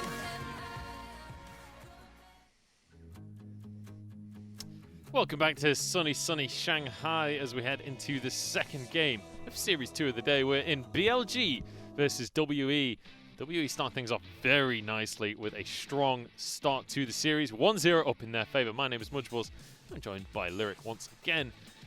And I mean, as we move into game number 2 here, BLG going to be changing things up slightly. They're going to be bringing ADD into the roster. Do you think that's the change they need to make? Is that going to make enough of an impact? Is it the change they need to make that will, fix it all? No way, but they do need a change. So just bringing back ADD, who has played one game this split, is kind of just a nice refresher. Maybe they just play Gangplank. Maybe that will solve all of their That is what they issues. did with him before. ADD loves it. We'll see if that's going to be enough. On the other side of things, though, Jiomeng was very much the focus of this game for WE, and he's going to grab our MVP for game number 1. I mean, it kind of writes itself, right? 15-0-11 with 36% of the damage. You kind of just gifted the MVP at that stage. Jiomeng played so well, even if it was missing setting up a lot of the early action later in the game. He was the one aggressively walking forward and playing these team fights just kind of very, very brave, very ferociously, and like taking charge of the game. And I love his creative virus build with many, many BF swords included in it as well. We got to see a bit more of a crit Varus that's like, okay, I'm super far ahead. I don't need to build this on hit style build. I can just hammer home with a ton of damage. Now on into the draft. WE going to be on our blue side.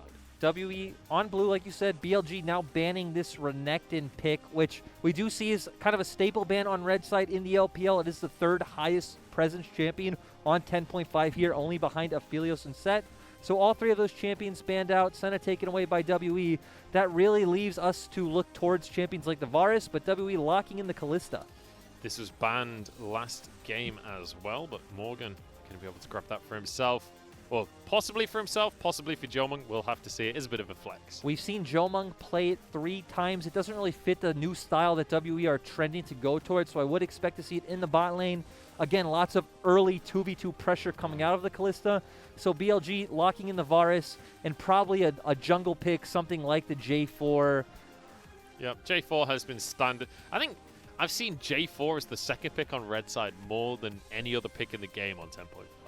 J4 just a very reliable early game jungler. Again, gives engage options, has level 2 ganking options, good in team fights, just a very flexible champion.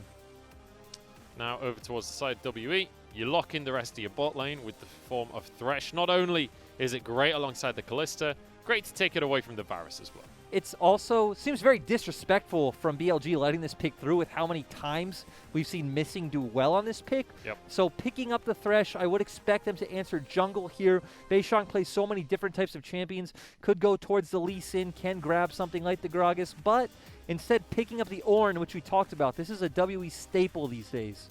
It is, and I'm sad because I like Morgan on the carry. But you know what? I like WE winning. So the Ornn going up towards the top side is going to be good. Fofo once again going for the scaling mid laner, playing for the late game. That's the one thing BLG seemed to be taking from Game 1, saying, hey, Fofo did a good job on this not aggressive, but scaling teamfight mid laner. He was doing well. If we can make less mistakes in the early game and get there, we can make Fofo show up huge in these later team fights. Once again, Teacherma's Pantheon going to be removed from the table. And you'd expect another similar ban. On the other side from WE, they're taking the Braum away. You could expect maybe the Tahm Kench as well. And try and punish this Varus in the bottom side. Yep, Tahm Kench, Braum, Thresh, the 3 champions we usually see with the Varus, so you would expect them to ban away the other 2. BLG can ban out. Deciding to ban out the Sylas isn't something we've seen Teacherma play this split, but does fit his play style. Also is something that Beishang could bring into the jungle. Now for the side of BLG. Nautilus, the other kind of meta support that is available for them. Could go with the Leona. Doesn't have the greatest matchup into the likes of Thresh Kalista, though. Both of them very similar in this comp, in my opinion. Neither of them provide really anything towards protecting this Varus, which is what you'd usually want to do. Just more engage options, setting you up for these later team fights that we talked about. The interesting thing to see is where Teacherma will go with this mid lane pick. He still does have things like the Rumble, which can farm just fine against the Azir. You do have the Diana, which he's picked up twice, giving you some assassination potential onto the backline, but running something like that against a Alistar and Jarvan might be hard. I think you just go back to what you've done well, pick up something like the Rumble. Well, the Lee Sin locked in for Beishang. We've seen him play this a couple of times so far in the split, and he's looked pretty splendid on that pick. And especially with the tank up in the top side for Morgan, you're able to go for a little bit more damage in the jungle. And now looking towards the mid lane for Teacherma, actually going for a Vladimir. Very different style coming out from WE. We got to remember that both of these champions are also flexible. They could put Ornn in the mid lane still. We haven't seen that yet, but Blinding Vlad would be pretty different. But still, Teacherma on a scaling mid laner isn't something we've seen yet this split. And BLG going back to their roots, bringing out this Maokai. Do you know what? I'm not a fan of the Maokai. I've said it on mic a few times. BLG love this pick. It's consistently been brought out by them. And also by E-Star, actually. Xiao Bai loves the Maokai in the top lane as well. But we've seen ADD on this. Actually, no, we haven't seen ADD on this Maokai. He played just the Gangplank. It was Kingen that got placed on the Maokai before, as well as Meteor taking it into the jungle. It's not really worked out for them previously. Hasn't worked out. I hate this Maokai pick for BLG. We've seen them go towards it multiple times, and it just doesn't work. The interesting thing about this game is both comps want to do very similar things. We have scaling mid laners, early game aggressive junglers, tanks in the top lane, and fighting bot lanes. So if there is going to be action in a BLG game, it should be this game. Okay, well, we'll see. And as you say, it's going to be looking towards the bottom side of that map. But it was Missing and Jomung that won the 2v2 in game number 1. And I have to say, with Missing on his signature Thresh, I have to give the advantage over to them again. But maybe we could see something more, especially with this Alistar. Not a pick we're used to seeing in the LPL. Alistar's not very common. We've seen it come out a few times, actually with the Varus, when the defensive options are banned. It is something where if the Thresh hooks the Alistar, not much action is going to come about. You can just headbutt, pulverize the AD carry, and walk away just fine. Yeah, and obviously the trample, if the fight does get extended, you can get the extra stun on. So in these kind of 3v3 scenarios can add a lot to the fight, especially once you hit level 6 as well. they become so incredibly tanky, so difficult to kill in those skirmishes. So maybe we could see something magical coming out from Shinmo on this Alistair. I certainly hope so, because, you know, game number 1, BLG, really didn't achieve too much across the course of the game. Fofo started to do some damage towards the later stages, but it took a while before he was able to impact anything. And we've typically seen BLG, when they get a win in a series, it has to be game number 1. When they go 1-0 down, though, it doesn't look very good for them. And the bigger problem is looking at this draft. We want to see BLG play with more aggressive options in the early game. When they've done that in the past is when they've looked their best. When they do tend to just go back onto scaling is when we see, like, game 1, they don't really do much. We don't expect to see Meteor go towards that bot lane. So when they draft something like a Maokai top lane and Alistar bot, where he does want to gank for bot lane and get bot ahead, things aren't looking well for BLG just coming out of draft. But I'm ready to be surprised. I'm ready to be proven wrong. We've been talking down on BLG a little bit, especially in game number 1. And I mean, the game was kind of talking down on them with the state that it was in. But ultimately, this is still a professional team, and this is still the LPL. There are always upsets. There are always teams that turn things around. And there are always weird picks that come through that change the game entirely. We've got an Alistair, and we've got a Maokai. Not the biggest picks in terms of damage, but maybe that front line is what we needed for Fofo. We'll have to find out as we head into game number 2 of the series. But honestly, my eyes are going towards Beishang here, up against the likes of Meteor with a Lee Sin in hand. I'm excited to see what he can do.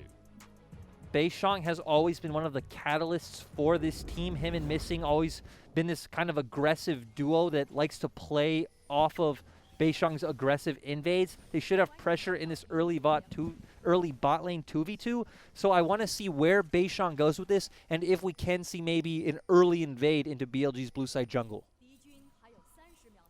We'll look for that invade as Beishang, currently up towards the top side of the map, will stop the recall from Meteor. Jiaomeng will be spotted. Gets a sapling. A couple of bonus pops there, but ultimately ADD will just now be retreating. He's got to get up towards the top side before this lane starts. ADD throwing that sapling into the bush, letting WE know he's bot side, allowed Beishang to walk up and get a ward on that red. Didn't really have to worry about Meteor by himself, so they are going to have a knowledge advantage knowing where Meteor starts and where he's headed after that red buff. Wards coming in from both sides here. You can see there's a blue ward on the red buff of BLG, and similarly there's a red ward on the red buff of WE. So both junglers will know what's going on to start with. True, so BLG also getting a return ward. We also do see out of the runes Azir going towards this Comet, which is a lot more for out-poking your enemy in lane and trying to build up that early advantage as compared to the lethal tempo for team fighting or Halo Blades for early burst. So I like this out of Fofo. It does show he's going to try and abuse Teacher Ma in the mid lane. And I'd love to see that, because a little bit of early life in a game from BLG would be a pleasant surprise to see. Quite often in their losses, we've seen them trying to go for a late game composition, trying to go for late game power, and ending up just conceding too much around the map to ever make it to that late game state that they want. They should feel really good about this game, because with Teacher Ma picking up that Vladimir, they will have pressure in the mid lane, so Fofo should always be able to move first. And what we really want to pay attention to is this bot side river and the skirmishes that are going to happen around this. Maokai Norn, you do have some ganks set up early in the game, but creating pressure on top side isn't really going to put either comp that far ahead. See ADD roaming away from his top lane here, just going to get a ward on towards the Gromp. And you can see Morgan knows what's up. He knows that when ADD leaves the lane for that long, he starts pinging the vision pings on towards the Gromp, letting his jungler know that there is vision there, and he needs to avoid that if he wants to not be seen, if he wants to hide that knowledge. Beishang, though, moving in towards the bottom side here. Beishang going towards bot lane. We do have a Flash Flay play like this available for Missing. We do know them as a very aggressive duo bot, especially after that game 1. So I want to see if they can pull something like this off. Really good respect, though, coming out from Jinzhao and Shinmo. Understanding that this is a play that's available, and understanding after losing the 2v2 in game number 1 that this is not a fight that they want. WE coming out ahead by getting this bot lane scuttle crab. We did talk about that bot is the point of focus for both team compositions. Top lane not really mattering much, but still does look like Meteor got in there, maybe stole a large and a small wolf, got out, so is coming out ahead by taking something away from Beishang. Yep, nicely answered there by Meteor. And while we have a bit of a quieter early game, not going to be too much happening for the next minute or so, I want to talk a little bit about strength of schedule, because obviously BLG so far not looking fantastic, right? 2-6 on the scoreboard. But when you look at the teams that they've already faced, they're actually not got that much ahead of them coming into the rest of the split. They've already faced E-Star, they've already faced FPX, JDG as well, and RNG. That's 4 of our top teams, basically, that are already out of the way for the side of BLG. When you look at the rest of their schedule, suddenly, maybe, there's a couple of glimmers of hope if they can change things up a little bit and shape up their play. This is maybe the play that they're looking for, though, as Morgan does get knocked up even after flashing, and this is going to be tank v tank. The kill goes the way of the Maokai. That flash Q coming out from ADD to set that up was beautiful. We did talk about how how both teams actually have options in the early game to look for these kills when you do have CC top laners like the Maokai, like the Ornn. BLG end up topside first just from how the jungle routes panned out. And again, great mechanical play from ADD. Yeah, really, really nicely done. And Meteor obviously getting the flag and drag knockup, even though Morgan flashed. Not the greatest flash from Morgan, honestly. Kind of flashed into the trajectory of the knockup there, so does get punished for that misplay. And now he's going to be flashless in that top side as well. It's possible that Meteor just goes for a repeat. Meteor can look top again as BLG's bot lane are just playing defensively, playing back, scaling up. They're still getting their farm, so they feel fine down there. And it seems like the first big breaking point of this game will be when one team decides to go for that dragon, which it looks like Beishang's starting now. Yeah, you mentioned the dragon. Beishang already moved over. And Meteor, he's a level up right now, and he's on his way towards this side of the map. But we've got a roam from Teacherma as well. I think Meteor realizes that he's too late to the party, or perhaps not. Missing is going to be here, and that's going to be the signal for him to back away. This will be the Cloud Drake taken by WE with a lantern there as well. They can pull out to safety and walk away with the dragon. Oh, my heart almost stopped when I saw Shinmo take that blast plant. Like, BLG, please, not again. Not like this. Yeah, not like game one, right? But with BLG getting that kill topside, we already knew WE had priority in their bot lane, and the wave was bouncing back for Teacherma. Did allow for Beishang to just get into that dragon pit, start it up easily, and taking it just fine with the lantern from missing. So nice pickup there for WE, but when you look at the gold right now, BLG very much the ones ahead. Over 1,000 gold built up in the first 6 minutes, and a lot of that is going to come down to things like your turret plates, things like that first kill that came through. Turret plates and first kill. We also did talk about Meteor kind of getting ahead in the jungle. He was able to steal away a camp from Beishang and is sitting about 10 CS up right now. So BLG feeling comfortable with this early game lead, especially when you do have the Azir in the mid lane. You have a strong frontliner like Maokai. Jinzhao this game now on the Varus going the lethal tempo and the on-hit scaling build. So Play to the Ring King first. Hook goes wide from missing. What? Fofo? Are you okay there, buddy? I think he sneezed and accidentally smashed his keyboard. Used his every ability. Didn't use his flash though, luckily. So I was going to say another silver lining is there is no dragon right now. Herald still hasn't spawned for 30 seconds, so you will have a bit of leeway with not having that ultimate up. Yeah. But that's just embarrassing, man. Whether you lose anything on the map or not, that's just, that just doesn't feel good. Then having the enemy spam emotes at you. Oh, yeah. Letting it burn. The thinking emoji comes out. The thumbs up. Oh, it feels bad. We've all been there. But hey, Fofo was the highlight for BLG game one. Do you know what?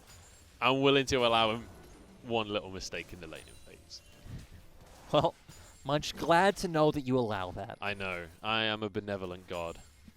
We do see watching over League of Legends with my gold badge on my chest, judging some of the best players in the world. I was going to say, well, back to, you know, the best region in the world, Joe. We do see pings coming out from WE going towards that Rift Herald. BLG's bot lane has just decided to stay bot, so we are going to potentially get some plates onto Jinzhao, get some gold in his pocket. Again, BLG just deciding to trade and say, hey, let's go for this late game. But Shinmo is starting to head up, but WE are too fast. And once again, Meteor, he's at the objective. He's seen what's going on, but there's no way that he can contest it. And another objective going towards WE, but with it being the Herald, it's not just about grabbing the Herald itself, it's about how can you use it on the map. What can they achieve with that? The great thing is we already see that Morgan has decided to recall and start heading bot, so he will be able to get down there, potentially stop this push from Jinzhao, and we could maybe see Jomung get some plates on him in return. Yeah, Jomung going to be moving up to grab some plates up in the top side of the map. And I like this from Missing. Stays a little bit further away so that that first turret will just, or the first plate, sorry, will all go into the pocket of Jomung. Also, cool thing to note on the mini-map is Fofo did look like he went and stole Beishang's Raptors, but him also being in Fog of War made it pretty dangerous for Morgan to walk up just until this last second. So nice adaptation from Fofo, coming out ahead and setting Morgan even further behind from Fog of War. I love that Morgan, though, still confident enough to step up just enough to stop that turret plate going down for a moment or two. Nature's Grasp used by ADD to try and deter the push, but one extra plate does go down, and now Herald has moved up to the top side as Beishang looking to drop that. And I think he will do so as well. There it is. Pretty confusing that Beishang decided to recall and hover with Morgan bot, but still just end up walking to the top lane to drop this Herald eventually. So seems like us praising WE for their management of tempo, they did kind of get a misstep, and you end up coming out even on the side of BLG. They just about beat out BLG on getting the first tower there as well. Obviously, the Herald took a lot of tower shots, so they won't be able to extend that lead any further. As Jinzhao will finish this tower off. Can take his time on that one because he knows he's not going to get the first tower goal. Setting up these compositions as we move into mid and late game, we have talked about scaling on both sides. Of course, we've said it a lot, the Azir, the Varus, the Maokai. The thing that BLG also has is a huge range advantage coming out. We're really going to need to see a good call of the Forge God from Morgan to, dissuade that. But on the side of WE, you do also have the Vladimir and the Ornn items. So Vlad will be our key focus, and how Teacherma gets a flank into the backline will be the decider if WE can take these mid and late game team fights. And I am curious to watch Teacherma on this Vladimir, because it's not a pick that we know him for. It's not a pick that you think of Teacherma with. It's more like the Pantheon. Here we go, teleport from ADD.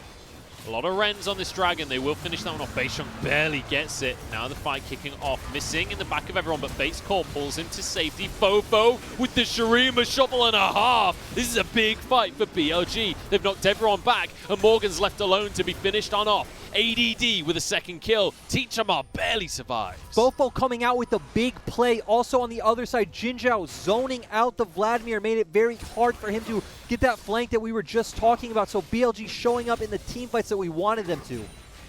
Really great stuff from BLG. 3-0 on the board. They lose the Dragon, but they're happy to grab themselves a mid tower instead, as well as a whole bunch of plays. In fact, might not actually be able to finish the tower. It's still very early on in the game, but look at the gold lead that they've got. 3,500 for them. And here we see Jinzhao zoning Teacherma up towards the top side as BLG are fighting on the bot side. Kind of awkward call of the Forge God coming out from Morgan like we talked about, but huge Emperor's Divide coming out from Fofo, making it really hard for the likes of WE to do damage, and then finishing off Morgan quite easily. Really nicely done, and Jomung can't really do much when his flash is down. If Fofo can find that combo, get the Emperor's Divide down, we'll be able to finish that kill off just about every single time. So Jomung needs to be careful with his positioning in these fights.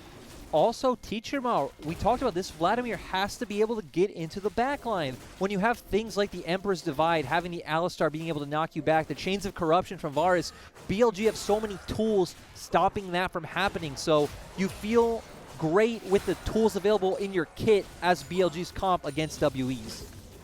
Maybe this is the game where they break the curse. Maybe a Game 2 win is what they need to win out a series. I don't want to get too far ahead of myself.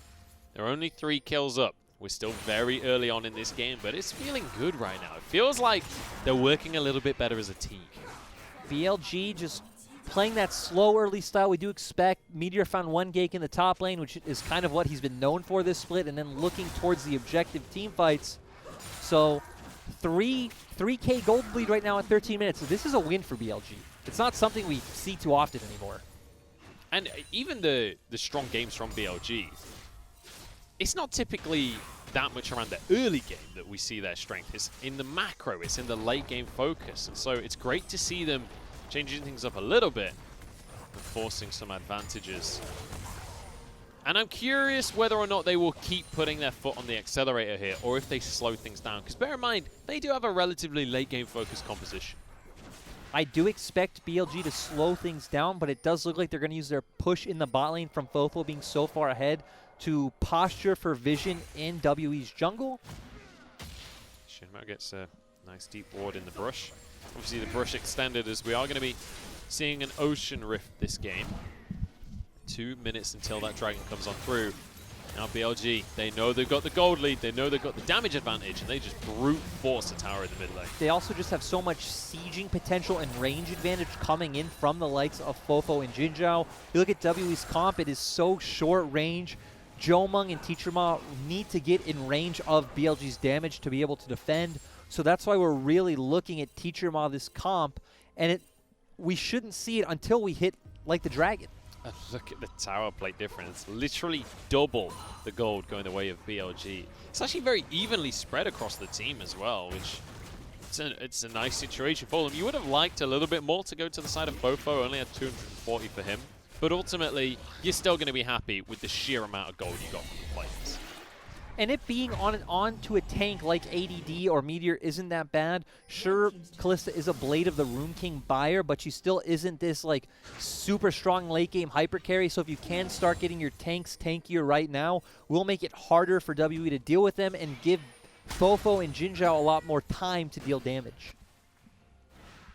Maybe that's what they need. You see Lost Chapter in the inventory for Fofo. Did go for the Nash's Tooth first, so he'll have a good amount of attack speed for these mid-game skirmishes. Is Drake going to be spawning about 30 seconds? Also, something I want to turn our attention to that we didn't talk about much is summoner spells. We do see Teacher Ma with the Ghost in the mid lane, which it will help him get onto the back line of BLG, which is what he needs to do. And Jinzhao picking up that exhaust, you know, trying to stop him from doing that, knowing, hey, if this Vlad doesn't get on top of us, doesn't explode with all of his damage, we win. Explode us with all of his damage. Why not both? I mean, he does explode, kind of explode. His sense. Tides of Blood is sort of an explosion. His Hemoplague's sort of more of a splash than an explosion, I guess. Yeah. Splash is a much better word. We'll see if he can splash his way over to the Ocean Drake that's just spawned. Beishang can't find his Sonic Wave, though. WE are acting like they want to contest or look for a steal, but Vladimir is in the top lane, so maybe Beishang just looking to see if he can hit the Sonic Wave, maybe into a Lantern from Thresh. They don't want to full-on contest this right now. They know they need to get more items onto their Vladimir, and the game slowing down once again. BLG picking up their first dragon. If they can get 4 oceans for an ocean, so that's really strong.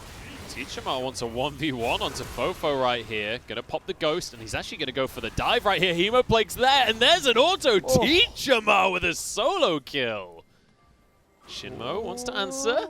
No chance. We were talking about the win conditions for these teams in team fights, but if you do end up making a mistake like Fofo did in the side lane, Vladimir will always be stronger in the 1v1, has so much more sustain. Oh, Beishang with the flash kick. That is beautiful. Jinzhao caught out, and the Rend will finish him off. Jomung now getting jumped on by ADD. A lot of damage from the Sunfire Cape. Jomung can't jump away from that one. WE saying it doesn't matter if you win the team fights. We're going to find picks through our priority in the side lane, and just great mechanical play coming out from Beishang, but still BLG able to answer one on the end of that. Comes out relatively even. Yeah, frustrating that Missing is the one that finishes that kill off as well. You'd have loved to channel that gold into Jomung, and then he gets separated from the rest of the team. ADD is able to just completely isolate him. Going into the next phase of this game, it really will be about BLG grouping up and taking pressure as 5. We don't want to see Fofo in a vulnerable position in the side lane like we just saw. And it will be about Teacher Ma getting that push since he does have the pressure and looking to roam first against BLG. Just great mechanics here coming out from Beishang, going with the kick flash, which is a lot more guaranteed. But still, we did talk about the low range of WE's comp, so then they had to get in range of BLG's damage, and they were able to pick up Jomung on the end of that. They also grabbed themselves the second Rift Herald, which will be able to secure this top lane tower for the side of Fofo. Beishang here alongside Teacher Ma. They will have to back away though, because there's a lot of members from BLG hanging around. I think they maybe want to start a fight for this one. They're trying to force the tier 2. Teacher Ma will have a lot of wave clear though. BLG probably should back off when they have ADD in the bot lane with teleport and Morgan isn't showing. You do have TP advantage. Let's make use of that. Push out the bot lane as ADD, and then I want to see BLG force the Rift Herald where Morgan either has to decide I give up a wave bot or I give up the Rift Herald. Now we're going to do that. ADD stay towards the bottom side, and now he's going to roam on up. Maybe look for a flank on this one. Beishang spots him though in the jungle. BLG posturing pretty aggressively here. They're going to clear away vision on all sides as WE now under siege in the mid lane. BLG not having many options to start a siege when all of WE is here. Aggressive positioning from Morgan there. Aggressive positioning from both teams with not a lot happening. Again, when you have tools like BLG does in this double TP and WE has no TPs available, I would like to see them abuse this.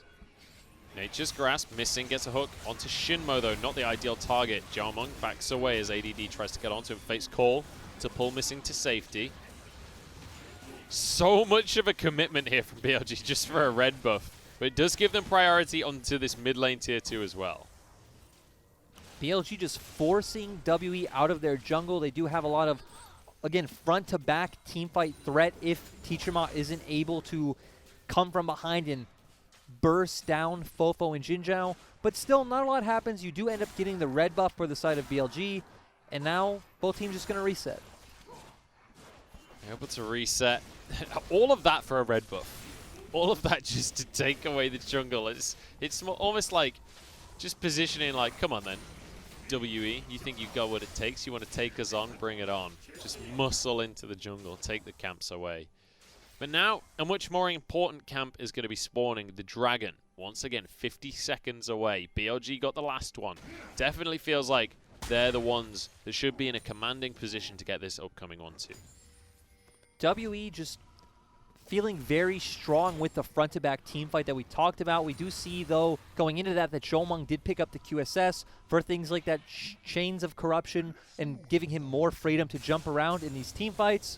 But the question will be, does WE even decide to contest right now when Vladimir only has one item? That's going to be one of the big issues. Does have the Fiendish Codex and the needlessly large rod. So working his way onto a couple of other items, but still, as you mentioned, just the one tier 3. So not all the best. Oh, missing. Barely goes wide onto Meteor there. And a pick onto Meteor at that moment, that's how WE could turn things around. This is how we saw them starting to try to find their way back into the game. Teacher Ma, of course, getting the solo kill on top. Beishang finding a pick in the mid lane. These are the kind of plays that we need to see if WE really wants to contest this game. And now we're moving on towards, you know, we're still in the mid game, but it feels like the late game comes a little earlier here in the LPL. Quite often, 25 to 30 minutes feels like the late game already. Missing forced away here. Especially with recent additions of things like turret plating. Here we go. Nice kick onto Jinzhao. That's an immediate kill. Varus down, and now onto Shinmo. He's tanky, but with Ren stacks going up and up and up. Here comes ADD. Morgan going to be able to walk away with his own life. Missing next target as Teacher Ma goes into the back line. Fofo flashes away with his life. Teacher Ma still surviving, but it's BLG turning the fight around. Getting chased on out on the Vladimir. Morgan forced to flash away. Vision still taken, but the Lantern pulls him to safety from Missing.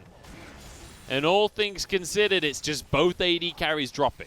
Jinzhao caught with his pants down, just kind of off to the side, left by himself. Don't know what he was doing there, but we saw what happens when, if Teacher Ma can't go and explode this Azir, Fofo just has so much protection. Morgan nearly getting dived by a Maokai there. Will walk away with his life in the end. Should be the mid lane tier 2 going the way of BLG. Hook onto Meteor. Might be able to finish this kill because Teachermar's here as well. Meteor gets the flag and drag. Phase Rush gives Teachermar a bit of movement speed, but realistically, they can't close the gap. Can't close the gap. They just don't have the burst right now. Sure, Vladimir is level 13, which means he does have 5 points into his queue, but still only one item, only one fully complete item, but great kick coming out here from Beishang. Once again, just catching out Jinzhao, but keep your eyes on Teacherma. We just saw he's just kind of scrummaging, moving around the back end of the fight, giving Fofo so much freedom to deal damage. And if they can't get onto Fofo, we just see the DPS from this Azir coming out huge. I didn't see quite how aggressive Jomung went during that fight. He was fine. He was chilling on the back line. He flashes under the tower to try and get onto Fofo. Literally committed suicide. You know, with the highs, there's to be some lows. True. We saw the highs last game. That is an aggressive vote from the Colonel right there.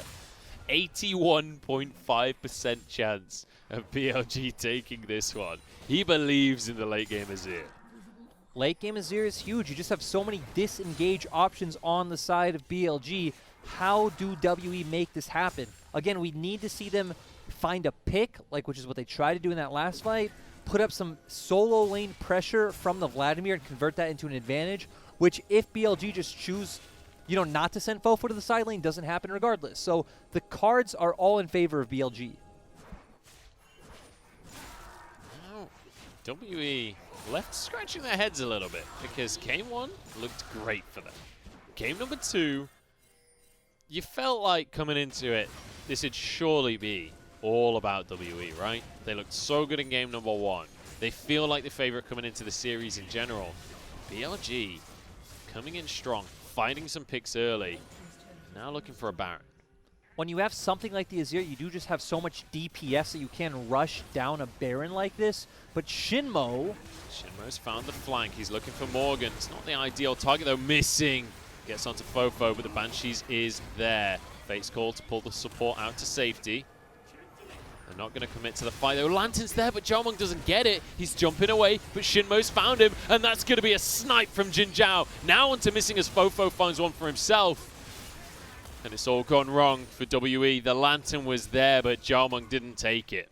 Jomung not able to pick up that Lantern, but great flank coming out from Shinmo. The fight didn't look like it was going to happen. Both teams started to back off, but still BLG got in there with the Cataclysm and that ultimate from the Maokai, and now they should be able to secure this Baron with only 3 members from WE alive.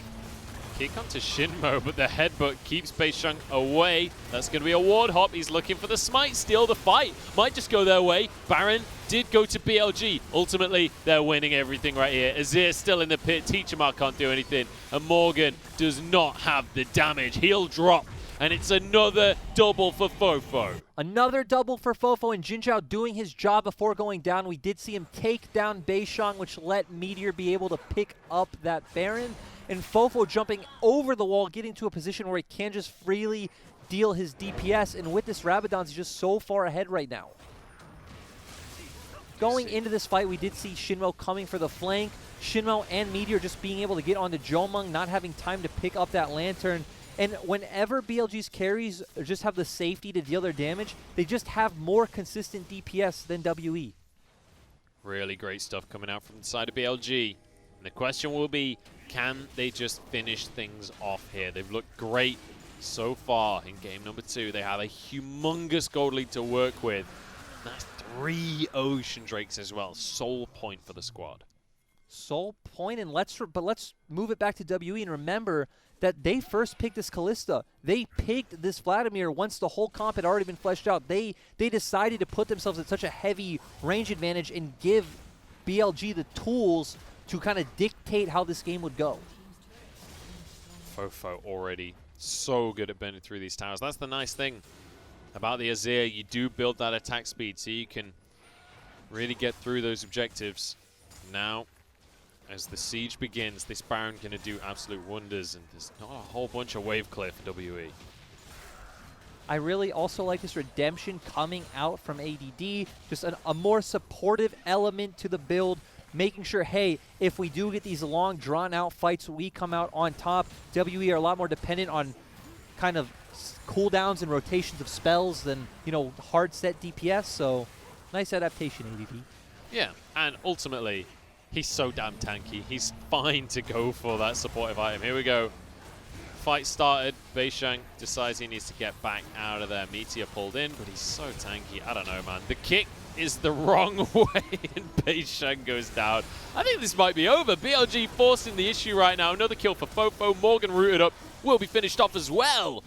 He actually does flash away to safety, but Jin Zhao won't let him go anywhere. Robin Hood is on the scene, and the arrow's taken, or the apple's taken straight off of his head. Now, the minion wave escorted straight to the base, and we said BLG, they've got a slow average game time, but they're looking for a sub 30-minute win right here. Game number 2 going to BLG, and we're going to a 3-game series. WE and BLG taking us on a ride we didn't expect, with BLG coming up big in a very fast win for them. ADD showing up huge, 100% kill participation on the Maokai. Really nice stuff coming out, and we criticize the Maokai pick. It's something that has had very little success in the LPL so far this split, but ADD showing that it can work. And, you know, we were questioning, is subbing in ADD going to make much of a difference coming into Game 2? Seemed to work out on the Maokai. We didn't think it would either. We said, hey, a change is nice. We want a change from BLG. Is ADD the change they necessarily need? No, but this Maokai pick was great. ADD playing great, and just BLG overall, I like the draft against what WE had picked up and just showing better mid-late game skirmishing and team fighting. Yeah, and it felt like showing better priorities as well in the early game, knowing where to be and what to do and how to find themselves a lead, because in game number 2 with WE having a bit more late game focus for themselves, it felt very much like suddenly BLG were able to get a little bit more control of the early game and find something for themselves. We saw both teams kind of draft comps that their only real aggressive options would be around the bot lane, but BLG's bot lane played safe. We did see Beishang trying to find plays there, but again, BLG's bot lane coming out really strong, just backing up, knowing, hey, our jungle's going to go find advantages in mid and top, and going into these mid and late game team fights, we have the easier comp to execute, and we feel good about it. And for the second game running, we have a very one-sided gold graph. What is this Maokai damage? What is this Maokai damage, actually? 21,000 from ADD. We said that this guy loves the gangplank. He loves to play the carries. Apparently, this is carry Maokai. This is that Sunfire change. We did see him get it relatively early, so being able to dish out that burn damage after he does CC a target, so ADD showing up with a huge surprise. I'm impressed. Honestly, I'm very impressed by ADD and this Maokai pick. Maybe I was wrong the whole time, because every single time it's been locked in, I've been criticizing it. I've been saying it's not that great. We're finally seeing kind of a bit of a glimmer of why it's strong, especially if you can run it alongside some strong carries. I do want to say with the Maokai pick and just ADD in general, that he was never the problem with this team, with them bringing in Kingin. It's just they're both good players, right? Kingin has shown that he's a very good individual player. ADD last year was also a very good individual player, and it creates this kind of rut of like, well, neither of you are bad, and neither of you really changed the team dynamic that much, but still, breath of fresh air with ADD coming in, looks like it did help slow everyone down, and they found the fights they needed. And sometimes that's just what you need, a different voice in the team, a bit of a different perspective on what's going on. A more veteran voice. More veteran voice too, yeah. ADD bringing exactly that and netting a win in game number 2 here for BLG. And I guess it's about time we figure out whether or not BLG are cursed after all. We're going to game 3, and we'll see if they can get a 3-game series under their belt. It's not looked good in the past. We'll find out if they can do it right after this.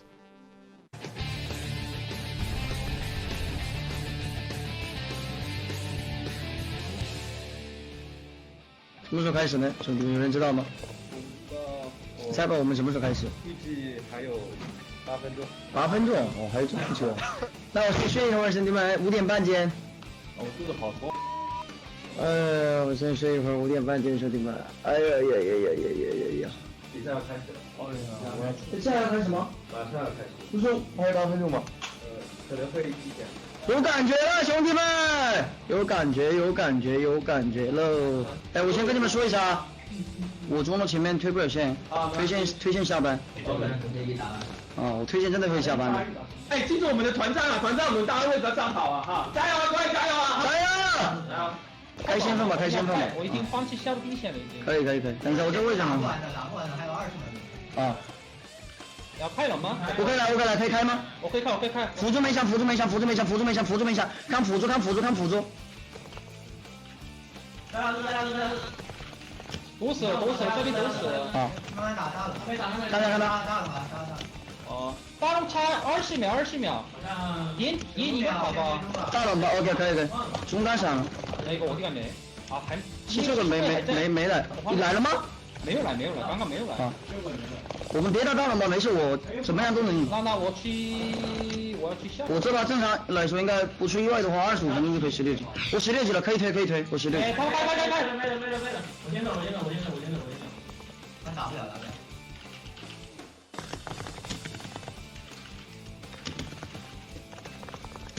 我看先去回，没有吃 ，OK， 没有吃，我可以扛着，哎，没吃我看，我随便打吧，一波。啊，卡着你好爽啊！姐姐下班，原地爆炸！别急团，别急团，别急，真的别急，加油！我迈步，看不住，不用，慢慢，没关系，慢慢，看大爷。放起位置。看大爷。一把，看 AD 没上。上吧。好，可惜，我不知道 GP 有没有 TP 啊。哦，走，这边打nice，兄弟们。大众，好。nice， 歪扑，这里。看 nice。看 nice。GP 没打，船长要来了。哎，到了，我会死的。走了，好，走了，走，黑猫，走。我没干，可以，注意船长桶，船长桶，没关系，我顶起来，带桶，注意船长桶，慢，船长桶，船长 A 吧，可以一波，船长没事，走，一波，他没用，对，攻击，先推线，不用管他，他没。OK， 我这边，Go，可以一波，看着王子宝，一个跳娃就超，对，超一个，去打了吧 ，Go，可以，帮，王子，王子死，慢慢，避一下走位，OK，慢慢，套，慢慢，急慢点，别急，我没劲了，慢，3秒 W， 慢，没关系，半 AD。套，要压着，套，你们猜，一波，打，一波，可以，手势，过年了，过年了，他说2季能越，我就说的，就这个说，我说2季的越了，可以越，做了没了，可以越，能越吗？越，我直接扣，我先，你先，他们不是特别好说 ，W，他就点错了，走啊，我点错了啊，别紧张，哎，你别成家的闪现，我跟你说，别成家闪现，我不玩了。开的人可以开的，开，我快。包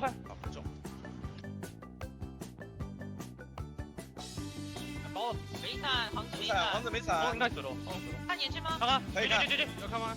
慢慢点，看，龙去，落了，出来，看，去，知道。眼雀，不到，先跑一下，打到小龙，我来了，我可以勾他，我可以了。可以啊，你跟我。我们2个猜，你们去小龙。过来过来。算了，一起去小龙。给我黑血。没血。应该给我点人头不？看你本事，波吧，一波吧，太慢了。来吧，冲嘛，冲嘛，冲嘛！对，你没血。看我冲！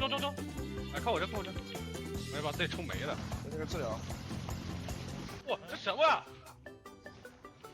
哇，你好。你好。哇，我没头。哇，下班。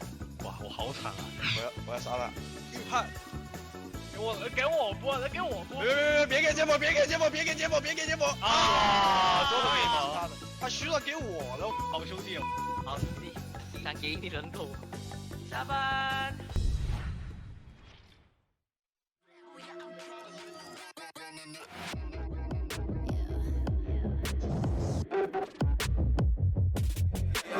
Moving too fast, time for moving in slow-mo. I'm a god, but I actually don't know. I mean, better put your pride aside.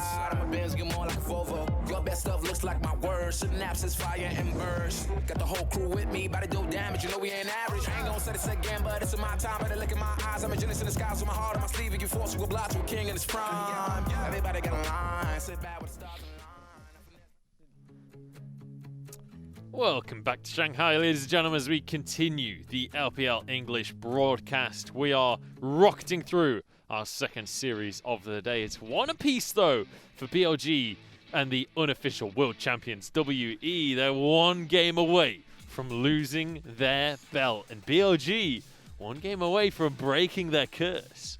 I was going to say, standings be damned. It's all about that unofficial world champion belt here.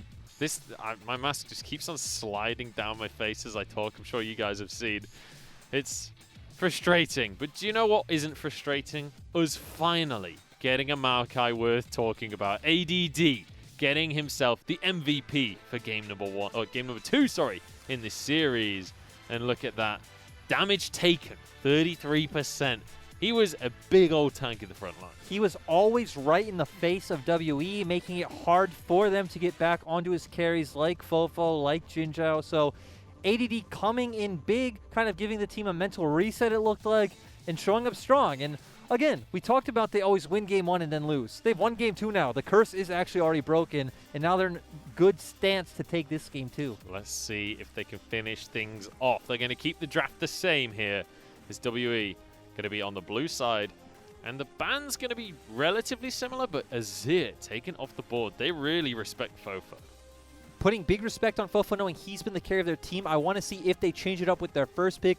The Kalista didn't work out, and now we go back to what WE was doing in early weeks. Blind pick top lane. This is why they preferred blue side. They were the first team doing this, and I really like it out of WE. And I love it. I love seeing Morgan on the Aatrox. I love seeing him on the carries. The Ornn, you know, it's fine, but I don't want to see it, especially for Morgan. Give me something where he can make flashy plays.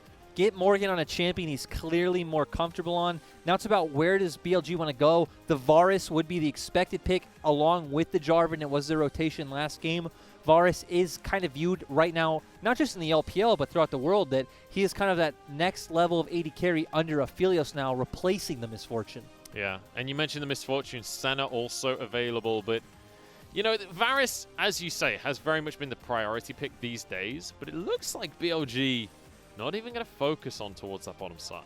BLG just saying, we like this Maokai. It worked in game 1. ADD feels comfortable on it. We set up a very good gank, and we're going to look for something similar. WE showing the Olaf is still open. I think it's been open this whole series, and both teams have just kind of strayed away from it. Beishang has always been a really good Olaf player. We've talked about Echo is his most played in LPL with 3 games. Here we go. Oh, here we go.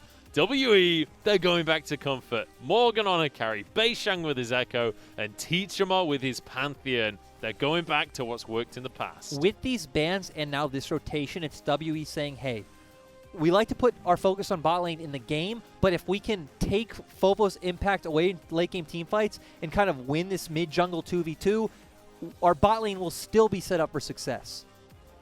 Now the AD carry we talked about will be locked in. It's going to be the Misfortune, though, opting away from the Varus, wanting a little bit more of the early pressure around these dragon fights. almost any option they would have gone for, barring the Ezreal, it'd be it's very dangerous against WE's comp, right? You have a lot of dive potential with the Echo and Pantheon. That's really the key word right there, dive. Mid-game skirmishing and diving. That's what WE want to do. So BLG just saying, hey, we don't care. We're in our own bubble. We're drafting for a late-game team fight comp. Yeah, we're drafting our comp. You can do what you want on that side of the board. We're just going to focus on us. But now as we move on to the bans, Varus, we've talked about it so much in this draft already. It's taken away from Jomong. We saw what he can do with that pick in game 1. And now it's up to WE. I was going to say, we know they're going to keep focusing Fofo. They've already shown it in this draft. Fofo's played so many champions this split. It looks like it's about 10. So they're going to just do their best to force him as far down in his pool as they can. Well, so far so good. Both of the characters that he's played during this series have been removed from the board. And we'll see where into his champion pool he can fall. Things like the Lucian still available, but you do need some AP damage on this team. Also, Lucian, Pantheon would have a lot of kill pressure in that matchup. If he does all-in Lucian, Lucian would pretty much just die. We still do have options like the Lissandra, which is a lot more of a neutral lane. I don't expect Fofo to go towards that. Their composition needs something high damage, so Fofo needs to pull out something new that he hasn't before, or he can go towards that Orianna, which we have seen him pick up once this split. Yeah, Orianna, a pick that we've seen smatterings of in the LPL. This would be a nice takeaway from BLG. It does give you the safety away from those dive champions that we talked about, and missing has been all about, we said, Hook City this whole split. So, but BLG don't care. I guess we already did say they're drafting in a vacuum. Yeah, it's about they've our got the comp, Javan not yours. Rumble. They've got the Javan Rumble, so it's going to be a very nice combo of ultimates that they've got built up for themselves. Worth mentioning, Senna's still available. We could go for a strong weak side bot lane here for WE with the Senna Tom Kench. We can draft Senna here. Jomong has played it once, but again, we consistently see it falling further and further down the LPL tier list. We are going to go towards the Kai'Sa, which still is more about late game and scaling. You do have more diversity in what kind of builds you can go after the buffs. And now it's just about what they want to pick up in the bot lane. Nautilus would be the best pick, considering, again, you have a very immobile AD carry in the Misfortune on the back line. Yeah, and really sets up the passive Plasma as well for the side of the Kai'Sa. When you're going for the Halo Blades build, it's all about getting the Plasma off and getting back out of there. Yup, you took the words right out of my mouth, but now it's I've all played it a bunch. And now it's about what BLG want to draft here. We've seen the Leona, them hovering the Taric. They have a lot of options into this bot lane. There shouldn't be much action with something like the Kai'Sa, but Leona has always been kind of the go-to. It's not really a counter pick, but it's like, hey, if you hook me, I'm tankier than you. I deal more damage than you in the early game. So just overall, both teams, like we said, drafting very different compositions. Both looks like they got what they wanted.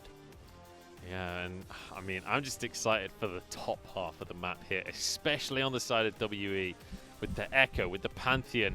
Massive, massive tower dive potential coming out from the side of WE, and especially with Morgan on a carry once again on that Aatrox.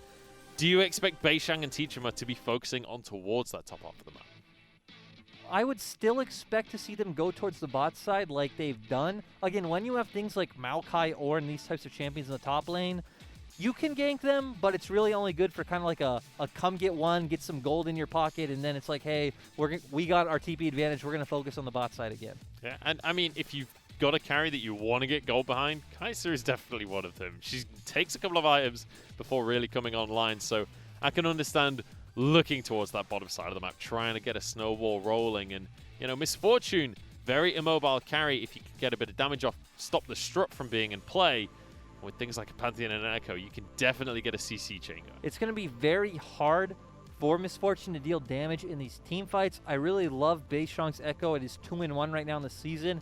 And he even goes for an interesting adaptation with a Dark Harvest, which is a lot more about scaling into the later stage of the game. So Beishang will be a huge player to keep your eye on in this game. Beishang going to be... I mean, he's always a player to keep your eye on when WE are playing. That's true. He's one of the big playmakers, and his champion pool certainly matches it as he brings the Echo back into the Rift and brings the style into the gameplay as well. The question will be, can WE find themselves with early advantages once again? Because in game number 2, they fell behind early, and it felt like they were just grasping at straws the rest of the game.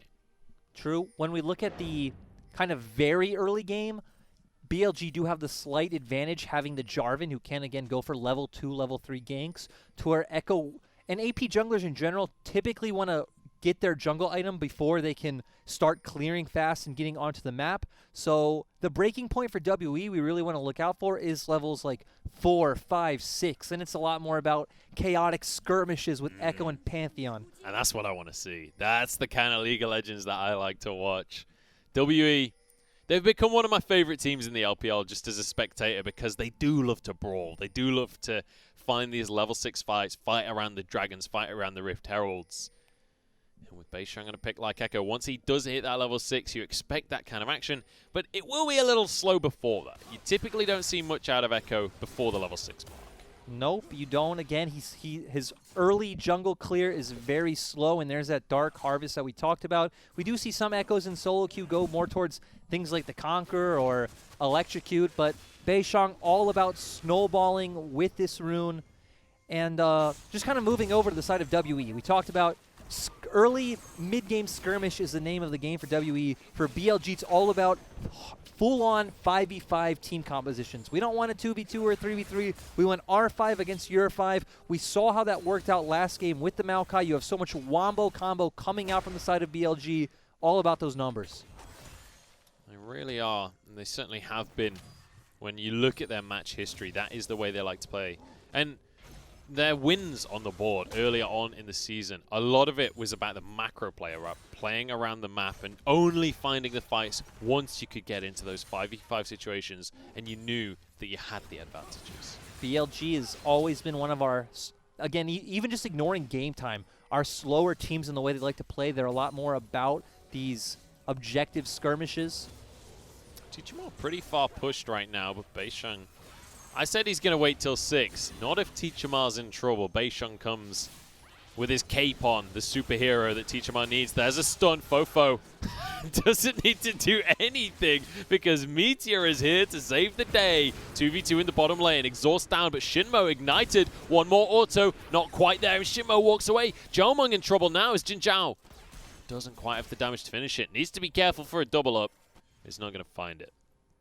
Oh, Beishang, he's in trouble now. Rolls away from the knock-up, though. Meteor gets the Z-Drive resonance and walks away. So we have a lot to cover. Back in the mid lane, Teacherma just being a bit disrespectful, walking too far forward. We did say that BLG's composition naturally... Shinmo's in trouble. Flash forwards from Jomung, but minions block the Q. It's 1-for-1, missing in a 1v1 with Jin Zhao, but you don't win that one. Not with the minions there. Jin Zhao going to chase Nautilus out of the lane. I would love to see the earlier skirmish, how Leona got chunked so low, but we did talk about Leona's much tankier than Nautilus. WE's bot lane is focusing on Shinmo, which is giving Jin Zhao the freedom to just hit Jomung, and again, you feel very good as BLG having that kill on your AD carry. And, you know, without a minion wave there, that's great for Jomung, but because he flashes forward for the Q, but pretty much all of that Acanthian Rain landed on the minions, Shinmo walks away. BLG just coming out ahead in that bot lane skirmish. Again, very different from how we set up this game with WE's bot lane being their main focal point.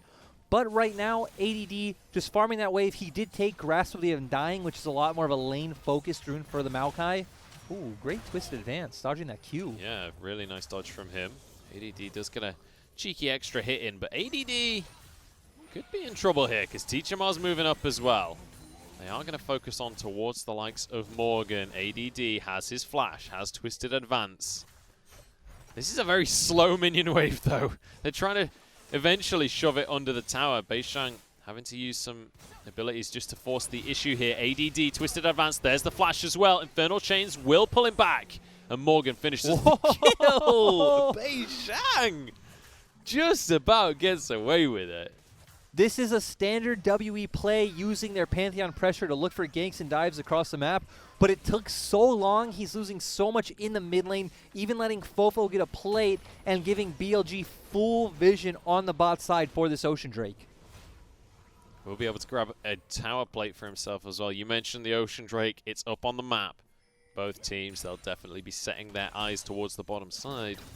And talking about the bottom side, we see BF Sword to a cull for Kaisa. Yeah. So Jin Zhao in a really good spot. It ain't pretty. That ain't pretty for the side of Jomung. And when you talk about the dragon fights, that's going to make such a huge difference. Kai'Sa with a Cull, going to have basically no impact. The only way that WE can get this dragon is if they have map control of the area. We do see that neither top laner has TP, so if it does come down to a Drake fight, they won't be involved. And kind of looking at setting up for what could happen, right now Teacherma is our player to watch on the side of WE. He does have that serrated Dirk for his item. And we just talked about Jinzhao with the BF sword, so both teams having very different damage sources.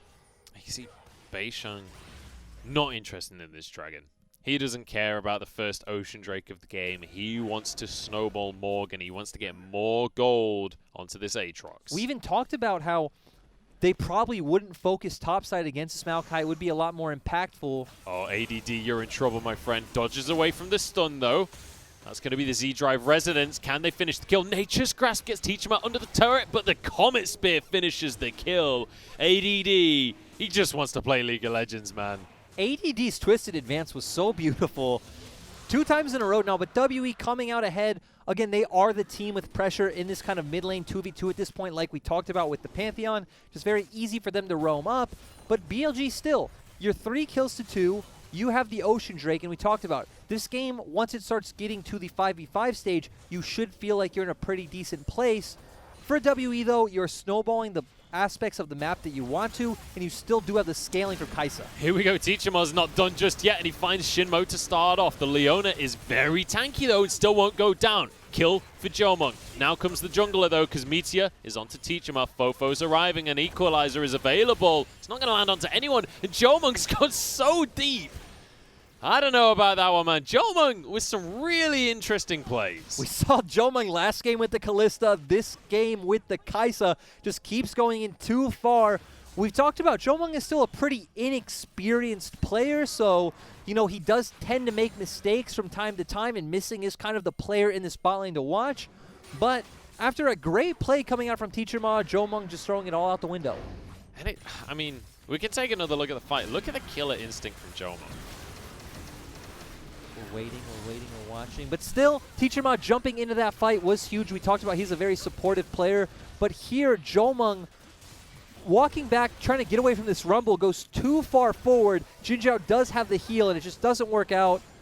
And the thing is, again, the second time this game, he goes deep, hits the Q. There's too many targets nearby. You haven't got the leveled up Q just yet, so you're not going to be able to just assassinate. I feel like Jomung is playing this late game Kai'Sa, but we're not at the late game yet.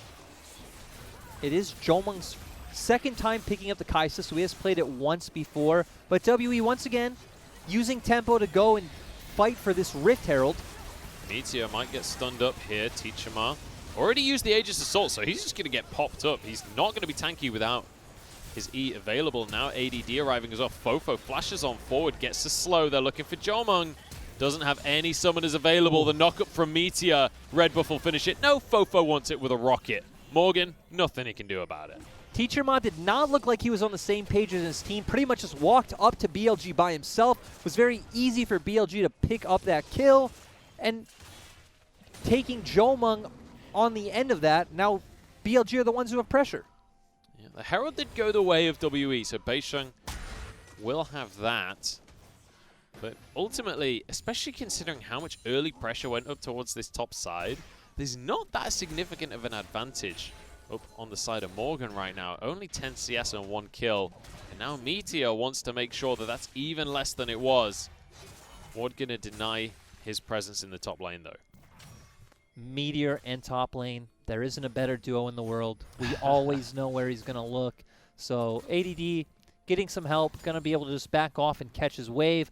But WE using this Herald towards the bot side, getting gold onto Jomung, hopefully to get him ahead so when he jumps in, he just doesn't die. Fingers crossed. The Acathian Rain needs to be leveled up as well because he's relying on that ability and it's not working out for him so far. We'll be able to get through a lot of these plates. I don't know if they'll quite finish it off. I think they will with an extra minion wave arriving there, but Shinmo and Jinzhao going to be forcing the issue here. And we'll get one more plate, but the tower will not go down. WE going to be able to walk away for free, but it does look like BLG are setting up for a play on the mid lane with Meteor heading over. Oh, World Ender comes out. ADD doesn't have any mana to work with, and Morgan won't go for the dive. Doesn't pull the trigger just yet. I say that. I was very wrong. He's going for the dive. ADD's in trouble. Flash away from the Maokai. Equalizer in the bottom side of the map is Teachamar on the front line right now. Hook onto Fofo, but Teachamar's fallen already. Bullet time is going to finish missing off. Although the stopwatch will keep him safe. Jiaomeng into the back line once again, and he goes down once again. Beisheng now finds himself alone as Fofo wants to finish the kill. Will be slowed up by the Time Winder. Beisheng walks away. 2 for 1 on the bot side of the map, and it looks like ADD didn't end up dying topside. We were just talking about how Meteor was making his way up. BLG using that hot pot combo very well and getting 2 for 1. Yeah, and man, Jiaomeng is just not having a good game. 1 and 4 at the 11-minute mark. It is really rough, and I feel like he's already in these rough situations, and he's trying to make the best out of it. And here we just see very good use of Cataclysm by Meteor setting up the ultimate coming out from Rumble. And then Jin Zhao being able to follow up with a bullet time, zoning off Beisheng and giving BLG time to kill Jiaomeng on the back end. But still, Meteor did end up going down as a result. Really rough start to the game here for the side of WE, and it's concerning, especially if you're Teachamar right now, because Pantheon is one of these picks that does really well when you're ahead. Snowballs like crazy, but if you start to fall behind, can really struggle to have an impact. And it's just a lot harder when you are the team that has to try and get onto the back line, and the enemy team is kind of okay to play these front-to-back team fights. Kaisa has fallen so far behind, she will pretty much be a non-factor until the 35-minute point. This Drake still going to be looking to go the way of WE. They're getting collapsed on. Jin Zhao not with his team right now. Beisheng relatively low. Nature's Grasp actually used very early on. It's just going to be enough to secure this dragon for the side of BLG. Nice objective play from them. BLG fine just taking it slow and use that Maokai ultimate to force WE off the objective. Again, we talked about how in these 5v5 team fights they are superior. So W recognizing, hey, this isn't the kind of fight we want to win. We want some chaos with our Echo, with our Pantheon, getting onto Jin Zhao and Fofo. That couldn't happen, so nice rotation coming out from BLG. And I want to point something out on the scoreboard here, because if you look on in a vacuum at the top half of the scoreboard right now, it doesn't feel that favored for BLG. Sure, they've got the dragons. That's about it. Beisheng going to smite away the blue buff. I think he might have sacrificed his life for this one, though. Pull onto Meteor, but we're going to be going off for a massive fight. Jiaomeng caught up in the Cataclysm. There's already 1 kill going down onto the side of missing. Jiaomeng falls. This is all going BLG's favor. With the health bars are low, Fofo might fall as Teachamar trying to finish this one off. The stun not there. Fofo will walk away with his life somehow. And Beisheng, it all looked like it might go their way, but then it all fell apart. BLG blew all of their key ultimates early trying to pick off Beisheng. It didn't work. It looked like WE were going to be able to come away with that team fight, but the strength of BLG's comp is just too much, and ADD and Meteor doing so much in these team fights. It's such a rough fight as well to watch, but I want to revisit my point that I made just before that. Look where the gold is, all on the carries of BLG.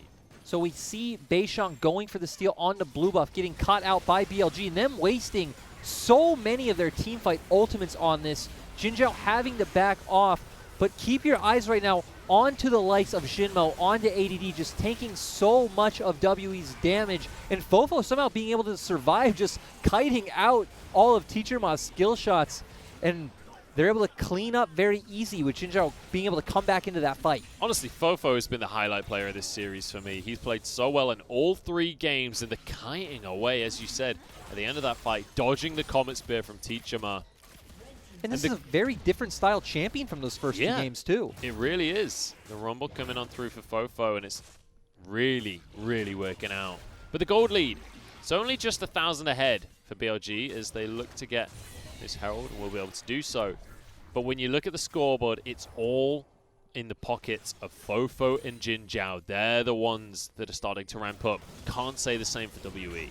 You were also pointing out before that fight that the overall gold doesn't really tell the story of this game accurately, to where, yeah, we've seen WE make some aggressive plays, but they've always kind of botched the execution a bit to where BLG were able to get more off the map. So now we're going to start to see some towers drop. Herald dropped up in the top side. First tower of the game did go the way of WE, but it will now be answered in the top side as BLG find one. They want to push forward with this Herald. They've got 4 members strong in the top side jungle. Beisheng here to answer, and the rest of the squad from WE moving over as well. An important thing to note too is that Teacherma hasn't even finished one full item yet, going that serrated Dirk and then trying to get his Black Cleaver, to where Fofo has had this Leandres now for a good few minutes and is already halfway to his Zhonya's.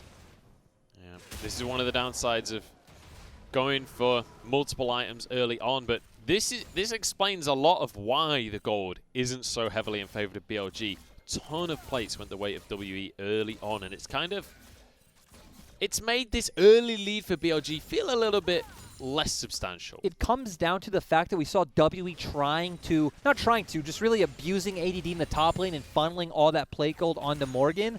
And BLG saying, hey, it's okay, you can go do that. We're going to get Vision Bot, we're going to take Dragon, we're going to do other things. And I want to revisit the bottom side of the map here when we look at the scoreboard, because Jin Zhao versus Jiaomeng, it's not looking so hot for this Kai'Sa. And I feel like I say this every single time we see a Kai'Sa in the LPL. It just doesn't seem to work out. And here especially, Jiaomeng not having a good game. 1-5 right now, up against the likes of Jin Zhao, who's 3-0-4 on this Misfortune, a much more standard meta pick. True, and going the Manamune instead of a newly popular build with the Essence Reaver and a lot more going towards cooldown. So he's even ramping up slower than, you know, a Kai'Sa otherwise could. But these slow picks in LPL just don't seem to work that well as compared to, you know, these full-on aggressive. Big dive in the mid lane, though. Equalizer comes through. Jiaomeng surviving, but Fofo dives on in and gets a double kill for himself. This is all going the way of BLG, because Jin Zhao is untouched in the backline, and Morgan cannot survive the onslaught. Walks away, but is finished off for a triple for Fofo. And BLG, who thinks that they're a slow macro team? These guys are forcing the fights. A decisive dive coming out from BLG. Who is this team? We see a great equalizer from Fofo. We talked about the Leandres and the damage he has, and Jin Zhao just able to do his job untouched. Oh, we actually get a bit of an answer coming through. ADD walks away, though. WE needed something there, and they just can't find it. Teacherma onto the back. He wants to make the play. Fofo, very low. The Comet Spear on cooldown, though. They can't finish the kill. Fofo survives. Everyone walks away yet again. Beisheng, though, he's not done. Neither's Teacherma. In they go. Fofo will drop finally, but Teacherma answered for. Voidseeker goes wide. Missing has gone too deep. And everything just traded back and forth here. That first time when Teacherma tried to flank, we saw the damage. Jiaomeng, what are you doing, man? I mean, that was... I feel like the best way to sum that up is just what you said. Jiaomeng, what are you doing, man? All series. I don't know, man. The Kai'Sa not working. Jiaomeng really having a rough game for himself. Another Dragon goes the way of BLG. And, you know, I like the attempt from WE. I like the gumption of trying to make these counter plays, trying to find something off the back of the fight, but it's just not working out. I do want to point out, this is why we saw WE start playing around their bot lane more, because when they stopped playing around their bot lane, I remember games like against FPX where we saw Jiaomeng and Missing on things like the Senna Tahm Kench, like the Varus Tahm Kench, where Missing's not on a playmaker, and Jiaomeng and Missing just end up going, getting caught out, getting dove over and over again, getting ganked, not positioning well in team fights. WE changed their playstyle to give them resources, so then when they made these aggressive plays, they had the gold to do it. They had the items to do it. But we saw them this game play towards Morgan, and that's where it all went wrong. Which breaks my heart, because I like it when they play towards Morgan. I'm still dreaming of the first couple of series of the LPL. But you know what? Jiaomeng's still the highest gold on the team somehow at 1-7-5. I'm not really quite sure how he's managed to achieve that, but there you go. You know, that last conversation also brings up that interesting conversation of what's better, covering your, like, you know, propping up your weakness or, you know, multiplying your strength. And for WE, it has been propping up their weakness. It has been, and BLG now weird to say this, but they're the ones on a timer. The late game, I would say, favors the likes of WE with the Kai'Sa pick. But I don't know. Am I wrong on that one? It all comes down to dynamic, because if it keeps being these front-to-back team fights, even with the late game scaling from Kai'Sa, if you land the big wombo combo at any point in the game, BLG win, right? But if we are able to get, again, more of a chaotic skirmish with Missing and Morgan in front of Jomung, who's able to deal DPS, Teachermon Beisheng diving onto Jinzhao and zoning him off, WE win. So it all comes down to who executes better in these team fights. Well, if it's down to execution, I'm not going to lie, I'm favoring BLG right now, which is not what I would have said if you asked me before this series started. No, not at all. We came into this with the story that this is BLG's time to continuously prove that they're a top team. Right now they're sitting at 5th. They could have secured themselves the 4th place spot in the league with this win, and BLG completely turning it on its head, finding out, hey, if we lose game 1, that's the actual answer. But no, in all seriousness, Fofo showing up huge this series. Maybe that's the answer. Just lose game 1 and then everything is fine and dandy. BLG, still the gold lead, not that significant. 3,000, I mean, 3,000 at 20 minutes in a vacuum is a pretty significant gold lead, but when you consider how hard teams snowball in the LPL, you look at a 3,000 at 20 minutes, it doesn't feel like that big of a deal, but it's where the gold is. And look Soul at Point. Fofo. They're also on Soul Point, you're absolutely right. Fofo 1, or 8-1 and 5, sorry. He is absolutely massive in this game. Rumble right now at the strongest point he can be, picking up that Zanya's, being against a triple AD team comp coming out from WE, and even Jinzhao right now being on a very hard-hitting 2-item spike. Missing just about gets away with his life, but the Solar Flare, they are committing to this Nautilus right now. Still has his flash available. Beisheng has to use his ult early on. Fofo could be caught. Teacherma stunned. They are going to try and finish off Fofo, but in the meantime, everybody falls. It's going to be one traded on back, but Jomung doesn't have the damage. And now Teacherma, he's going in with Morgan. Maybe they can turn this one around. They've got the bruisers to do it. They're focusing Shinmo, though. It's not the ideal target. Now onto the likes of Meteor, and Morgan's going huge. Meteor has to try and get away, but the knockups are going to be there. Flash comes on through, flag and drag. Suddenly, everything turns around. WE find a fight. BLG looks so good going into that fight with Beisheng and Teacherma jumping in at opposite times. Jinzhao wasn't even able to get off the bullet time. That fight went by so quickly, I don't even know how Morgan got on them and deleted that backline. Let's take another look, because everything was committed onto Missing right at the start. And we talked about that this is down to execution. You want to see Echo and Pantheon jump in together. Beisheng jumps in a bit too early, has to ult away. Now Teacherma's left by himself. But we do see Beisheng still over the wall. Jinzhao flashing in aggressively. And now let's keep our eyes on to Morgan. Comes in off the edge of that fight. And oh, Jinzhao just walks into the Aatrox. Great flash from Morgan securing that kill. But a bit of mis-execution coming out from BLG. But still fantastic play from Morgan to, capitalize on that. Really nice stuff from Morgan. And that's what we want to see. He was given the carry. He was given the resources. Yeah, he's living up to that in these fights. And I'm glad, because damn, do WE need something in these fights. Morgan might be the answer. And now, this is Soul Point for BLG. A very important fight for WE as Beisheng is looking for the flank. Parallel Convergence will be available. So is his Chrono Break. In he goes, looking for Fofo. Shinmo stunned. Oh no! Knocked up and taken down. Now Shinmo, what a bullet time onto Morgan. Barely survives with his life. ADD flashes for the kill. And BLG find the perfect fight for themselves. Jomung has nowhere to go. A 9th kill for him as BLG double WE's kills. Great flag and drag coming out from Meteor. We saw Beisheng wasn't even allowed to use his ultimate, set up a numbers advantage very early on. And again, we talked about it. This comp needs to delete the carries. They weren't able to get on the carries, and BLG just played better. And now they're rewarded with a Baron. Forget Soul Point. They'll just send the jungler to do that one by himself. And while that's going on, they walk on up towards the Baron. Missing wants a 1v1. He's on the Nautilus. Looks to deny Soul Point, and they will be able to do so. A little bit greedy here from the side of BLG. They do get the Baron, but with everyone TPing in, maybe Soul Point can be denied. Teleport from the side of BLG, though. They recommit to the play. Beisheng is here. Maybe WE have bitten off too much here. They go for the re-engage on the fight, but BLG are here to answer. Fofo knocked up. There's very little follow-up, though, missing. Forced out of the play. Beisheng chrono break early on in the fight. Morgan now chased away as Teacherma goes on to Fofo. Can't finish off the kill, and now he's forced away as well. Meteor back onto the Dragon in the longest fight ever, but Jin Zhao finishes off the mid laner, and the Dragon goes down. Soul the way of BLG. Beisheng chased out, and nothing that WE can get. BLG picking up that Mountain Soul, just making that team fight last long enough to where the members of WE got split up. And we talked about it. Name of the game for WE is coordination. They're not coordinating their engages together and going in at the same time. BLG will always benefit.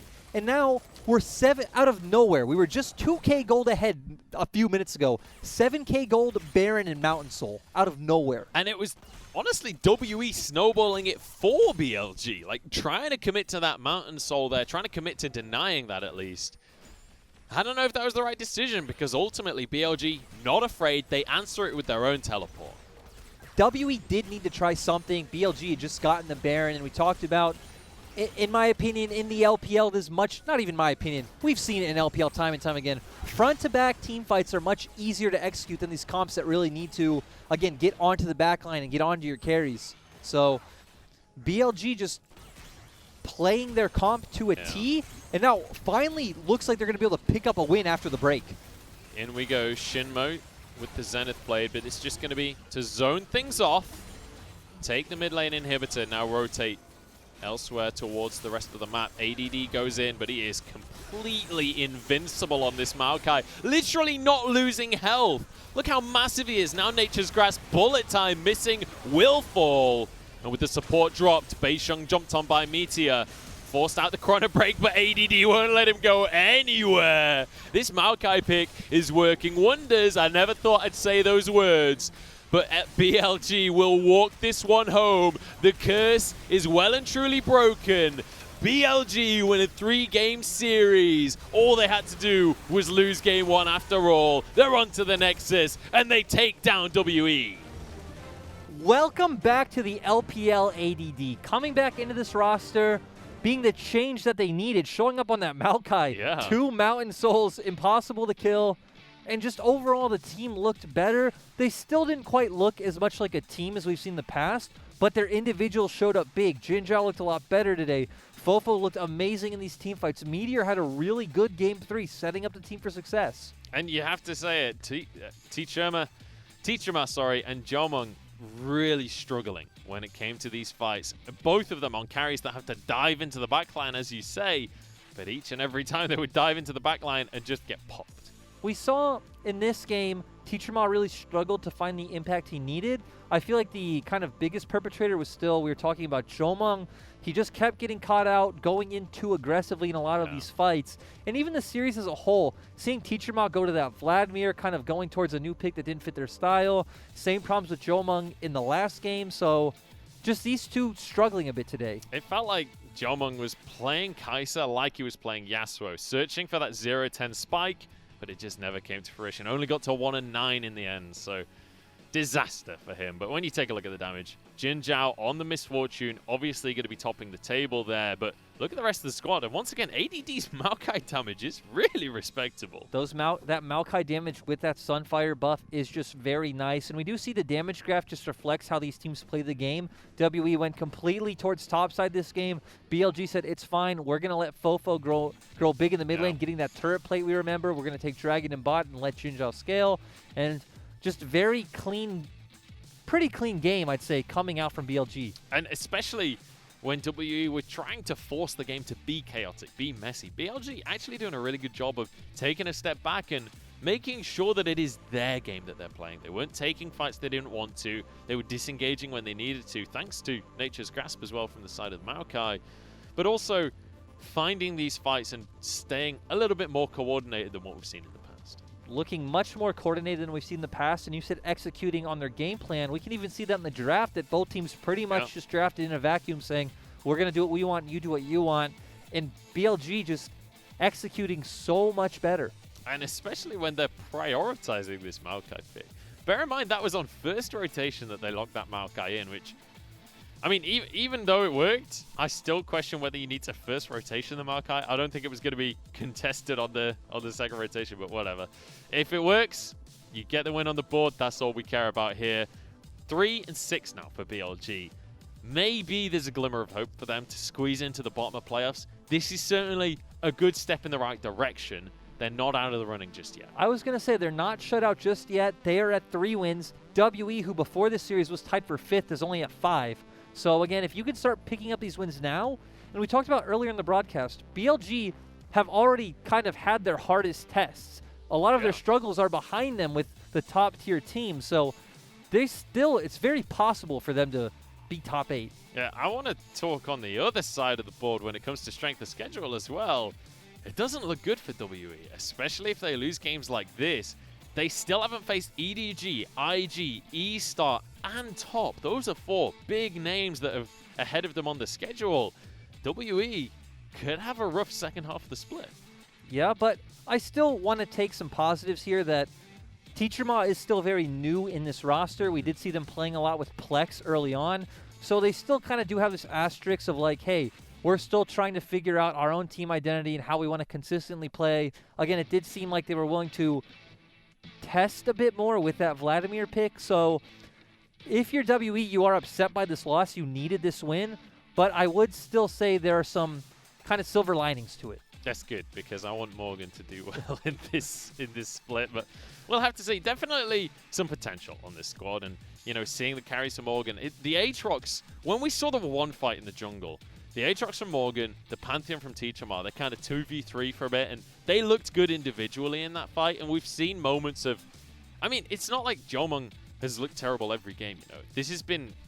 It was an isolated game where he looked particularly bad on this Kai'Sa. And I would say that pretty much everyone that's played Kai'Sa so far in the LPL hasn't looked great on the pick, so I wouldn't necessarily blame the pick and blame him for the entire series, but that game in a vacuum did not look good. That game didn't look good, and we talked about this, that WE early on those first few weeks were trying to play a lot more on Morgan, and it really did expose especially Jomung and at the time Plex. WE swapped it up more recently, started playing around their bot side in their mid lane, and they look so much better. So them in this series kind of going back to what didn't work is the most confusing part. Yeah, trying to go back to the drawing board. I guess it was because they went back to the comfort picks as well. Went back to the Echo, went back to the Pantheon. Not focusing around the bot side though, and it didn't pay off for them. Let's take a look at our MVP for this series. It was Meteor in the end. 82% kill participation in the 3rd game. And that's his 5th MVP as well. He has always been, we've used the term a lot, franchise player, but that's what he was on BLG. They built this roster around him. Well, again, we saw BLG going for decisive, aggressive dives. That's not what this team is known for. We saw him setting up a lot of these engages and peeling really well for Jinja, which isn't another statement you would use about Meteor typically. No, not what you would expect. And it's interesting to see his 5th MVP. This was their 10th game win. That means he's MVP in 50% of their game wins. He is. He's just playing so well. We saw right there him with the flag and drag onto Beishang, allowing BLG to just delete him and have this 4v5 team fight. He has been one of the players that, again, when we talk about BLG's struggles recently, it's really hard to just pin it down to one thing, but their struggles as a whole have made them all look worse. We know Meteor can be an MVP level talent, and I'm glad he was able to show it in this game. BLG showing a little bit of what was expected of them back at the start of the split. Glimmers of hope moving on towards the second half of the split, and we'll see if they can keep that ball rolling. But that is going to be the end of our 2nd series of the day, which means we're going to be jumping into a break. We've got one last series to go. It's IG against Suning. We'll see how that one's going to go right after this.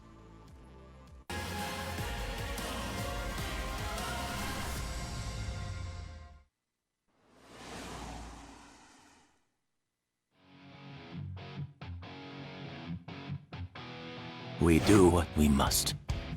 这波想法很好呀，对吧？你一边出的魔抗，一边出的护甲，我换一下。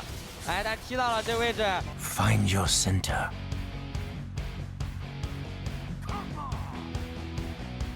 很危险啊，可以追。魔眼过来，应该要打个闪现了。放红车，哇，直接阿 Q 完全不给机会。哎呦，而且这边奈塔还交出了一个死亡闪，哎呦，小花生秀起来了。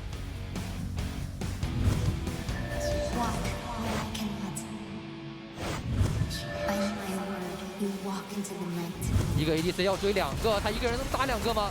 自己身上来一个断破，断破在吸血，还在吸，他还在吸，打出一个绿叉，这边是皇子，已经被红马给烫死了，一个打2个，这个厄菲琉斯呀，人间修罗。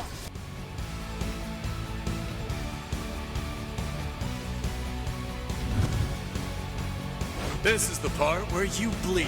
这波逼了705，哎有705的一个，这边感谢 OB。是有一个 OB 的眼，看一下眼位来了，就是那个眼睛，踢了下来，要找机会，但是这边有一个针眼，哎，有个眼是看到了，看到了这边。This is gonna hurt。这边要找楼肯被爆了回来，楼肯这个位置能不能走？自己这边倒死了，已经要赢下这场比赛。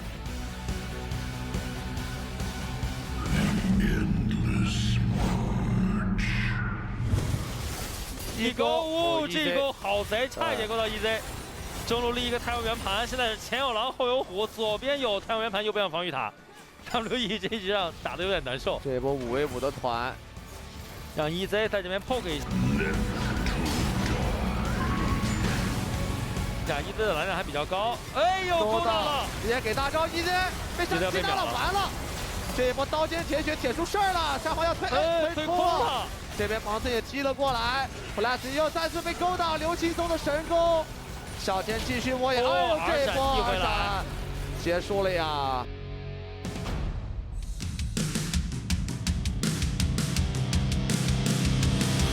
Master yourself, master the enemy. 白盾成功开出，他拖延了一下时间，泰坦在正面和鳄鱼双双开启10闪尾石板甲，女强子大招被中断了。于景的这波输出环节非常不错，一下 A 在了哔哩哔哩的心上，这波 OMG 要一波这场比赛。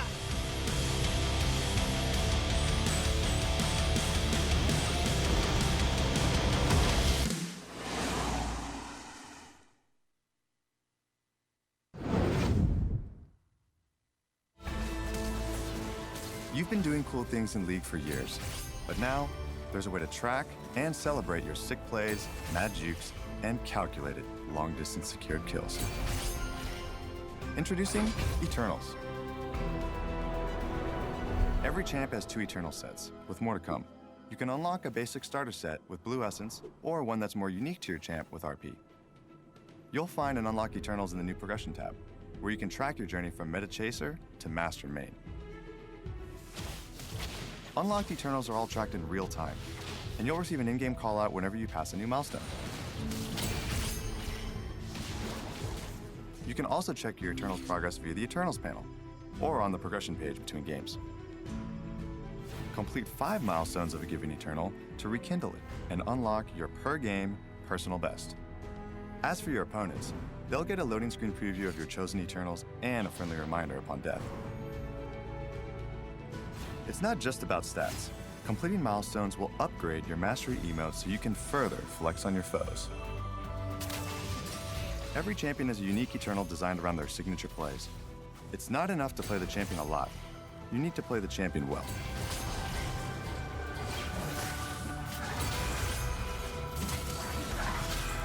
Eternals are live now on PvE and set for launch soon. Check out the FAQ/dev article on lol.com for more info.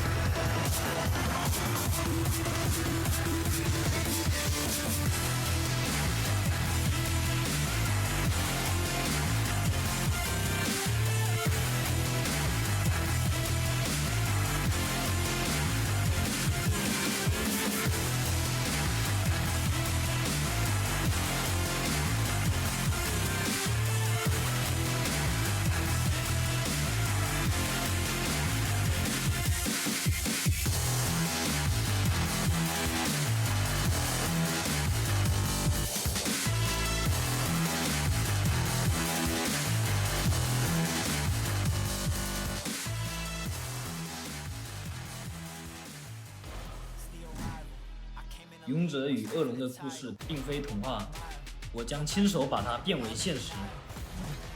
别让我逮到机会，我会是最终的赢家。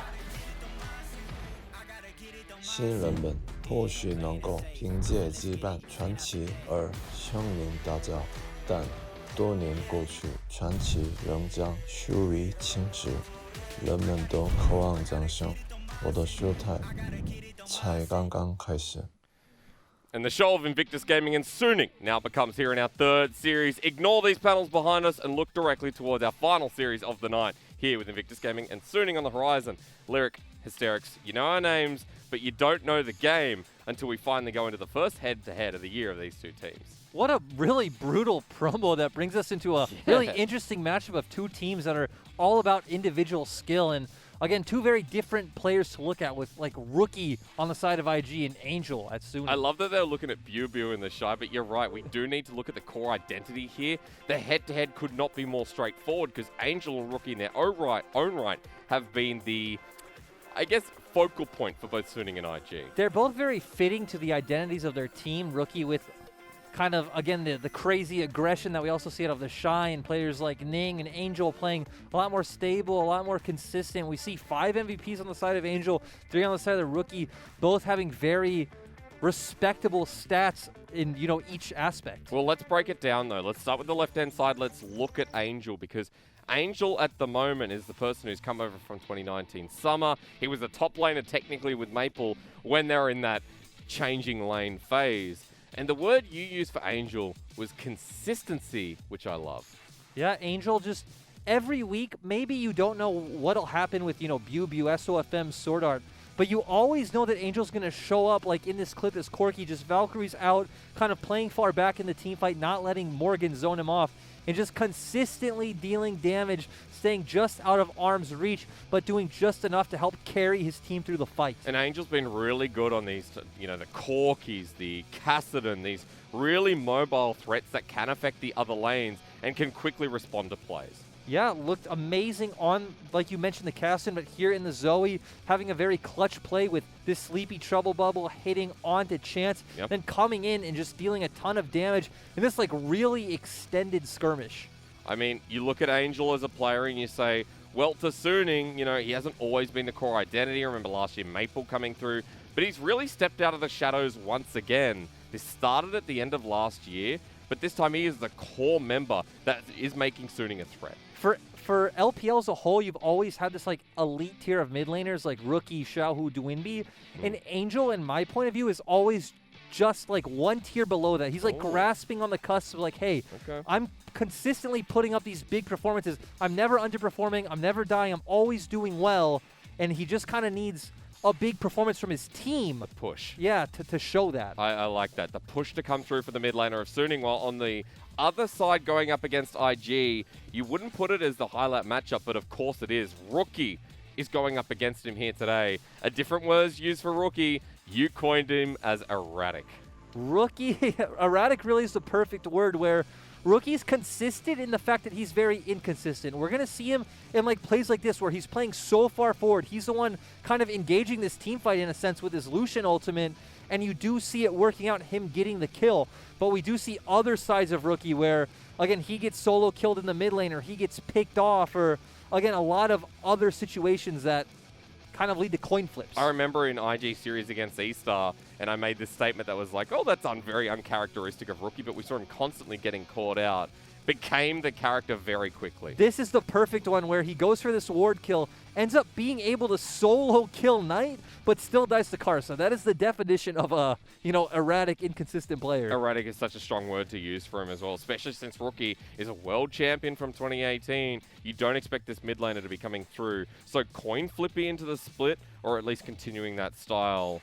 But what we saw in the last series, and because of Rookie's erratic behavior, we saw that IG can bleed. Now, this is going to be wrong on my part. I do apologize. It was actually a 2-0 from E-Star where IG took their first loss of the split. It was actually me and you here casting that game on the day where eStar just showed, hey, we're going to continue doing what we've done best, play through bot lane, abuse Puff and Southwind, and IG just didn't have any answers. Because IG, at that time, were considered to be the fan favorite, considered to be the best team in the LPL. Now we have a lot of questions, and that's why Suning, a team that has been able to challenge some of these other top-tier teams, are provided with a much greater chance than I would have first thought. Another part of that, too, is we just talked about eStar punished them through bot lane. Yeah. When you think of Suning, their strong point is bot lane. They have BLG, who's very similar to Xiaobai in a lot of sense. You're going to leave him on a tank, leave him to his own devices, and play around bot side. That could be the recipe for Suning to find success. Because look at Suning's bottom lane. It's Huanfeng and it's Sword Art. Sword Art was the hyped-up player coming into the super team alongside Maple and SMLZ in 2019 spring. Huanfeng has become a big part of this new team and has actually been a really good AD carry to watch. Huanfeng has been amazing, and another interesting part to this matchup is that he comes from IG Youth, IG's developmental LDL team who won the LDL. That's right. Won it with Lei Yan, who is starting on the side of Invictus Gaming today instead of Ning. So we got a fun matchup where ex-teammates are actually going to be versing each other in game number 1. It's going to be really interesting, it does always add a bit of flavor and a bit of a grudge match when you have two players who just recently performed together. The Shy in the top lane, Lei Yan in jungle, Rookie mid, who we talked about extensively, Puff and Southwind, the rising bottom lane duo, with BLG starting this game in the top lane, SOFM in jungle, Angel mid, Huanfeng in AD carry, and Sword Art as his support. An interesting thing about IG bringing in Lei Yan is he's a lot more known for being willing to pick up these like farming style junglers. His 2 games on the Kiana, and he did play the Nidalee already this split. That's right. So it really changes the dynamic for IG. But also remember that Lei Yan was the Sejuani player last year when he came into the roster originally. That is the first ban from IG, who are once again on blue side. Now, fun fact for everyone out there, IG last year, very heavily red-sided team. This year, they have been prioritizing this blue side, and it's definitely going to be their choice here at Game 1. The Sejuani ban, going back to last series where Suning did pick that up 3 times against WE. So kind of an expected ban. And we already see IG going towards that first pick Varus. It has been Puff's most played champion this split and a very high priority in LPL. I mean, what I've seen from IG so far is their high priority has been Varus first pick or the Rumble first pick. So IG have their choice of the litter, and they're willing to leave these other OP picks. They don't go towards the Ornn first pick here, Lyric. Not going towards the Ornn. Thank God. Suning had a choice to make. Do we ban the Kalista or do we ban the Rumble? Which specialty do we feel more? And we've talked about before that BLG is a pain point on Suning, but I'm going to hold that point for a minute. We're seeing Zyra Khan in the LPL. This is not a typical bot lane out here. First rotation red side as well. Huanfeng loses his MF, his most played AD carry, and resorts to this. So Zyra Khan is a lane that's kind of viewed as a more scaling option through the early game. You don't have a lot of kill pressure up until you do hit like a level 6 point, but does give you a lot of safety against something like the Varus' Chains of Corruption. So that could be why Suning decided to go for this duo. But this does fit the style of Huanfeng, who's already played like the Draven, the Jhin. Unique picks, hang on. Okay, change lanes. Is that a Varus mid? Yes. Yes, it is. I mean, I guess with the Shy, it could be Varus top. But, oh, yeah. But this is what IG do. IG draft around getting comfortable lane matchups for their players. They do completely counter-pick this Zyra Khan with Caitlyn Morgana, which will just crush this bot lane. And ignore the Renekton because we don't know who he's going to be facing just yet. Let's focus on the Caitlyn and onto the Morgana. The only other duo lane that has played this in the LPL's SMLZ and Cold. A comfort pick for SMLZ, but Puff and Southwind, I didn't know they had it in them. This is not the typical style that IG would play because this demands a lot of resources in the bot lane, and that's not how IG plays. They play towards the Shy. It could be because of the jungle change as well, where Ning always prioritizes the Shy, Rookie in their solo lanes. With change in jungle, IG have shown a bit more versatility in the past. Yep, IG have shown more versatility. This does also open up interesting options for a Siege comp. We've already talked about that Lei Yan has played things like the Nidalee, which kind of would suit this like pseudo poke comp with the Varus and the Caitlyn. True. What else could you add in there? We're going to get rid of the Elites for now, and if you thought that was coming on Summoner's Rift, you are wrong. But for Suning, they've already banned away the Rumble. I want to see if Suning go and ban out the Jace here, which we have seen IG pick up this split. Rookie in the last replay that we saw. Yeah, looking great on it. And as Lian, you'd still have great options like the Gragas. We already talked about the Nidalee. There's the Nidalee. So smart ban here from Suning. I like that their read on IG, pretty accurate here in game 1. Suning having a very good grasp of IG, which, you know, you should when IG's played the same way since 2018. True. So glad to see Suning's coaching staff kind of come out with something new in the Zyra Khan, but still familiarity with IG. And what has been a crazy draft to start us off here in game number 1. Let's see how it develops. We've already got a Gragas ban, so IG tunneling down on SOFM's jungle pool. SOFM might have to pull out something new here. The only champions he's played that he still has left are things like the Trundle. We do have the Olaf still open, which has always... Lee Sin? Lee Sin is... Yeah, it could work, but it's something he hasn't picked much of this split. Again, Echo would be something he has not pulled out at all. Especially since there's no AP damage in that team already. So, hey, SOFM going to be showing us that one. Needs to equip... not Ignite, Smite, by the way. The thing I like about the Echo here is you do have a lot of options how to set up with that W with your CC from the Rakan and the Renekton. So there are some options to play around with that, which is very good. Saw it in the last series with Beisheng once again. I'm curious about the rune choice. I'm going to hold. You were talking about the poke comp, or the siege comp, excuse me. Now, Ornn will be locked in. So I guess Varus definitely mid. Or hang on, we don't know yet. I would assume. If you would assume, right? The Shy would be in a very dangerous position playing this Varus up in the top lane, being pushed so far forward. But I guess we haven't seen... He demands the Callista ban on red side every time. He's like, hey, let me show you the Varus I was going to say, we have seen this out of the Shy before. And this is so different from how IG even playing the game this split, if they do, which they will, put the Shy on Ornn and play through bot side. Yeah, it'll be an interesting, I guess, rendition of the IG with Lian. Final pick here for Suning, though, when they've already started with an interesting bottom lane duo. What goes mid? Are you going to do it? Angel Talon. Oh, it's in. It is in. Now, let me tell you one thing. Angel was known for picking these ambush-style champions. The person that ambushes the best in League of Legends is the mid Talon. He's always been great on these champions that have globals, and Talon has a pseudo-global in the sense of how much mobility he has in his kit. Yep. And this is just going to be really exciting because when you have an 80 carry versus assassin matchup, sure, we expect a rookie to be able to win early, but Angel will outscale in this matchup. And you look at how squishy IG's composition is with 280 carries and the Morgana. He'll have a lot of targets to look for in these mid-late game skirmishes. I am glad, though, we do see the Varus in the mid lane, although it would have been fun to see the Shy up in the top lane with it. It will be him on the Ornn, so we're a bit more normal. But it is already a very strange opening to draft for IG. The double 80 carry with Morgana, you're right, different direction entirely to what we normally see. IG have strictly played around topside this split. We've seen Ning hover there a lot. We've seen Rookie constantly look for dives around top lane. Yep. This could be like you said. They bring in Lian, and they're like, we lost to E-Star. Maybe we want to be a bit more diverse in our play style. Let's try this out. Let's enable Puff and Southwind to be our carries. Really good point, because in that E-Star series, they got destroyed bots so hard that the rest of the map fell down. And while the Shy was earning victories in game 1 over the Maokai, E-Star teleported bot and continued harassing that lane. And we saw IG fall to their knees for the first time this split.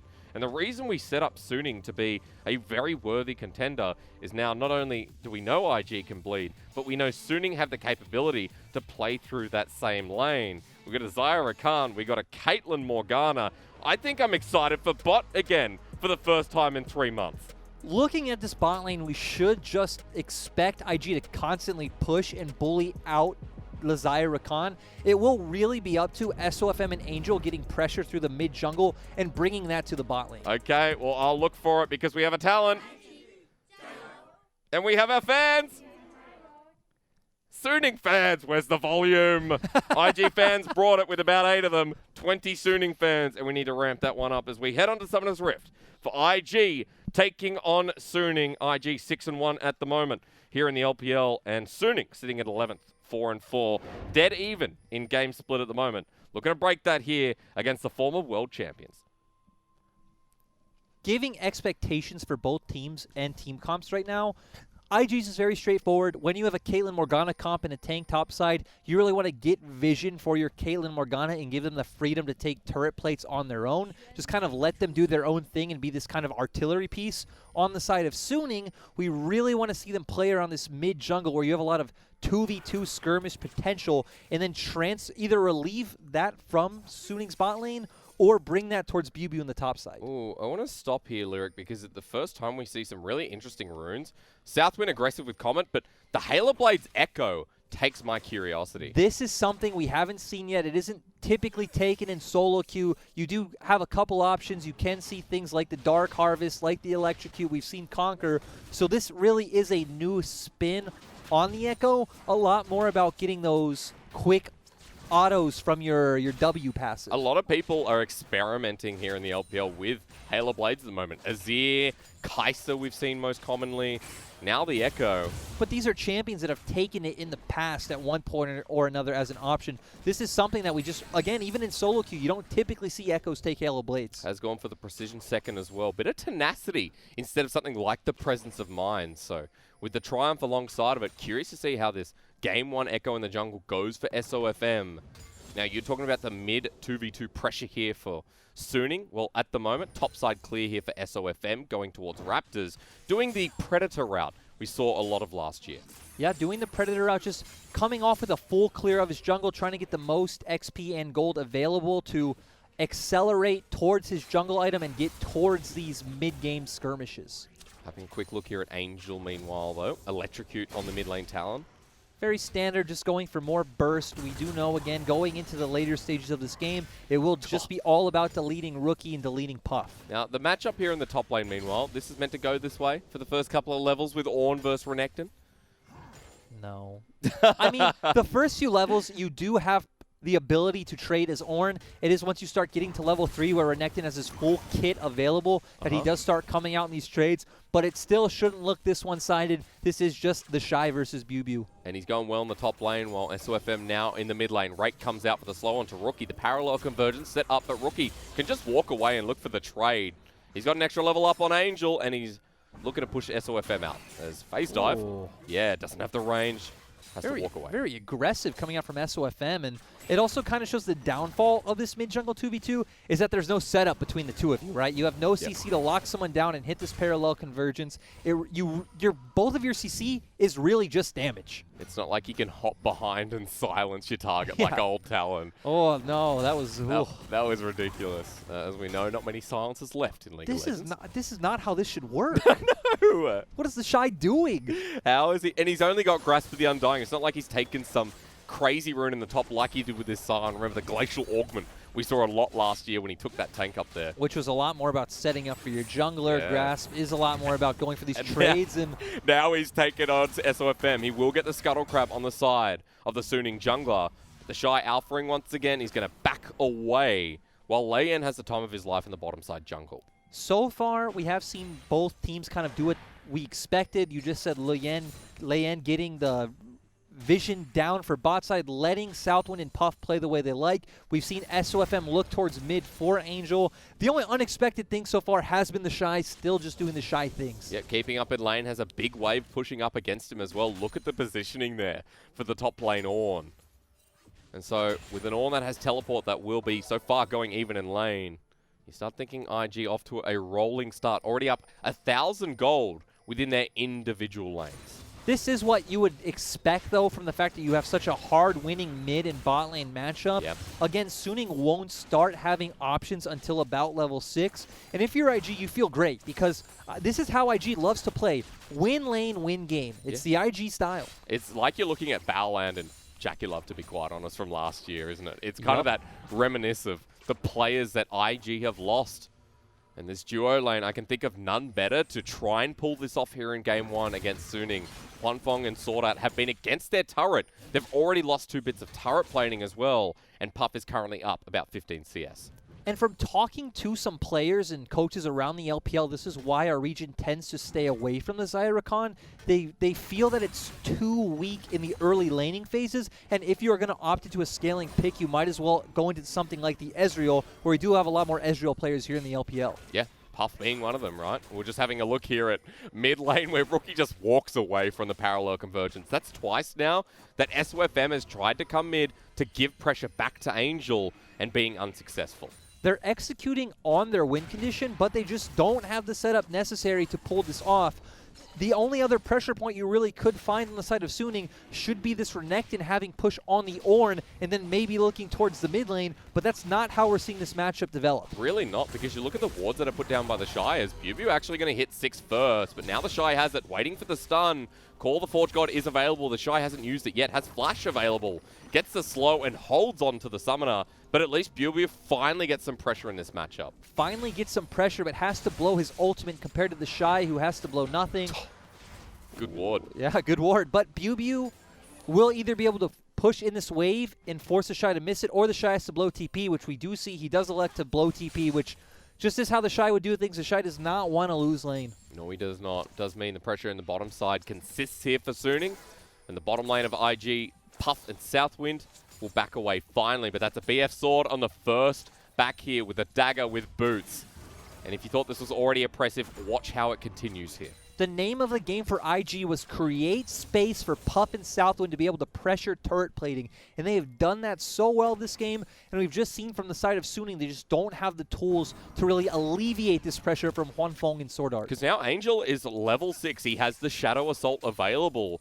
And with the ability of Assassin's Path to create his way to the bottom lane, you'd think now Suning would be able to look and just abandon this lane in the hopes of securing something else. The hard thing will be, though, if you do just leave the lane against something like a Varus, you'll have a very easy time pressuring these turret plates. You do the same as bot. Yeah, and if you try to all-in him, this is why Varus is such a... Ooh. Yeah, hang on. SOFM straight away into the Chrono Break. That's an ultimate down for Lei Yan coming in with a kick. IG just doing so well using their pressure from winning lanes. As we were just talking about, even if Talon tries to go for some kind of solo kill onto Rookie, Varus does have the Chains of Corruption and Rookie to pick up Exhaust. But what is this? Lyric, why is the Shy behind turret? I don't know. BLG having a bit of a hard time. Now 10 CS for now as the wave is crashing in. There's no answer for this. Because Lei Yan is the top side with Rookie. They've forced out SOFM with his ultimate and it's like, now what? Now we're losing the top side as well while Puff and Southwind are conquering this third turret play. All of our IG fans must be so happy because this is pristine IG. Pick a bunch of winning lanes. I mean, pick a lane that's even not winning, make it a winning lane, and just take absolutely everything on the map, almost turning this into a 2K gold lead. I bet Huanfeng is like, man, I went over to Suning. I wish somehow I could move into that IG organization once again. Big reminder to everyone over on the LDL team that won 2019 summer on IG Young with Lei Yan, who's jungling in the first game here for IG. We see once again SOFM trending towards this mid lane. Again, they know where they need to get pressure. They just can't find it. Is going to go for this invade. Maybe SOFM should start changing where he's looking. Start trying to get pressure through this Renekton lane and then transfer that to the mid lane. I know you've really wanted to see him topside, but he's still here. It's just not, what you've been doing is not working, right? And you need to find a pathway into this game because if you just allow IG to walk all over you, it's just going to get harder and harder as the game goes on. Because right now, Lei Yan doesn't care. He's up in CS in the jungle, so losing a couple of camps on this bottom side. It's a start for SOFM, but it is not a means to an end. Lei Yan, remember, while we were talking about those lanes, did pick up the Rift Herald. He has it in the back of his pocket. And he could use it in any of these lanes and get a good result. It's pretty strange to think and see that we've seen the Lee Sin just hard farming and focusing on objectives as the Echo has been constantly trying to get these early game ganks off. But it just fits the way that IG drafted for this game. And Southwind going to spot out Sword Art and Huanfeng in the bottom lane. SOFM is coming as the Dark Binding misses, but a bit of trading back and forth here. Good ward here in the Tri-Brush will spot out SOFM as he moves to the bottom lane, even though Angel is coming as well. You will have the black shield from Southwind, so you don't feel too much pressure from this. We do see it right there. And Chrono break out. Now, Angel's here, but flash in. Here comes the ultimate. The Shadow Assault's there, but Southwind flashes out before the Ignite kills him. We're looking at the top side because, hang on a minute, ultimate comes through from the Shy onto BLG, and he gets spanked for first blood. Ornn versus Renekton, apparently the counter matchup. There's no words to be had here. The Shy just doing the Shy things against BLG. BLG has been one of the pain points for Suning since he's been on this roster. And just watching this, just hurts. The pictures tell 1,000 words. Look at the bottom of your screen. The Shy and Bubu, that's exactly how the thoughts are going around right now. And off the back of that solo kill, off the back of that first blood, the Shy up 20 CS in an Ornn Renekton matchup. Up 3 bits of turret plating as well, while Bubu has none. It's like we saw in that pregame clip of the Shy saying like, hey, I'm the legend and I'm still going to be the legend. You can't take this away from me. And he's just showing it in this game. And a lot of people have been saying that, you know, the Shy is really in form in Spring. This showcases it once again, as even IG's bottom lane is succeeding here. First turret blood over to Puff with 510 gold and a hell of a lot in the back pocket of IG. Sword Art now into Rookie. Flash away, but that's a flash for a 4K gold lead. And another dragon. IG getting what they want. When you draft Caitlyn Morgana, you don't want to find early game skirmishes or team fights. You just want them to sit in front of the... Oh, no. 2-0. IG's way. Suning had used their opening to get that flash from Rookie. Was a decent trade for what you consider their draft and not having the opportunities to create anything. But Sword Art just at the wrong place at the wrong time, not realizing that IG were on that dragon or not respecting it. And then just very easy pickup for IG. And meanwhile, Rookie just harassing Angel in the mid lane. The flash forward with the parallel convergence gets the stun finally. Third time's the charm, it seems, with Rake coming in. Angel still lives. Layan trying to come in the nick of time, but Chrono Break is still available. He forces it out of SOFM. The phase dive to re-engage. Sword Art now rejoins the play, but he died mid moments before. He's backing away before he dies again. This is why we use the word erratic for Rookie. We see... And again, it's not an insult either. It's a positive and a negative. It's what makes him such an amazing player, but also leads him to opportunities where he gives these kills. But 40 CS ahead right now on this Varus.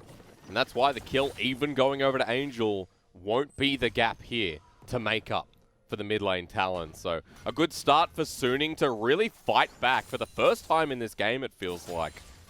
But they need more. Sword Art going for the engage. Good Black Shield. It's as easy as that. And that's why we saw the Caitlyn Morgana picked against the Xayah Rakan. And we just kind of looking at the items real quick, we see Umbral Glaive coming out for Rookie. It is just a very cheap item, allows you to control vision, scales very well into the game with that utility. The Shy, of course, getting that Sunfire not cape. again. Dominus, call the Forge God. But the Shy, it's ult for ult right now. Gets the clap onto Bubu once again, but he's tanking turret for maybe a little bit too long. Trade in favor of the Renekton with SOFM in the top lane. Did look like he was hinging on Call of the Forge God hitting and him also getting that damage from Sunfire cape of when you hit some CC, the burn coming through. But SOFM... Now, on the Shy, you just saw it moments ago. And no Iceborne Gauntlet. Parallel Convergence coming in. The Shy has no mana. He has the flash available and gets out immediately. But SOFM wants to follow this up. He has himself the Time Wand and the damage. A much-needed kill again going over to Suning. SOFM abusing the opportunities that IG are giving to them. Again, IG playing ultra aggressive, which has put them 3K gold and 2 dragons ahead at this point in the game, but TP. Okay, with this TP play, Bubu doesn't have the ultimate, but he has the flank as Southwind gets engaged on, while Rookie just gets destroyed by Angel. The Talon finally coming into fruition as Layan takes one himself. One Funk left without a support, but SOFM's coming in for the flank with the Blade Caller that comes through. This is Suning's fight, and it shouldn't be. When the early game goes wrong, call in your solo laners, they'll bring it back right for you. This is what we talked about with Angel. This is why he has 5 MVPs on this roster. He finds the opening onto Rookie. Great play also coming out from Huanfeng, and they're showing why they are a team that you need to respect, that they have a similar level of star power to IG themselves. Angel was the big player at the end of last year. Angel has become the big name on this roster at the start of this one. And what was a 4K gold lead has now gone down to 2. 15-minute mark, and Suning have found a window in this game when we thought it was all over. And we see it here, great flank coming from Angel, Bubu coming off the TP, yep. Just talent things, and here, keep your eyes on Huanfeng, because he just plays it so well, setting up his feathers, getting that flash for the CC, setting up for SOFM to come on at the back of this team fight, and Suning as a team just being able to clean up together. After IG was so successful, this is a great look. A really, really good look. Still behind 40 CS in the mid lane, but now the 2 kills mean something here for Angel. Now the 2 kills in jungle mean something. And Rookie being caught out. What do you want to use? What word do you want to use for that one? Because Rookie was way too far forward. I don't want to use the word greedy. Overextended? Erratic as usual, I'd say. But hang on, Talon's getting 1v1 by an Ornn. A 2-item Ornn at 15 minutes. Angel now ulting, pops the ulti, and the Shy only just misses. Angel's out. And of course, lethality a lot more useless with the more armor your target has, so Angel's not going to be able to kill the Shy anytime fight soon. In 3 different lanes, though. Let's look mid for now. Puff and Southwind getting engaged on the Redemption comes through as they look to take it while Layan is trying to 1v1 Bew in the middle of a big minion wave. Layan gets the kick and 1v1's the top laner as a big Lee Sin. The fight stops in the mid lane and IG will be advantageous for that trade. There's just so much going on. Layan staying around the bot lane, picking up that kill onto Bew after him blowing his cooldowns to kill Rookie. And the Shy just forcing Angel all the way back to Fountain. This is like dealing with a Fiora or something in the side lane. The Shy has now bullied out Angel. He assassins paths all the way back to base. And the Shy pushes in the turret, starts roaming around, dominates the topside jungle. No, he doesn't have the teleport to contest for this dragon, but he's walking down ever so slowly. Does he need the TP or anything to contest for this dragon? I thought he was just going to solo push all the way to the Nexus. Maybe he will be, but Layan, yeah, question mark. Shutdown given. Over to the 3-0 Talon. Now they got a problem. Suning just... This game is just so back and forth with each team abusing the other's mistakes. And now Angel, look at this. Lyric, what does a Talon do well? Gets behind the enemy team, and IG know that. They back away. They give away the first objective to Suning.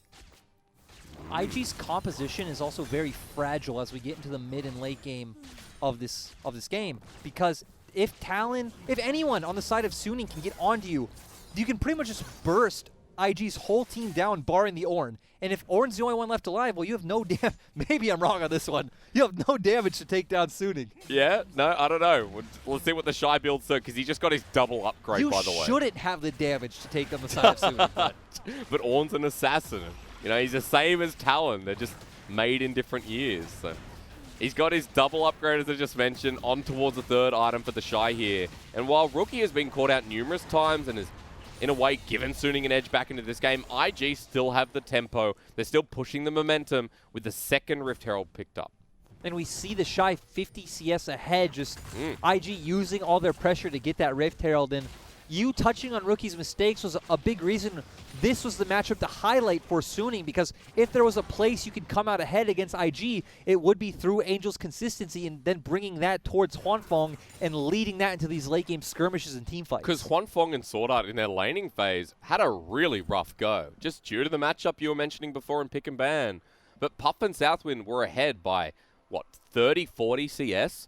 Huanfeng is now caught up. Essence Reaver, BF Sword in inventory, while an IE start from Puff with a Zeal. They're comparable, and they really shouldn't be after the early game went so well for IG. They're comparable, but Xayah has a lot more team fight options in her kit with all of her AoE and her ultimate, to where Caitlyn is much more of the single target damage option. So you're feeling really good if you're Huanfeng right now in these skirmishes. Suning as a whole are feeling good. Look at this. The engage comes again. The ultimate misses from Rookie. And Puff is just dead. He doesn't have his support next to him. And now for Layan and Rookie and even Southwind, they're getting engaged on with the Talon ulti, spearing them in the back. Redemption to come through. But it's Suning's redemption here in a team fight that they shouldn't have won. But maybe it's not over yet. Layan going in once again. The parallel convergence stuns the Shy as he gets a 2-man knock-up. Southwind gets the lockdown, but where is the ADC? And where is the mid laner? They're dead, and so is the jungler. IG thought they could take it, but the Shy, you're confident when the rest of your team have already hit their gravestone. IG's composition just being so fragile. If Suning can get on those carries, they just delete them. Great flanks coming out from SOFM and Angel taking down IG's carries. And good to know that I was right. If you take out those carries, Ornn does not have enough damage. He does not have enough damage. Doesn't matter how many good ultis or knockups he gets, there is no damage left over. And this game, a game that just has been so back and forth. Now we see what Suning can do in a 5-man group. Now, again, to your point, how fragile the IG damage threats are, is making this look pretty damn good for Suning. And touching on something I really like about Suning is Where Suning thrive is chaotic skirmishes, which is what this composition is best at. Suning aren't necessarily this team that does very well in like set formation 5v5s because you have so many members on this team who aggressively like to go in, like SOFM, like Sword Art. So when you get them on these picks that can just kind of all do what they want freely and interact independently, we see Suning shine. When Suning play compositions like this, it reminds me of like a, you know, really different style of IG, but in a sense more the play style that we've been seeing from Suning, where I mentioned this to you before broadcast, actually talking about this on stream last night, where Suning in their past series have been looking really, really sluggish and have been taking these long games where you're like, we're fighting, we're forcing mistakes, we're going to make the same play over and over. And that was very much like IG of last year for me. It was or even now. Pretty much the same. Another similarity they have, and it's why I think Suning's so good at skirmishes as compared to team fights, is they really let their own skill expression show through. They're a lot more about their individuals rather than what they do as a collective, which is obviously how IG's always played. Yeah, the difference is that IG have had to reformat a little bit with Puff and Southman coming into the roster. This game, the goal was towards the bottom side. And again, it looked successful, but now you got Angel on the side lane, while IG are trying to push the limits here with Ornn down the bottom lane. All 5 of them, in fact, looking for the push. They will be able to get this turret, and they are setting up to have pressure for the Drake. But look where SOFM is on your mini-map. Now he's on our screen. That's super deep. Angel, meanwhile, in the mid lane looking for the push. IG are not stopping. IG aren't stopping, and Suning need to be able to find a flank. They're giving way too much to IG and are so late on the rotation. All right, SOFM has cornered off their retreat path. Angel's here as well. Leian dodges the engage, goes up towards the Shy, and zoning out from the Ornn here onto Huanfeng. The Shy is by himself.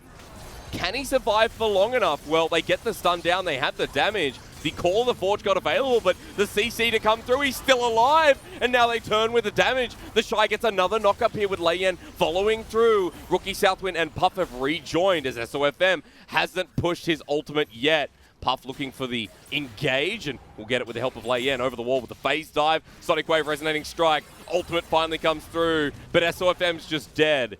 That was a really long engage trying to kill this Ornn. And this is the only way it could work for IG. They had the Shy tanking all of Suning's cooldowns to by the time the rest of IG got there, Suning has no tools to try and get onto IG's backline. An interesting fight, to say the least. It's just IG things. They make things happen that shouldn't happen. They were so deep. They got the inhibitor turret, by the way, at the end of that, and they've gotten a Cloud Drake off the back of it. To set that up, tell me. IG might have made something happen that probably shouldn't have with how this skirmish worked. With again, we see the Shy aggressively walking forward as his team's going back. Tanks almost every ultimate cooldown on the side of Suning. One bit of CC. Yeah, he's just, look how fine he is. Another ultimate coming out from Talon, and now they have no tools to jump onto Rookie, to jump onto Puff. The shield from Southwind as well. You can't kill him.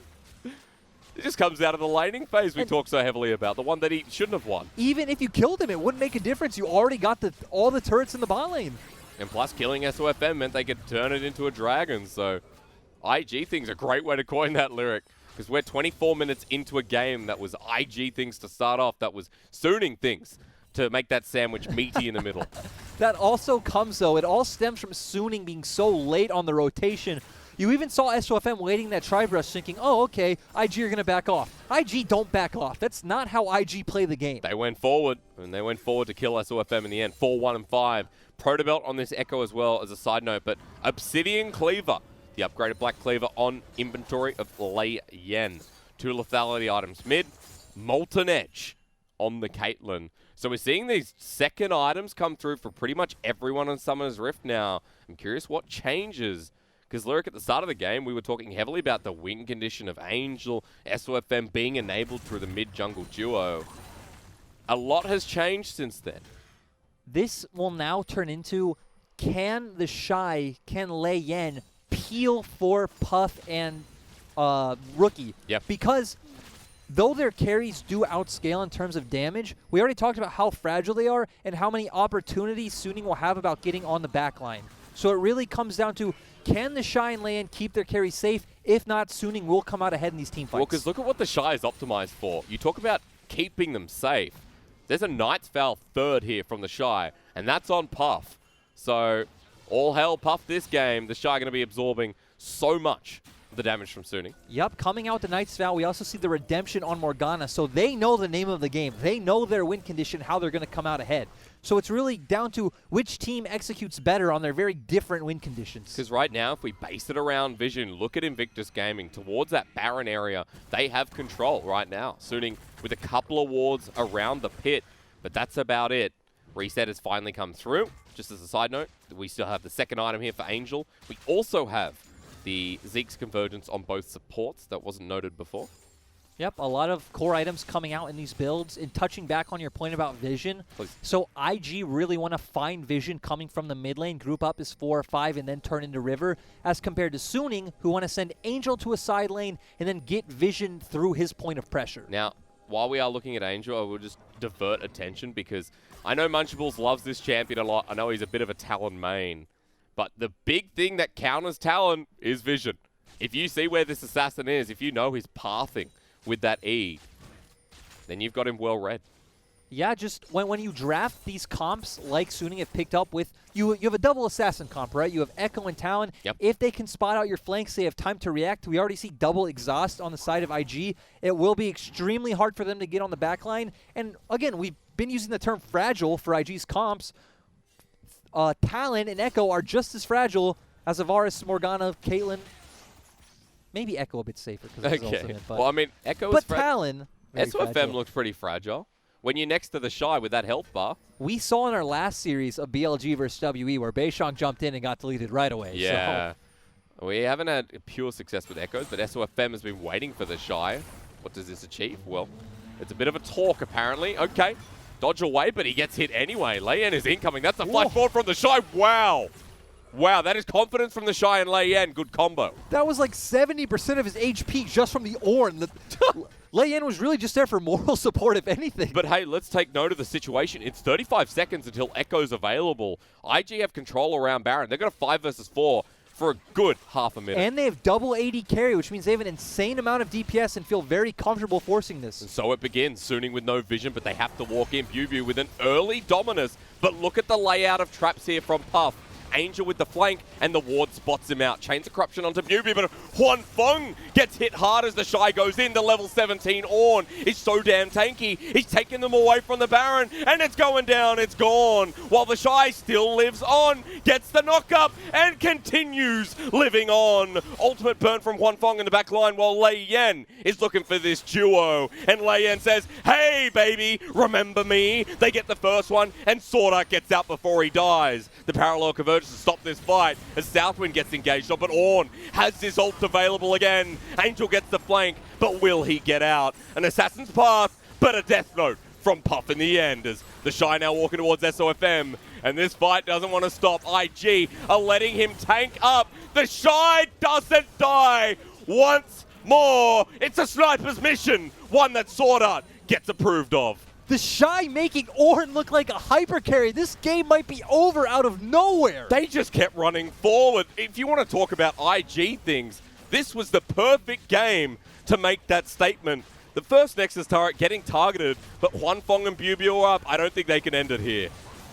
It looks like they're going to try, and we've already said IG just don't stop. They have 4 members up. The Shy, even if having no HP, is insanely tanky. They're going for it. Nexus is exposed. Huanfeng just gets burst down once again. No team should be able to end here. They get one of them, but now the damage onto the Nexus. Half health. It's waiting as the jump in here. I was right in the end. Puff is going to get knocked up. And IG, they can't end it here. In fact, 3 of them will be wiped. And the Shy still alive. Come on. Call of the Forge God. Yeah, he's finally dead after 5 minutes. That fight lasted so long. We had 2 Call of the Forge Gods. I think we had 3. We had the one in the bottom lane, and then he came all the way up to the Baron. He is I'm pretty sure he's level 18. The absurd thing is, again, we talked about... Ooh.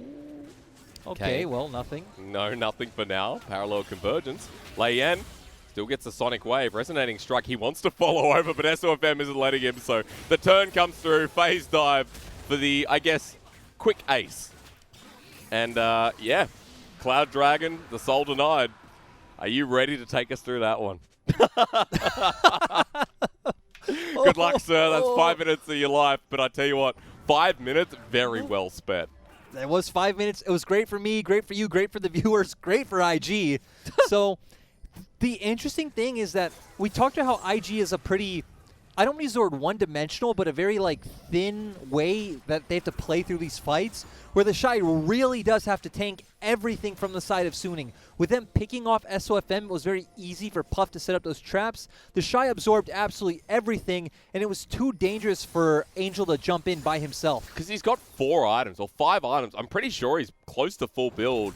The Majora's Mask has been picked up here by the Shy. Level 18 versus level 16. And he's close to getting the Flame Horizon on a Renekton. And yeah, Huanfeng doesn't do any damage, but IG now around Baron Pit. Are we doing this again? Flash over the wall for SOFM, goes in with a face dive, but parallel convergence shield. He wasn't confident with that one, so he chrono breaks out. Now he doesn't have the ulti. I think SOFM just wanted to let this game go as the Shy just 1v1's 1-4. Oh, dude. I told you, Ornn's an assassin. You can take away some of his brittle, but he still does a bucket load of damage. I don't think he's an assassin. This looks like a hyper carry to me. Yeah, this is... Look, and he's Knight's Vow. Look, he's just walking towards... Do you think he cares, Angel? Do you honestly think he cares? He's running up to the fountain. He's standing there not pressing anything. The Shy is just AFK'd in front of the Nexus, standing there with not a care in the world while IG decimates Suning in the air. What a fantastic game one. I honestly wish the series was over just so I can throw my notes and show how ridiculous that was, but it's like, that is not how this comp or how that champion is supposed to work. Oh my god.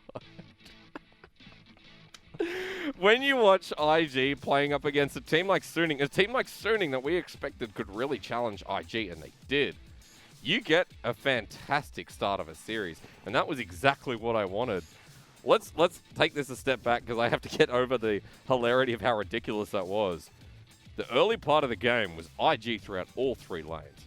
IG got apparently 3 winning lane matchups. We only saw 2, but IG have always done a great job at abusing their winning lanes. We saw them using that pressure to take Drakes, take Rift Heralds, and Suning really had to wait for their champions to get a few levels to look for these picks.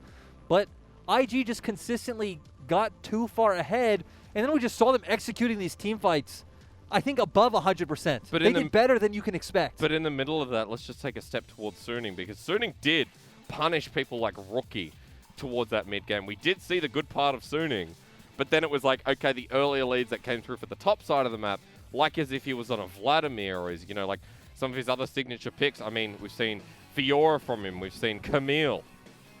The Shy did the most damage on the team. And that's what we were talking about with, you just said Suning were finding ways into the game. Suning would probably have been able to make that a lot more contestable, a lot more close, maybe even come out with a win had the Shy not done what he did. Yeah. I don't know how to explain this. It's just everything is thrown out. The book's thrown out. You know what? The script that we built for the top lane, that script, that doesn't exist anymore. The Shy tore that up. That was a great start for Invictus Gaming. I will also say that the comp from Suning did work in some respect. In a way, it feels like that IG just kind of shut them down before they kept on snowballing, because Angel was big. And the cool thing was they were actively trying to execute their win condition. We saw SOFM go towards the mid lane a lot. We saw Huanfeng and Sword Art just kind of playing back, waiting for their level 6, and then letting their skills shine through these skirmishes. Because Huanfeng and Sword Art, they were shut out in that early game, but they got towards the mid lane, and that really nice ultimate flash with the Blade Core. His mechanics were great. Yeah. Huanfeng did perform to a level, to an expectation, but IG just performed so much better. I know we're not going to get it now, but the bottom lane play of the Shy and Lei Yan, that CC chain onto SOFM before he could use his ult, that was a good rendition of how IG just took control and asserted dominance. This was just a great example for how IG have played this split and have kind of always played, where you see the positives and the negatives, you see why it works against teams like Suning, but also see why it fails against more coordinated teams like E-Star. Yeah, that's true, but hey, I still got a nice slice of paradise out of Suning. I got a nice comp. I got a fun game one. I'm looking forward to the second one, which will be coming through right after this break.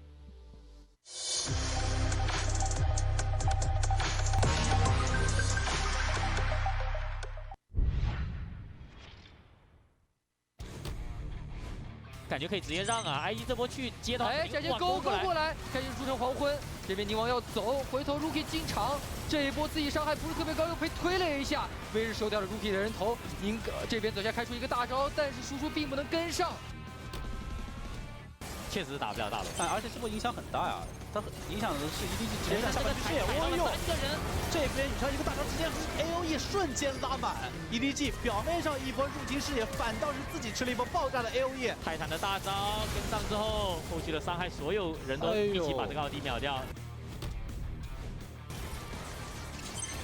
好的闪现开3个人，这波开的非常不错。维鲁斯补一个大招，酒桶再补大招，盲僧一踢到2个人还算不错，但是斯考特已经切到一个后排了，逼出一个近身又穿了几下小兵，自己还在不停的挥剑。第4血他还活着，他还在战斗，3杀的斯考特，我的天哪！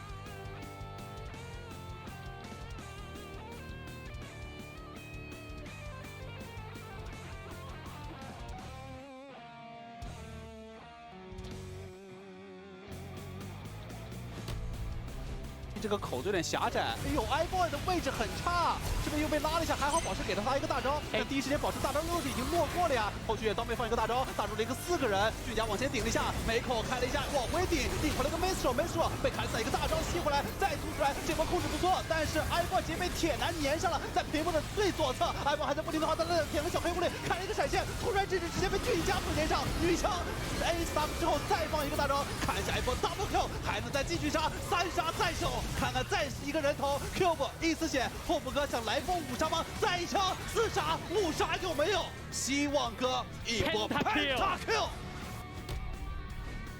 想约一个5级的鳄鱼，谁来扛塔？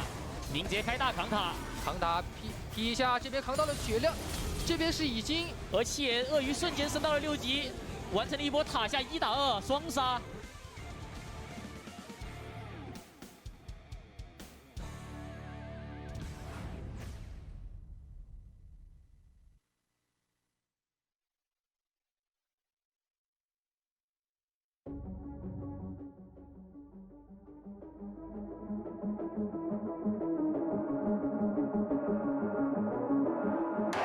Welcome to the world, no heroes and villains. Welcome to the war, we've only begun. So pick up your weapon and face it. There's blood on the ground, go and take it. You get one shot to make it out alive. So higher and higher you chase it. It's deep in your bones, go and take it. This is your moment.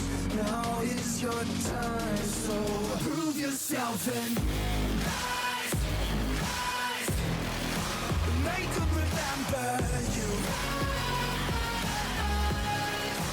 Push through heaven, rise, rise. They will remember you. Welcome to the climb up, reach for the summit. Visions brave and one false step lead the end. So higher and higher you chase it. It's deep in your blood, go and take it. This is your moment. Take to the skies, go prove yourself and rise, rise. Make them remember you. Push through heaven, rise, rise. They will remember you.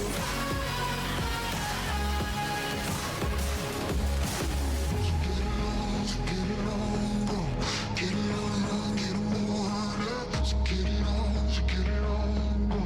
Get it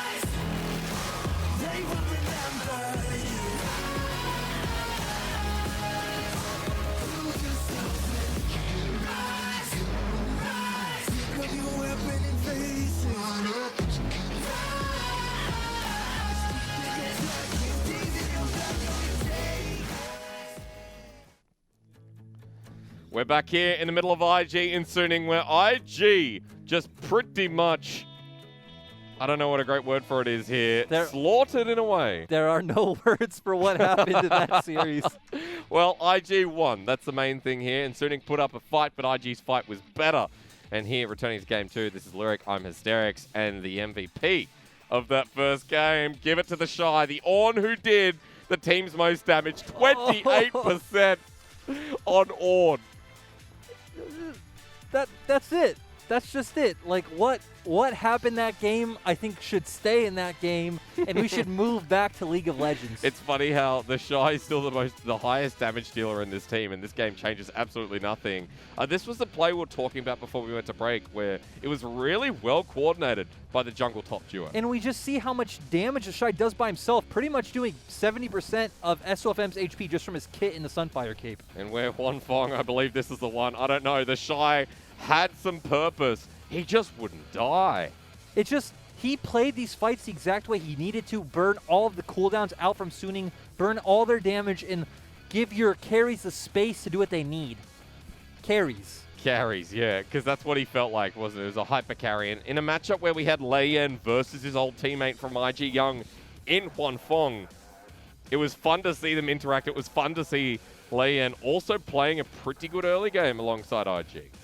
Really good to see Lei Yan playing very well. Another kind of aspect of this matchup is IG getting beaten by SOFM in 2019 Summer Playoffs, now taking it back to him with this win. Yeah, bit of revenge on the table here, and we didn't get to see the last one where the Shy just solo killed the 80 carry. Or where he just stood there in front of Fountain. And just BM, didn't attack at all.